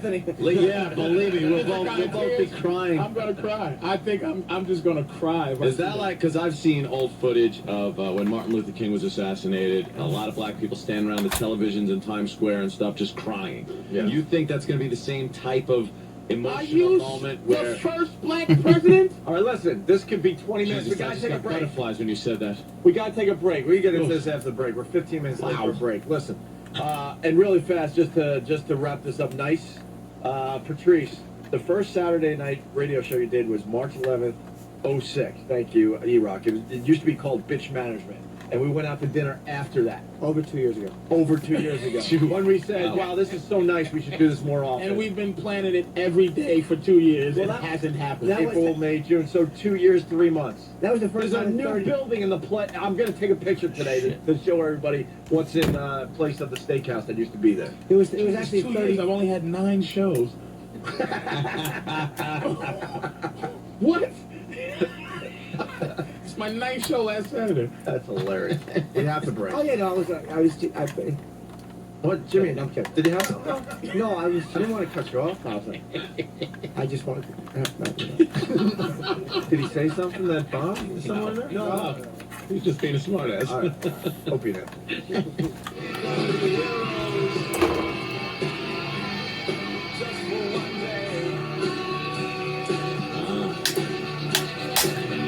What the fuck, dude? You're checking out the Opie and Anthony show. Thank you, E-Rock. Thank you. Greatly appreciate it today. Phone number 877-212-08. Patrice O'Neal in studio playing comics. COMIXNY.com. 212-524-2500 for tickets to see Patrice O'Neal tonight and tomorrow night. A lot of people heading to the movie theater this weekend. The Incredible Hulk is getting, 75% positive reviews on RottenTomatoes.com. And then The Happening, starring Mark Wahlberg, who was on our show earlier this week. The new M. Night Shyamalan movie. Yep. Getting 19% positive reviews on RottenTomatoes.com. Yes, Can I Patrice. ask a quick question about the Incredible Hulk, please? Yes. Is that I'm sorry the first one was so bad, please doing it again, or is it part 2 of that last one? No, I like the first. They redid the entire movie. Yeah. Jimmy, I was saying that yesterday. That what is this? Like, it's not a sequel. It's not a prequel. It's like a whole, like the first one just didn't exist, and they did it over. It's a do-over. Do-over, do-over. There was a fucking fat. Oh! Jimmy cursed. Jimmy used the F word. I'm telling. Oh, guys, don't get me started. The same thing as the stupid Batman movies. Not the stupid Batman movie. I loved the Batman movie. I heard it was good. You heard it was good. You What, didn't see it. Batman I've seen Begins? Christian Bale's in it. It's fantabulous. Batman Begins is You don't like Norton. this Do you movie? like superhero movies? Depends. You would like the how what they did with Batman. I haven't. I think it's the best. They got rid of all that cartoony. ever made. They got rid of all that cartoony Going in the crap. broke pile. it down and Parts started I need all over. fucking My favorite glue. new superhero movie going to be coming out soon called Opie. It's amazing. This is a lot of fucking glue. I don't know. What do they do? Just staple it? Go I honestly don't know. They don't have that one figured out yet, Jimmy. Put some vitamin E oil on that. Some aloe. Get some aloe in it. They've never done a good job with those things. Oh my god! What the hell do you know about vitamin E? I just know it's good for scars. That's awful. They never fix them properly. I didn't think white people knew about that. If you said cocoa, but I'd have passed out. Yeah, Lady in the Water just finished this $42 million. A massive bomb. Yeah. And now The Happening It not, just looked bad, not though. getting good reviews this morning. Lady in the Water is it's like a little boy's story. That's not a good title. It's not mysterious. And I got to do a little FU to Mark Wahlberg because we had a great time with him. He's called our show a couple times, and he's kind of a friend of the show. It went so well. We were like, Mark, next time you're in New York, you really need to come in and hang with us. And he goes, I would really like that. He was saying that as he was calling from New York. New York City. So awkward. He's Hollywood, Yeah. Jack. Yeah. By Has the he dropped, you think? Mark? Wasn't he super A-list kind of guy? He's still up Yeah, there. he's Like super A-list? Dude, he's got his entourage. his next movie could be something from Scorsese or anybody. He could be another huge guy. I'm sorry. He's worked with pretty big directors. Yeah. He's like the guy that's worked with. Don't interrupt me. That's a good point. You're right. They're turning What I Did Yesterday into a movie already. Oh, are they? Yeah, George and Philly. It's going to be called Opie, starring Owen Wilson as Opie. Al Pacino as Anthony. Steve Buscemi. Yeah. Queen Latifah as Patrice O'Neill. Jay Moore as Colin Quinn, and Colin Quinn as Rick Voss. So they're casting for our hero movie on Instant Feedback. They're having fun with that. Well, maybe M. Night Shyamalan can make a film about it. There'll be a little twist at the end. Wow. I don't know what it'll be. Mm. He was supposed to do our show. He blew us off. Why would he? So go F you and go F yourself and F your movie. His first initial M. What's your name, turd? What's that awful long name on your license? Did you get pulled over? You get pulled over by a TSA every time you try to get on a plane?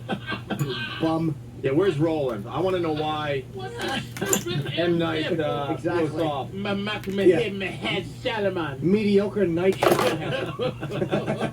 19%. How do you like them apples? The Village. I've never felt that. Joaquin Phoenix. He what his lip is, it's a balloon knot. It's like he blew up his face and then tied it off.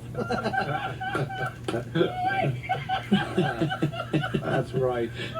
Roland, why did M. Night Shyamalan Ding Dong or whatever his name is blow us off? He said scheduling problems. My back is sore. My back is sore? What's wrong the matter with your back? You don't want to be tickled today?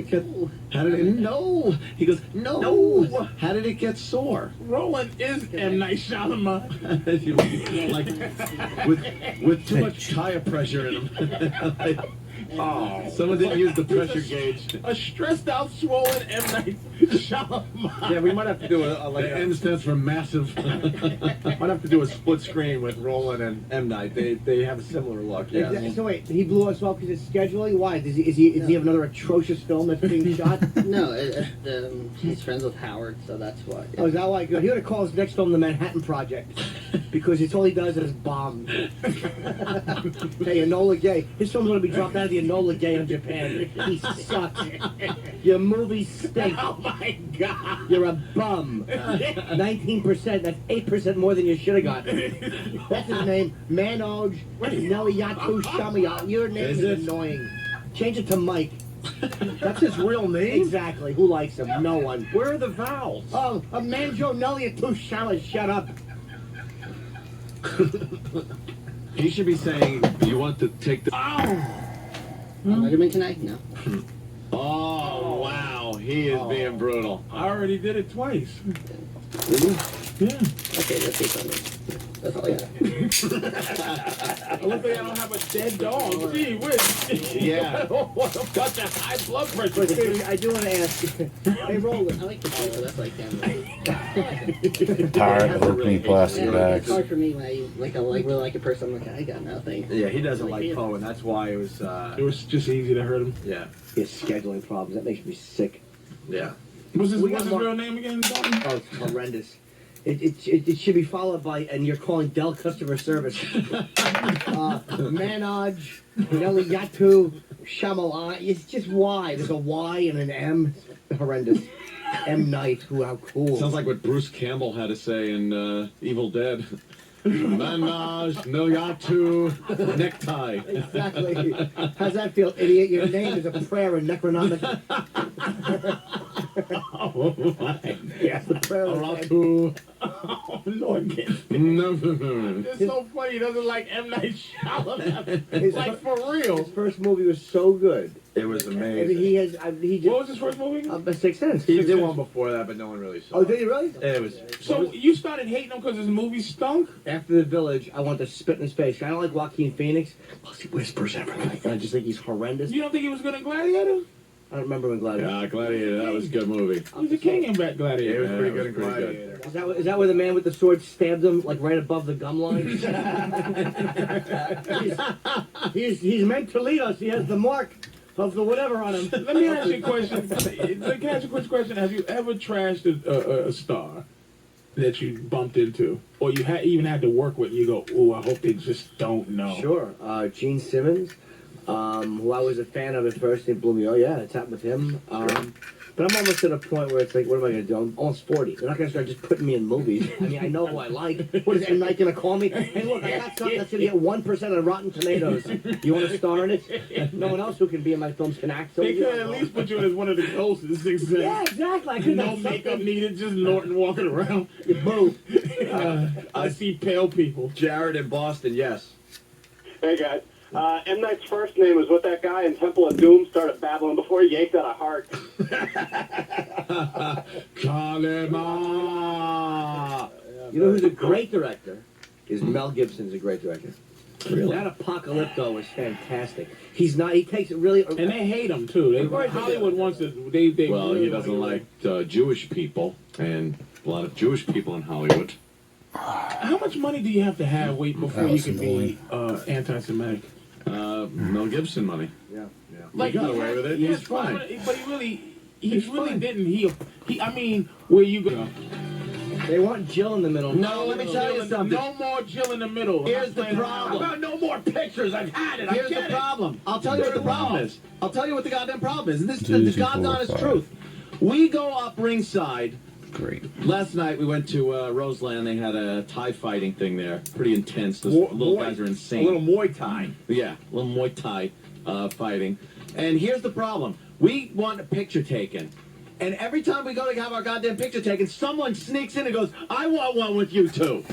But you... I want just one picture, me and Jill. Leave us alone. Leave us alone. Why do you need another picture next to you? Don't have... What? You're always in the middle. Move that... They just move in and the picture snaps. Because everyone. No, it's ridiculous. Everyone needs their. Yes! needs their picture with Anthony. Dude, if you 1, don't 2, think 3, 4, that's the 5, truth, 6, 7, we 8, tried, great. I don't know how many different occasions to get just a picture of us last night. 6? Possibly more than that, Jim. You're crazy. By the way, you know how many on the pictures streets- there are of you two? You don't need any more pictures. We need plenty of On pictures. the streets, people are asking, is this true? Yes. Is this true? And I'm telling them it's true. It is true. Different locations. We want pictures. Didn't you see our garden party pictures? How could we not? Stop. They were wonderful. They're at a big castle. You're shoving these pictures down our throat. No, we're we not. understand you're in love. It's Look, it's the big wonderful. castle. Yeah, it's wonderful. Charles and Diana weren't photographed this much. Thank you. Thank you, Jimmy. This is creepy. Thank you, Jimmy. Every day, Stonebrain goes, well, Jill send more pictures. I'm like, how many pictures do we need of them? Look, here's me and Jill at Blockbuster. Here's me and Jill in line at the airport. Here's Jill and I on the plane, in the cockpit on the... All right. All right. Get it. You're lovely, both of you. Everyone loves you. Look, he's trying to prove to the world that this is real. We're here to say it's No. real. No more pictures. Yeah, we There- get it. shut down Anthony.com. We don't need to see they more go up pictures. there, and they're all of our different places that we go. What you just go to functions? You like Look at us in cowboy attire. Have you both said the L word? Dude, he said after 3 days. 3 days. Has she said the L 4 word? hours. Yeah. You're not Me Too, are you? What? You're not Me Too. I'm one of those. No, Patrice, Yeah. hold on. I'm one of those. Yeah, cool. Did you really say it after 4 hours? No. Okay. How long was it, really? Completely silly. Really? You're 25 days into this Antolini thing. When did you say I love? The L word came out. You said it first? One drunken evening that we Day were. what, though? No, I. A weekend? You said it first? I don't remember. No. It was. She said it first? Please reenact it, please. I'm trying to remember the Did exact she say, circumstance. I think I love you? I think I'm falling in love with you? Was it something No. goofy like that, or? No, I'm trying to remember. This is probably not probably. Yeah, there was a subtle whisper in the ear. First of all, You let me don't tell you remember? something. You can access a obscure line from a D movie. Yeah, thank you, Patrice. You know what happened, man. Of course you do. Because I wasn't intoxicated watching the movie every time. Anthony was teary-faced. Here's what happened. I love Jim's reenactments I'll of tell you what anything happened. that ever happens. You mean Jim's accuracy? That's right. There was candlelit. She saw the shimmer of the light off your face. Yeah. And it looked wet, and she realized she'd been weeping. And she put her hands on your shoulder. She said, "Anthony," and you went, "What?" And she Is that what happened? She said, "You're crying," and you went, "I know." And she said, "What's the matter?" And you went, "I love you." And internally she went, Did I turn into Joaquin? Internally, she went, yuck. Hey. Stephen S. from Bayshore has it perfectly. He writes, Jill said, "I love this wine." I love you too, Jilsey Wilsey. Jilsey Wilsey? I don't think I've ever said that. I saw an opportunity and you went for it. No, he misunderstood something she said. Right. Like, here's what it is. Anthony said, "Would you like to get another bottle of booze?" She said, "I'd love to." And he went, "I love you too." Right. And she was too embarrassed for him to correct him. It was a mistaken I love you. Yes. What, Anthony, what happened? Can you just tell us what happened? I'd love to.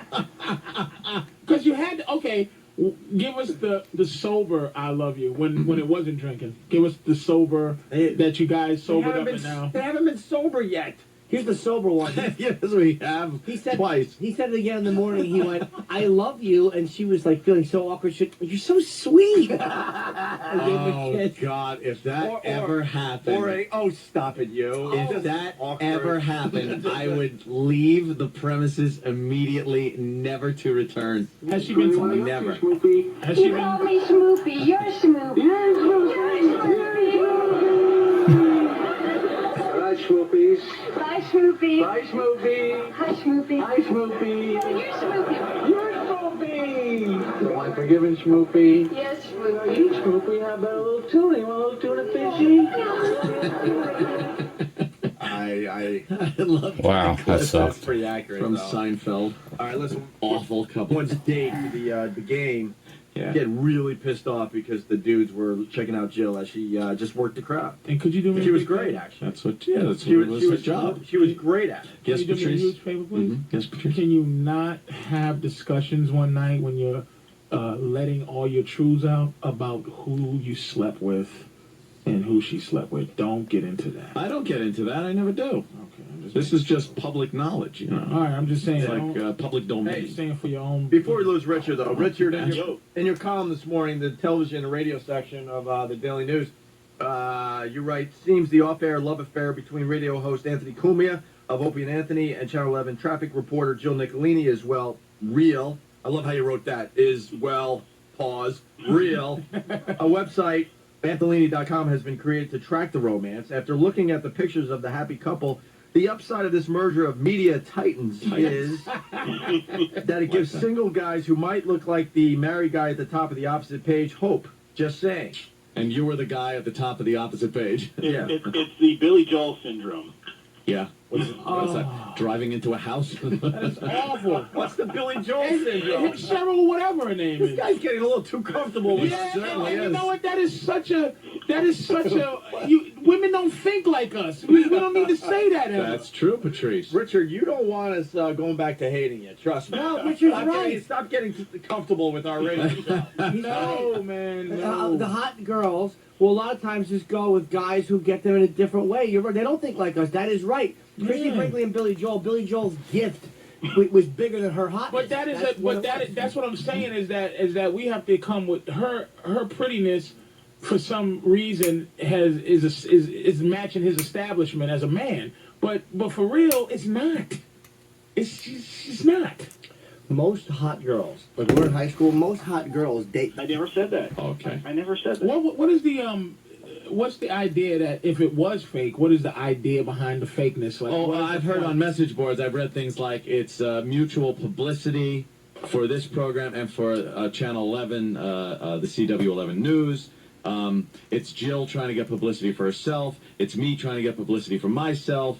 It's like, Boy, I wonder where they got that idea from. Maybe the 1,000 pictures that we all had to leaf through in the first 24 days of your relationship. She likes taking a lot of pictures, and she photographs very well. Does it bother you at all? Pictures? The constant pictures? No. I think they're great. We were in different places. We're all having fun. Does it bother you the constant photographers going, sir, could you step out of the way? Just really here's my date. And you're off. Or could you take this picture? I had that happen once at the Tavern on the Green. It was Christmas, and this couple got up, and there was a big Christmas tree there, and the couple got up, and they have a camera, and they walked over and go, would you mind taking a picture? And I was like, okay, so I stand up, and they handed me the camera. I thought they wanted to take a picture with me. I was feeling all good about myself, like, oh, they listen to the show. She goes, oh, would you mind taking a picture? I'm like, yeah, no problem. So I stand up, and they handed me the camera. I was very embarrassed. You fix your collar first. No, I always snaps up. Well, I looked at the people at the table like, uh-oh, here it comes, you know. Oh, boy. The hassle. Why can't they leave me alone while I'm eating? That's the worst when that happens. Same exact embarrassing. thing with my family. Do you think of those awful Pal Talk girls and go, God, how could I ever have? No, I'll tell you, there are a couple of Pal Talk girls that are Still in the stunning. What? Yeah, there are. Couple that are stunning. The majority of them Jill is a different should level, be though. punched in the face. That's right. She's a But, different level of pretty, though. Huh? She's a different level. Yeah. Oh, yeah. No, that's a whole different, Hey, Richard. it's a whole different thing, too. You're a It's not reporter. an internet thing. Maybe you could get something out of Anthony. We can. You're a reporter. Ask him the tough questions. Where's the relationship leading? Do you believe in marriage again? You always said you didn't want to have kids. Is that still true? Come on, Richard. Let's get into this. It's a hard hitting. Well, you need her dad in here for that. Wouldn't he be better at this? Yeah, that's true. That's true. I mean, is he grilling you on that, Anthony? Yeah. A little bit. Anthony is the same age as her father. I am not. They hang out. His father fell in love with Anthony when they started reminiscing about the Ray Robinson fight. They were criticizing Raging Bull. It didn't happen that way. The way I remember it. That darky sure can move. Yeah, well, you know, a couple of Italians. As they smoke unfiltered cigarettes together. Yeah. And they're cute when they're young. That's Italians trying to be like politically correct. Richard. Oh, God damn. Yeah.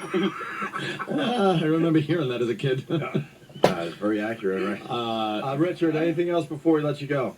No, I'm all good. I want to thank you for the headline today. Radio show host Opie talks listener out of suicide attempt. You got it very accurate, my friend. You know, If you read the story, it doesn't say that. yeah. Well, why bother reading the story when the headline says it all, though? You're right. Good point. I just want to say, Richard, maybe a few of these pictures should find their way into the paper. I think being the Long Island power couple that we are, or rubbish couple as some people have called us. How much attention do you need? Why would you want them in the paper if this wasn't for publicity? It's not, because I think people should know and see that there are successful broadcasting people here in the area that are in love and out there, and you guys have well, wait. This is definitely this is what's the word? This is groundbreaking. Yes, it is. It's groundbreaking. Do you have a public relations guy working on this? No. No? No. Isn't that odd? Not yet. Not yet. You're the biggest media couple since Heidi and Maury.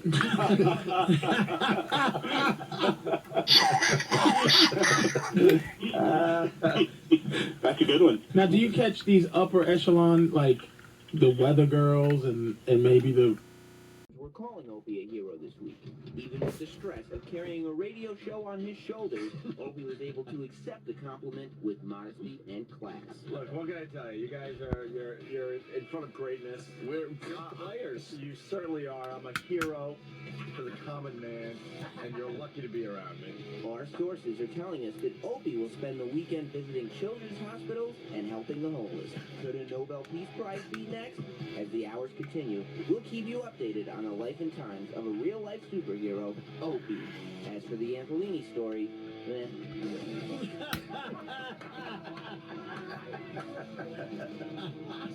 Oh, that's funny, man. Good job, Sam, and Steve, and Derek. That's funny. Did you almost cry? Yesterday, I was frozen. I really, It sounded sad, though. It was sound sad. It was unbelievable. I kind of was mad at myself when I went home. I'm like, why didn't I say more? Why didn't I do more? Like Jimmy was really good yesterday. I just know enough people have done it. I'm You know, just you're sober, froze. You know, a lot of people that go through it, and it's just, you know, whatever. And then the boys came up with this. Like I said, a speed round here.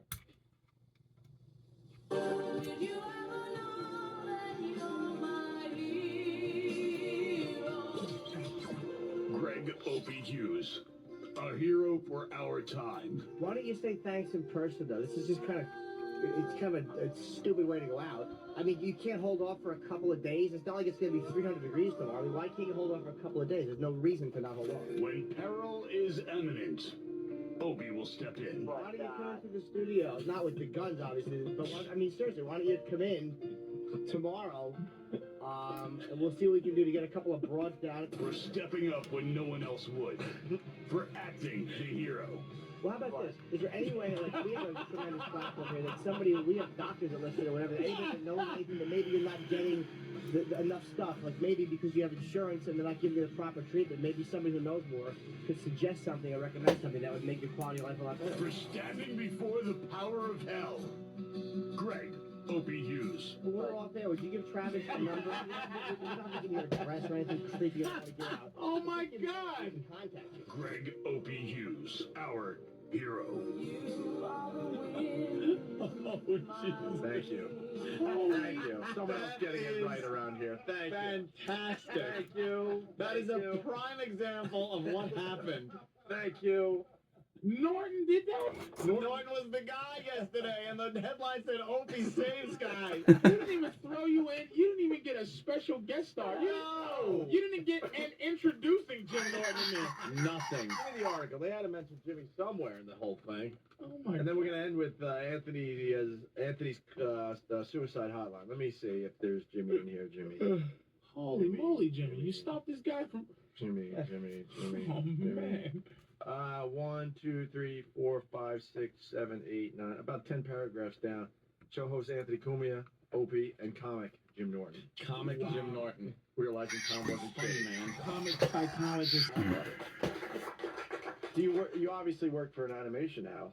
Really tiny place doing bad infomercials. What program was that? Lightwave.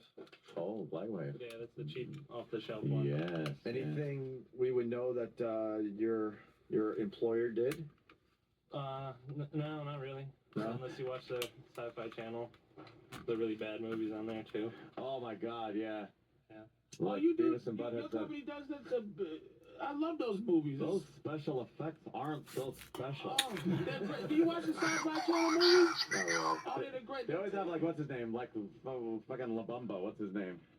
Oh, Lou Diamond Lou Phillips. Diamond Phillips is always in those And now. the guy that hung himself from Office and a Gentleman. Yeah, he's always in them, too. Oh, no, that's not Michael Rooker. That's David Keith. Yeah. Well, Keith David's black. Right, David Keith. Yeah, he's the guy that hung himself in And the Office movie and will be Gentleman. called, it'll be like a mixture of a bee and a tiger. It'll be called... Right. Bee Tiger. Yeah. It looks so bad. The special effects is so bad. Sorry. Really, like, that's his. And it's always a blurry camera that represents the monster looking at you. Yeah, monster eye view. But I watch them if they have a marathon. I watch it all night long. Can't get enough, right? Bad acting, bad storyline. Octopus Pigeon. It'll just be with Dean Cain as the scientist. He's another one. Oh, those are horrible. I love those, man. Your shitty company does that, huh? Fucking A, man. 8 o'clock, that gets me through every Sunday afternoon and Saturday afternoon. A lot of people saying Slaughterhouse should have won the whole thing. Well, we have two judges in studio. Jimmy, you picked Slaughterhouse Norton wanted to win it, but we did it very fairly. Yeah. We raised our hands. You think this is number one. Norton raised his hands for that. You think this is number, like... Which one did you vote to win it all, Patrice? Number one? Everybody voted number one for... Like, it's almost like you could give a first place vote to anyone you wanted. So we raised our hand to which one, so it's like, okay... The other one got all 5 people raised their hand. Was the Ecstasy of Gold? That one, people were like, is that in the what fucking do you mean all judging? 5? Jimmy said Slaughterhouse. No, I love Ecstasy. It's like number one. you rate. Oh, you voted Ecstasy number one too. We go Slaughterhouse. How many people think Slaughterhouse was the best one? Jimmy would go. He raised his hand. There was another person. People said Ecstasy of Gold. It was like. Got more votes. Everybody. I just got more votes. Yeah, that's all like, oh my God. I think he voted number one too. No, I didn't. I remember I didn't. There was like 2 of us, I think, voted for Slaughterhouse. I hope the presidential election goes like this. It's all It fucked up. It won't. To be fair, also, McCain I wins. told you, Deep Impact, baby. Just keep watching it. Really? Just keep watching it. He saves the earth. Did he feel comfortable when that motherfucking video was coming? Well, if Obama gets elected, I want to be one of those guys that gets hit by that big wave. Why? In Deep Impact. Because I'm going to be the guy that gets trotted on to save the fucking United States from all the evilness that Whitey has done to it for years. I'm gonna be the fucking guy. It's gonna be on my fucking back You now. want to save one lousy guy that All has my his tax lungs money. shutting down Talking about yesterday. How are cash. you going to save America? Talking about cash. All my money's gonna go to fucking social programs and bullshit that This ain't has gonna do crap this has but turn it nothing- into another New York City like when Rockefeller was running This this has nothing to shithole. do with. But the color? Of course it does. Because his top priority is gonna be taking care of poor You know black what? people. Let me ask you a question. Does the president have that much power to just take Yes. care of whoever the fuck he Obama wants to take care will, of? because guilty white people are going to be more apt to take care of it. He's not going to do shit for pass his black shit. people. He's not even. He What? won't dare. Wait till his wife What do you think steps in there. he's gonna appoint black people in Yes. office as white people sitting there with their fucking watching closely Obama eyes? Of course he is. Oh, there you go, a black policeman. Like, shut the He's fuck going to up. appoint black people in his cabinets and everything. Really? And then, Why can't And he? then he's going to say, all right, we need this fucking God. social program. It's going to take care of it's I going to hope take care of he's- I hope low-income he's- housing, which you could say is low-income housing. Well, it's for everybody. Because the second you say you mean buildings that poor black people live in, that's racist. But don't forget, Bush had look at Wait a minute, wait the fuck a minute. What's the problem though? Because I don't want to fucking pay for it. Well, I lived who in said my you gonna fucking pay for car. it, though? I lived in my car. So you want Pull to yourself up by pay your for bootstraps everything that and you take care of your own everything you fucking feel ass. like you're paying for now. Yeah. You feel is something you want to pay for. No, of course not. But it's going to be more. You look at my fucking Why you have a problem quarterly with tax. the I don't nigga want it higher. programs? It's just the nigga programs, the poor Negro programs you're talking about. What about other programs? Thank you. And he's not going to just do that. He's not going to just help black people. He's not going to do that. No, you're right. He's not just going to do He's that. gonna help He's everybody. going to take my tax breaks that were given to me and take those By away. who? So it's even Reagan, more, 50 years ago? Reagan and Bush. Daddy Bush, not this Bush. No, this Bush gave tax breaks to fucking To rich folks? Not rich folks. People that live in New York City that make $100,000 a year. You tell me, you ask them if they're fucking rich. They're rich or if folks. they're screwed. $100,000 a year is rich 100 folks. grand in New York City is not rich. Fucking live like, instead of living like you got 100,000, And no one- live like 100 instead of living like 1,000. No one got this fucking $100,000 a year job by fucking going on welfare or fucking social Nobody's programs. even They on work their welfare anymore. balls No off. one's That's on welfare no bullshit. more. Welfare doesn't even exist. WIC cards, whatever the fuck you want to call it. It's fucking food, you goddamn gruesome motherfucker. You just help some guy no one gives a fuck about not kill himself? Can a nigga get a sandwich? Good. Work for the motherfucking sandwich. Asshole. Work for the Jesus sandwich. Christ. Work What the for fuck it. is wrong with you? Work. Dude, look Get a fucking job for the sandwich. And some people look like the gas situation, okay, Anthony, for real, doesn't affect you. From $80 a gallon to $160. I mean, from $80 to fill up your truck Yeah. to $120 to fill up your truck. Yeah. Doesn't mean anything to you. Doesn't mean anything to Norton, maybe. Doesn't mean anything to me, maybe. Maybe it's like, I can afford that. But there's motherfuckers out there, dude, that are extra $50 a day for extra $50 to fill up your tank. It's not that they're begging or anything else, man. You think It's I'm against low gas prices? Where the fuck did this come not from? low gas prices, but the fact that the gas prices aren't going to lower because it's a private sector. I mean, the oil doesn't owe us anything. That's the thing about the oil thing. It's like if you're on crack and a motherfucker goes, you know what? The crack dealer goes, instead of $10, it's going to be $20. Deal with it, motherfucker. Now, that's what the oil companies are doing. Why do we need brakes? Now it's the private sector. They're fucking everybody.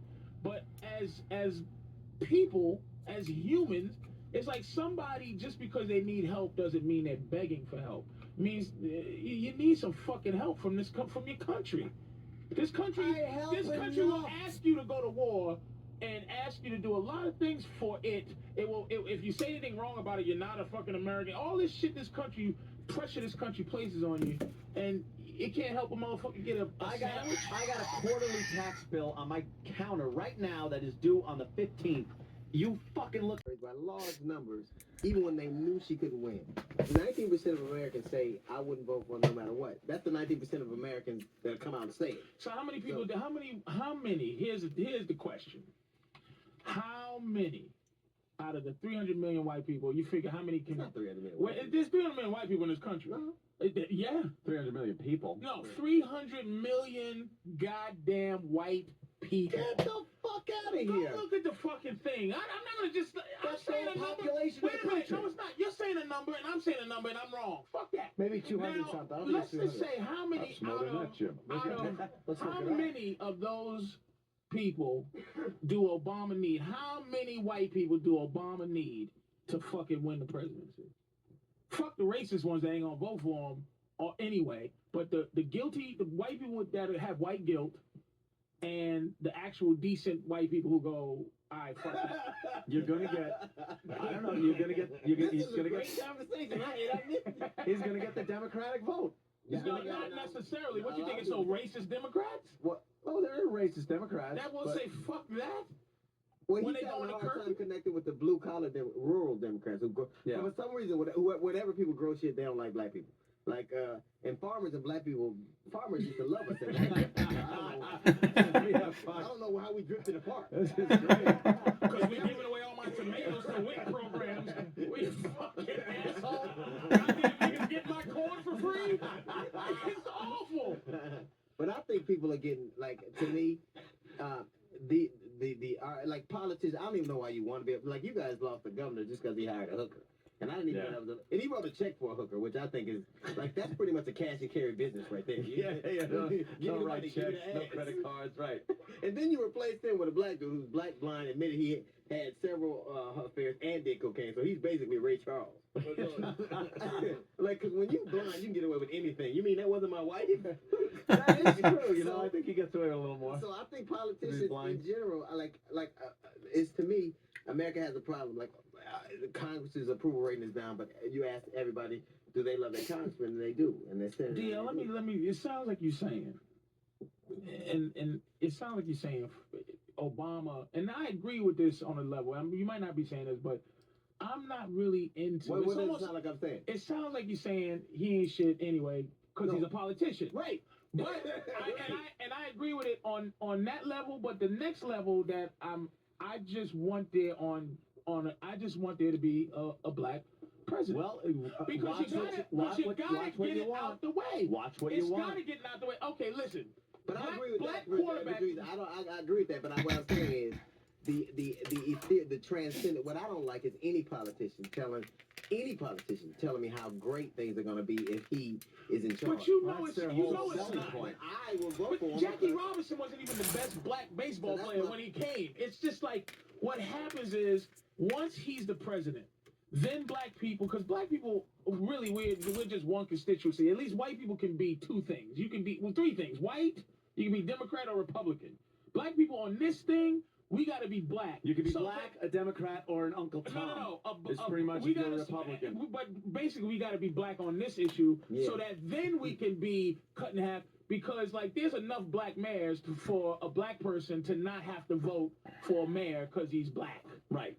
You gotta vote for the black president because he's black. 'Cause you're Just black. to get this as something that, just like black quarterbacks, there's enough black quarterbacks where a white person can go, this motherfucker sucks. Without being a racist.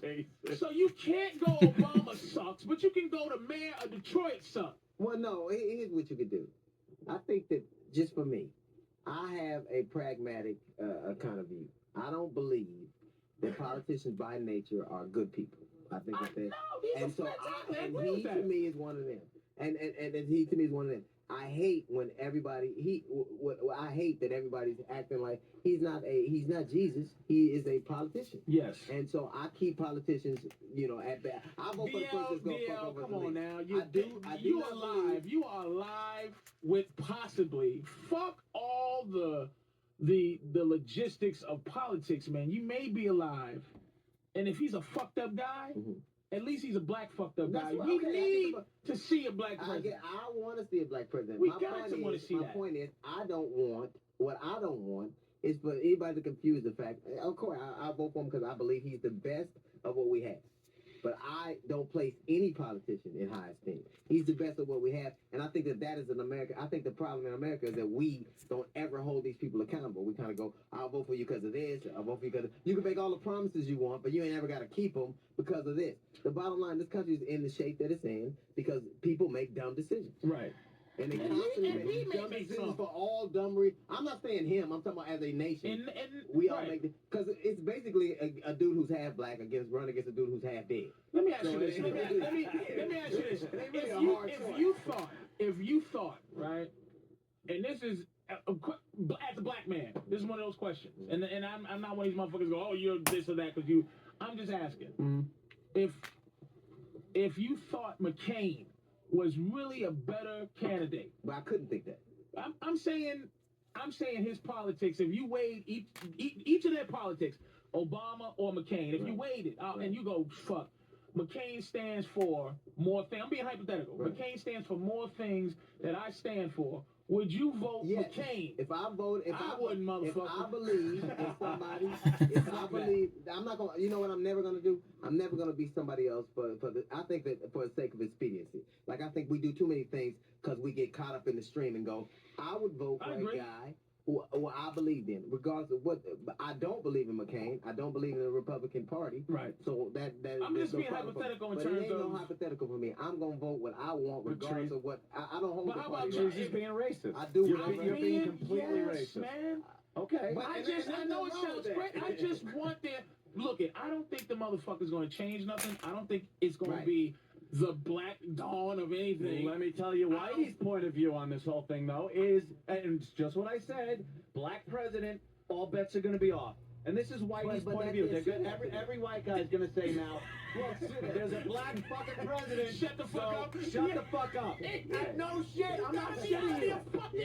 This motherfucker got to the presidency of the United States. So can you. All bets are off. Right. Go fuck yourself. Right. That's what Whitey's going to say. Pick your bootstraps up. Look, pick yourself up by your bootstraps. You're going to go to school, whatever the fuck it takes. Whatever he did to get into that office, you can fucking do now. You transcending racism. You invent anything to make it comfortable for white folks. This is my thing. I don't want to hear black. This is what I'm saying about black people. We get into this thing where we try to be as diplomatic as you when we're talking, in terms of, okay, look, this, that, and the third, in terms of, the viewpoint, and I'm saying, dude, I just want there to be a black president, just as a symbol, You don't, as a symbol of pride, it's not that we've overcome, but it is that a little bit. But you feel like, fuck, and this is a black president. I don't disagree with you, but I'm gonna tell you this. I agree that what you're saying is right, but I agree also this, that the minute that he gets in office, they are gonna say, hey man, you don't need affirmative action no more. We no reparations. I'd rather cut one check than 33 million.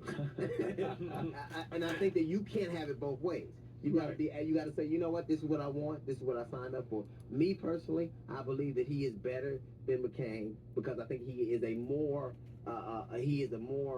worldly person. Like he doesn't have as myopic a view as McCain does. How about Armstrong Williams or say a Clarence Thomas was running against McCain? Then I vote. But pretty fucking somebody can tell him to go fuck himself. Like he has to get things voted on. He can't just make rules. Let me tell you something.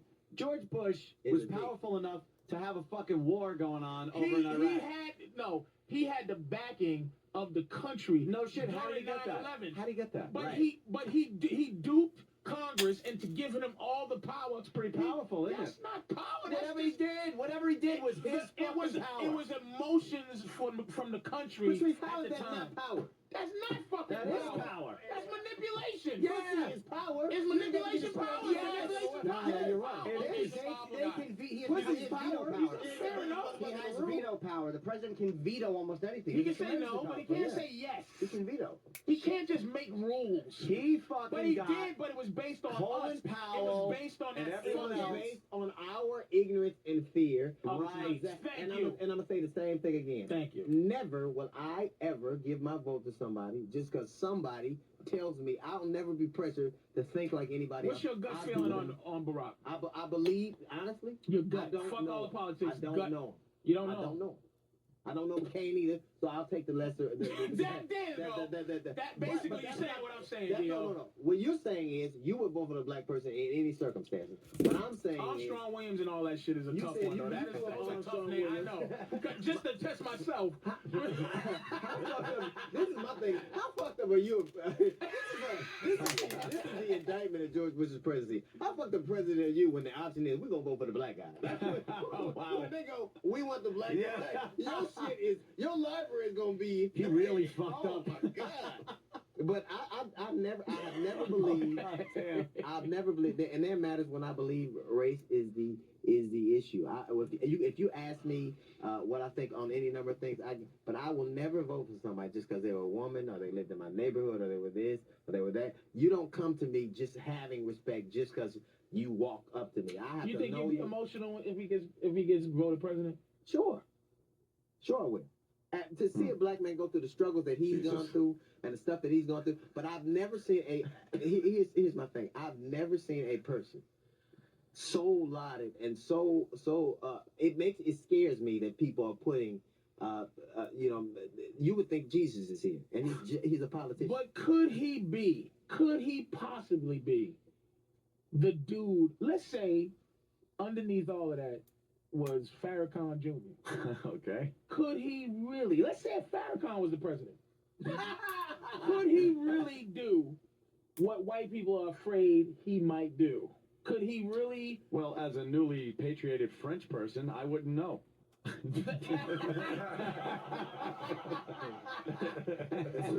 want to see a split screen of Obama getting inducted and just see like Patrice and Anthony both crying for completely different reasons.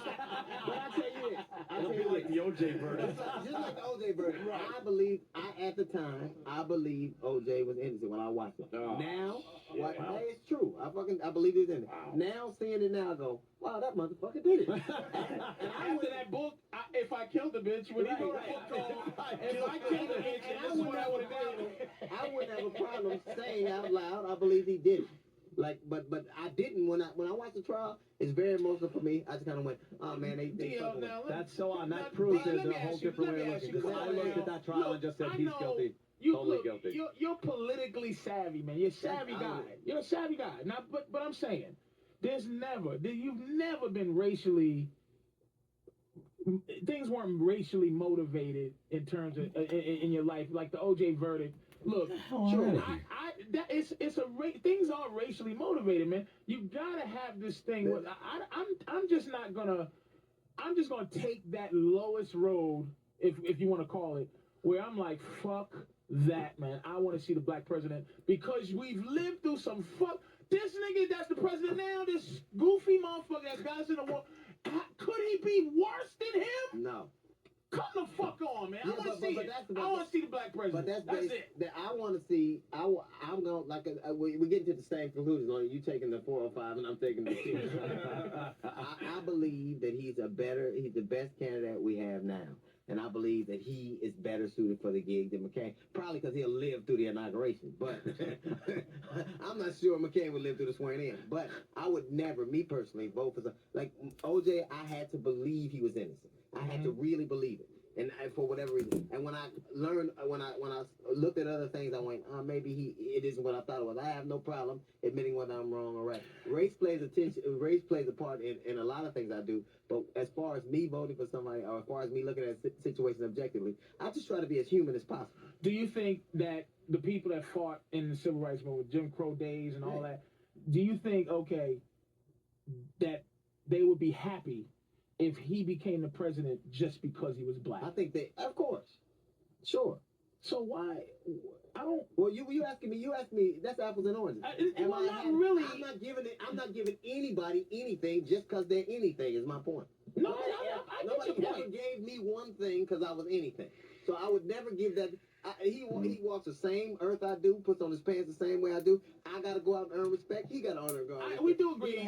He has done fuck it. him on some level like he's the Messiah. Yeah, fuck all that. I'm only talking about a symbol, and not a symbol. It's a symbol of. It might even, like, I always picture, like, niggas stop shooting each other because the black president. Like, all right, why not? Wouldn't that be nice? What I'm saying, if he's the black president, it's like, let's just make him let's be right. It'll righten us up just because he's the black president. No, you can't have it both ways. Here's what I believe. I believe that if he is president and we don't as a people kind of go, that is our cue to elevate ourselves. That is our cue. If this dude came from Indonesia, Hawaii, Kansas, I don't even know where he's from. So I couldn't, like this dude, the last time I saw a dude from that many places, he's running from the police. But if he has found a way to connect with America that way, then it is in us all. And you know what? When they take everything away, because that's what's going to happen. Everybody's going to say, you know what? If this cat can do it, all you guys can do it. Now it's a level playing field. We're giving you, this guy's elevated from nothing to the highest position in the world. I think that it is a challenge that we have to kind of accept. We have to kind of go, you know what? The game has changed. But you can't have it both ways. You got to be the president. You can't say, I want him to be president and I still want all this other shit. Because you're going to give something up to get. You got to give to get. And I really believe that in this situation, there is not a more, and I don't respond to him because he's a speaker, because I think all politicians speak. I think that he's clearly the more qualified candidate. If I didn't think it, two things. I wouldn't have a problem saying it, and I wouldn't have a problem not voting for him. I would never vote for somebody just because somebody said that. I don't go to meetings where people go, hey, man, this is the way we feel about this. I'm not going to tell you how I feel. I ain't part of the collective. Just like when people feel a certain way about, like, all the bullshit that people get into about how you should speak and what you should think is funny.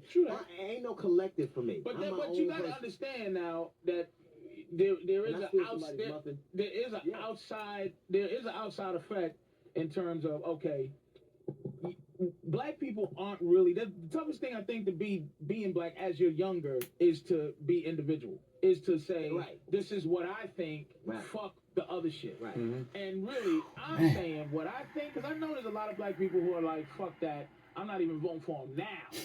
You know, I'm not going to vote for him because he's black, fuck him, I don't like him or whatever, his stance on abortion is this, that. I'm saying, dude, it's bigger, it's so big because, you know, watching Roots, and just feeling how I felt watching Roots, feeling how I felt watching Rosewood, just the basic instinct of anger you have towards white people on a general basis. It's hard for me to just be in here sometimes and just be your friend and listen to my shit. And just because you're white, there is a natural instinct not to like white folks. You know what's so odd?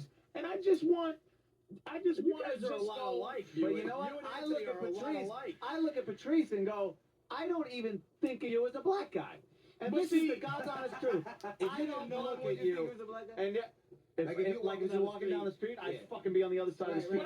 But see, that's In a why I second. understand. I understand that shit. It's like, you know, But me and knowing Lloyd you- would never be friends outside of the fact that we're friends. I wouldn't bump into him in the street or whatever.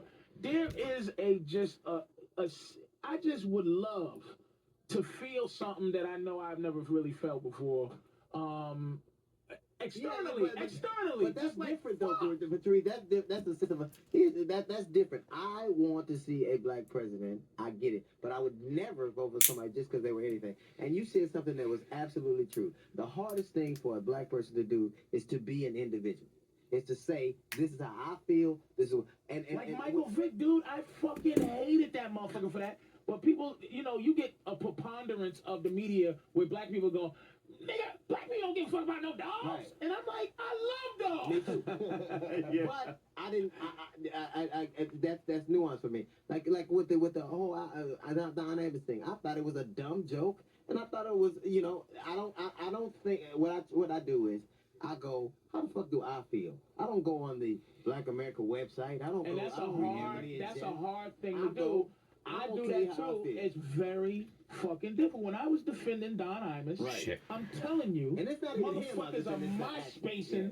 I'm like, are you fucking kidding me? Did you just call me Uncle fucking Tom? I'm here defend any black. That's why I called DL. Yeah. Which I love this too. This is a great story. Which made me start calling people from a block number. I reached out. I found this motherfucker to get me to call. He called me from a block number and didn't give me his fucking phone number. Sorry. No, but I'm saying that made me. You know what I did? You know, and I said to myself, I go, you know, I'm doing that shit too. Niggas ain't gonna have my motherfucking number. You know what I teach? This is the truth. What a great statement about career positions. And I'm gonna tell you this. This is what I teach my son particularly. Man, when a man stands by himself. Like it ain't never like my father said. You came in this world, you're probably gonna die alone. You can go out of the world alone. Man, being an individual and having your own mindset and understanding how you feel is the ultimate responsibility, and it's the ultimate freedom. To me, I want my son, if he's nothing else, to be human and to literally look at the situation. Bravo. And no, But not the grandstand, and to give no man respect he hasn't earned simply because he's anything, simply because he's an athlete, simply because he's you give any human being a certain amount of respect. Just for me personally, I don't look at what people tell me. I look at what they do. But look, there's something deeper about black people's illness in terms of this. Like, this is what you don't. Yeah, is this BET radio? Yeah. You know, people and goes, what are these motherfuckers doing? You know there's some truckers driving off of fucking real quick, screaming at the radio. Why aren't you guys saying anything to them? Let the two niggas fight it out. All this boogly talk. Why don't they just play bongos? Help us. They've hijacked our show. We're too scared to talk. First they're the president, now they're taking over the Oprah Anthony show. Hey, Patrice, by the way, there's 304. And give me some chicken. There's 304 million people in the United States, and there's 243 million whites and just under 40 million blacks. You know, white people come So it's how many? It's how many people in this country? Go on the website and You said this thing. There's 304 million people in this country. Yeah, you said there's 300 million 200 and what? 43. 43 million Whites. and 40 million Just blacks. thrown in the fucking There's pile only of Parsons 20 Blue. more million other motherfuckers here. Chinese, Well, you Puerto gotta count Ricans, some Mexicans. Spanish people that are black that don't know. Are you serious? That's what they're saying. That's wrong. That's what they're You saying. can't say that. I'm saying that's fucking wrong. There's no more fucking goddamn Puerto Ricans and Mexicans in this country than us. Puerto Ricans are just niggas who can swim. That's all they are. They're the same thing. They count as all the same shit. No, these are Same thing. This is probably citizens. The same thing. What is that from 1901? July 2008. This is what's going to be estimated next month when they put the numbers out. But I mean, these are citizens, obviously. This isn't the illegals and all that. Why don't we take a? Oh, you know what? You're not counting illegals. You're right. Why don't we take a break? We got DL Hughley in studio. He's playing Caroline's all weekend long. And no, first the rally, then Caroline. Yeah. Me and Patrice are leading people. Get your red bow ties out. I get so upset, dude. I can't get the passion up to talk politics. I just can't. It's not even a politics thing. No, this is all just a human thing. I it's like the deeper than point politics. that DL said, and being an individual is probably the most Well, he said it important thing. first. Patrice said it first. No, because Patrice is saying he's. Oh no! Wait! Before you finish, my brain is fried. Okay. So I wanted to say something real quick You about. never say anything real quick. Yeah, right. Let me say something. I'm gonna try to say something real quick. They understand. Is when that's the one thing about How does one dude encapsulate all of that? All you can ever do is speak, and I hate people. Anybody who doesn't speak their own mind, who goes with the collective, is a fucking sheep. That's all you are. All you doing is what somebody told you. You might as well be a fucking robot. I get it. I understand. That's easier to do. But I understand. That's why I hate the party line shit. Like, why? If I'm a Republican, why do I have to be against women getting abortions? But that's unless they're mine. Like, I'm a fucking huge Second Amendment guy, but I'm also for a woman's right to choose. I'm insane then as a fucking Republican. But my thing is that I just became a Democrat 2 years ago. I was an independent for all of you because I never even liked the kind. I like to pick. I like guns. I think. Well, let me tell you something. Guns. Now that's against your party No, it ain't. for the most part. No, it's against. But look here. I dig guns. I dig abortion. I think weed should be legal. I think that we are too fiscally irresponsible. I think that I think that You want less government in your life? I want a lot less government in my life. I think that religion is encroaching too much in government. So what I've done is tell you how I feel. I don't go, what does the D say or what does the R say? I tell you how I feel. But most of the people in these parties that you're forced pretty much to vote for because they run right along the party line. So who the fuck are you going to vote for? But even like when everybody's having the black president.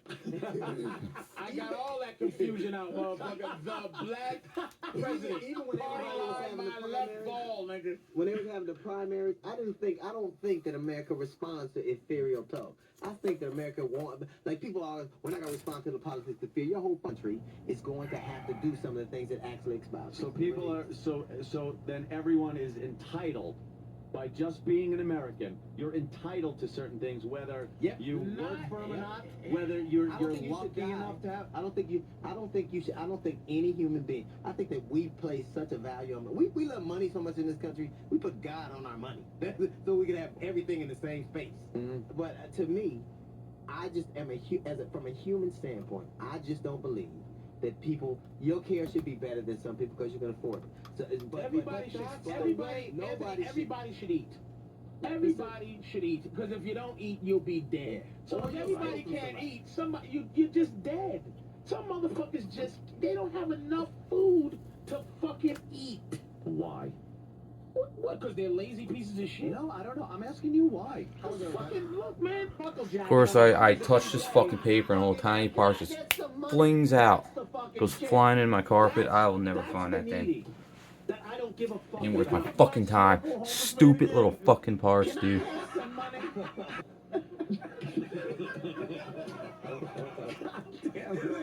This motherfucker here. And that's what I have to say about that. So thank you for listening to me. Oh, yeah. Richard Huff's article tomorrow. Opie straightens everyone out. Yes. Opie's race discussion, groundbreaking. I'm going to be on the top of, yeah, I do. I'm going to be on the top of the drug report later today. Opie solves race problems in America. Now, that was, yes. We have to take a leak? Yeah. DL Hughley at Caroline's, that was really interesting. 212-757-4100. He's there tonight through Sunday. And of course, Patrice is at Comics on 14th Street tonight and tomorrow. All these Black Panther headquarters. Yeah. Yes. Whatever that is these days. I know. Hold on. What? Was it 1967? What was that? Exactly. We then he's going to the Cotton Club in the Black Panther's house. We're all doing the pee-pee dance. We gotta take a break. You guys having fun or what? All right, we'll continue in just a bit. Okay, ladies and gentlemen, we're about to take a break now. And Opie and Anthony and them Norton, that's our coming. And you can keep you smiling. And we want you to be right there when we come back. So don't touch that dial. We'll be right back.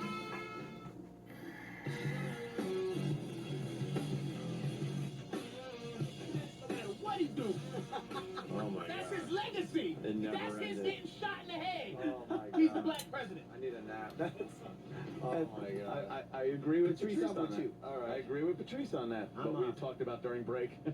Hey, That never happens. we're back with the live studio audience. I want to do something really quick. I need another Little fucking parts, man. Let's get Hey, disappear I in want my to know how many car. people out there. We have a very white audience looking at us right now. Motherfucker. And, Bitch. I want to know how many of these Fucking guys chair's and almost gals flying are out of my voting ass. for McCain. Raise your hand. Of course. Why would you even ask? That's not. Look, it's of course. Shut up. Keep your hands up. What do you want? Yeah. 1, 2. Look at how 3, 4 4, 5, other 6, hands 7. went up. And another Hold on. Do you see you fucking liars? Shut up. I'm trying to get back your account here. 1, 2, 3, 4, 5, 6, 7, 8. It looks like, right? How many of you traitors?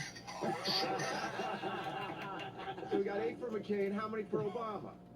There's a lot. 3. Oh, 2. If that's the ratio, it's over now.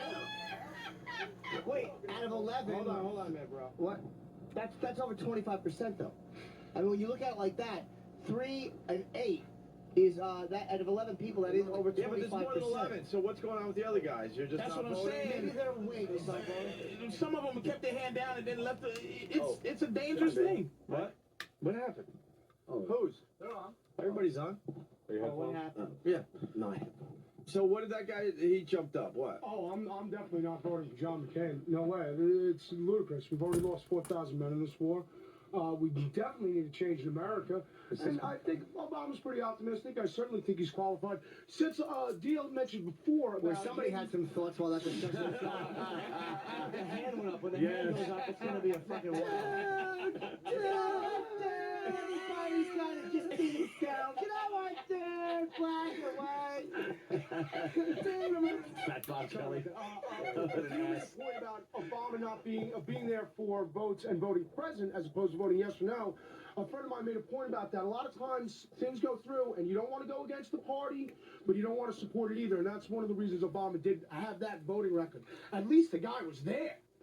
Most of these motherfuckers aren't even there. But that's my here's my thing.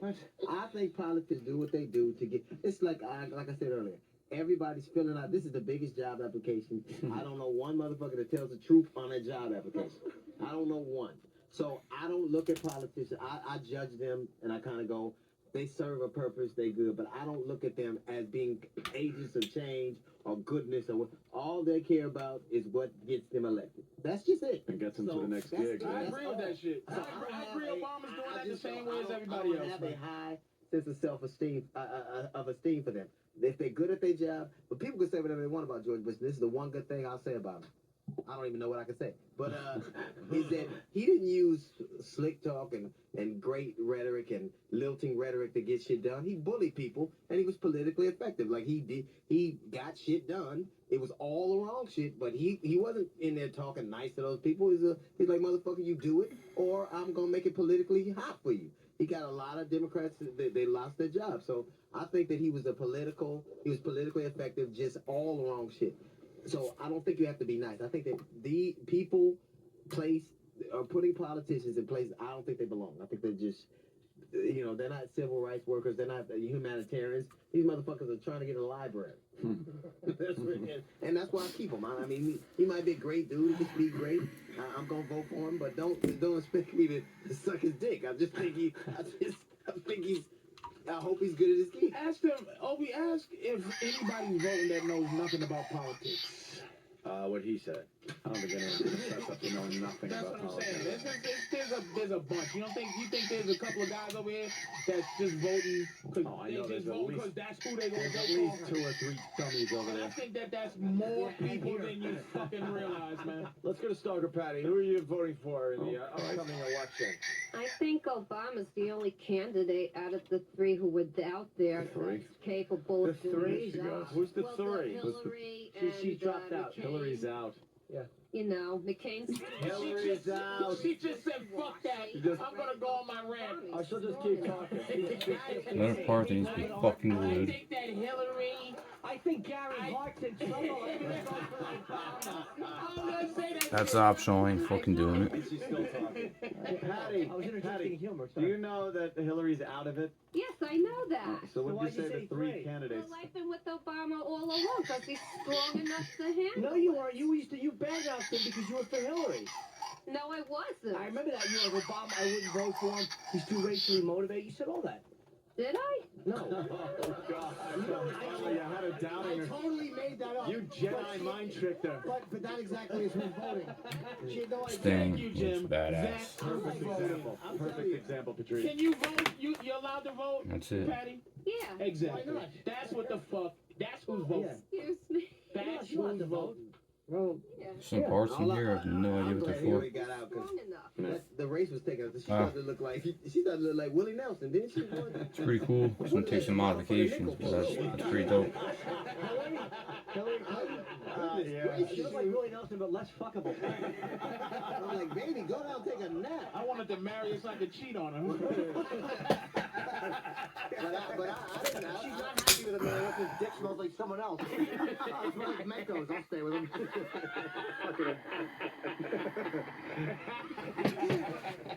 Oh my goodness. Any other political commentary? We haven't really gone to the crowd. Well, ask the big dude right there. The big. Oh, yeah, Bob Kelly. Dude. This dude right here. Kelly. Ask this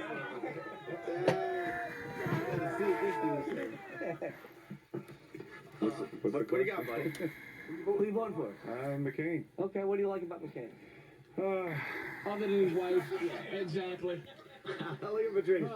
Patrice has done nothing for the past 2 hours and talk about how he's only voting for a black man. Little size comparison. No, I'm not mad at that. I'm saying, this is what I mean. White people they're not allowed to just be. He's badass, They man. have to figure out a way. Give So us permission. I'm just Cool. saying, I vote for dude. 'cause Finally of that. done. But white people have to go, Well, I might paint it. I'm definitely gonna use some cement on certain parts.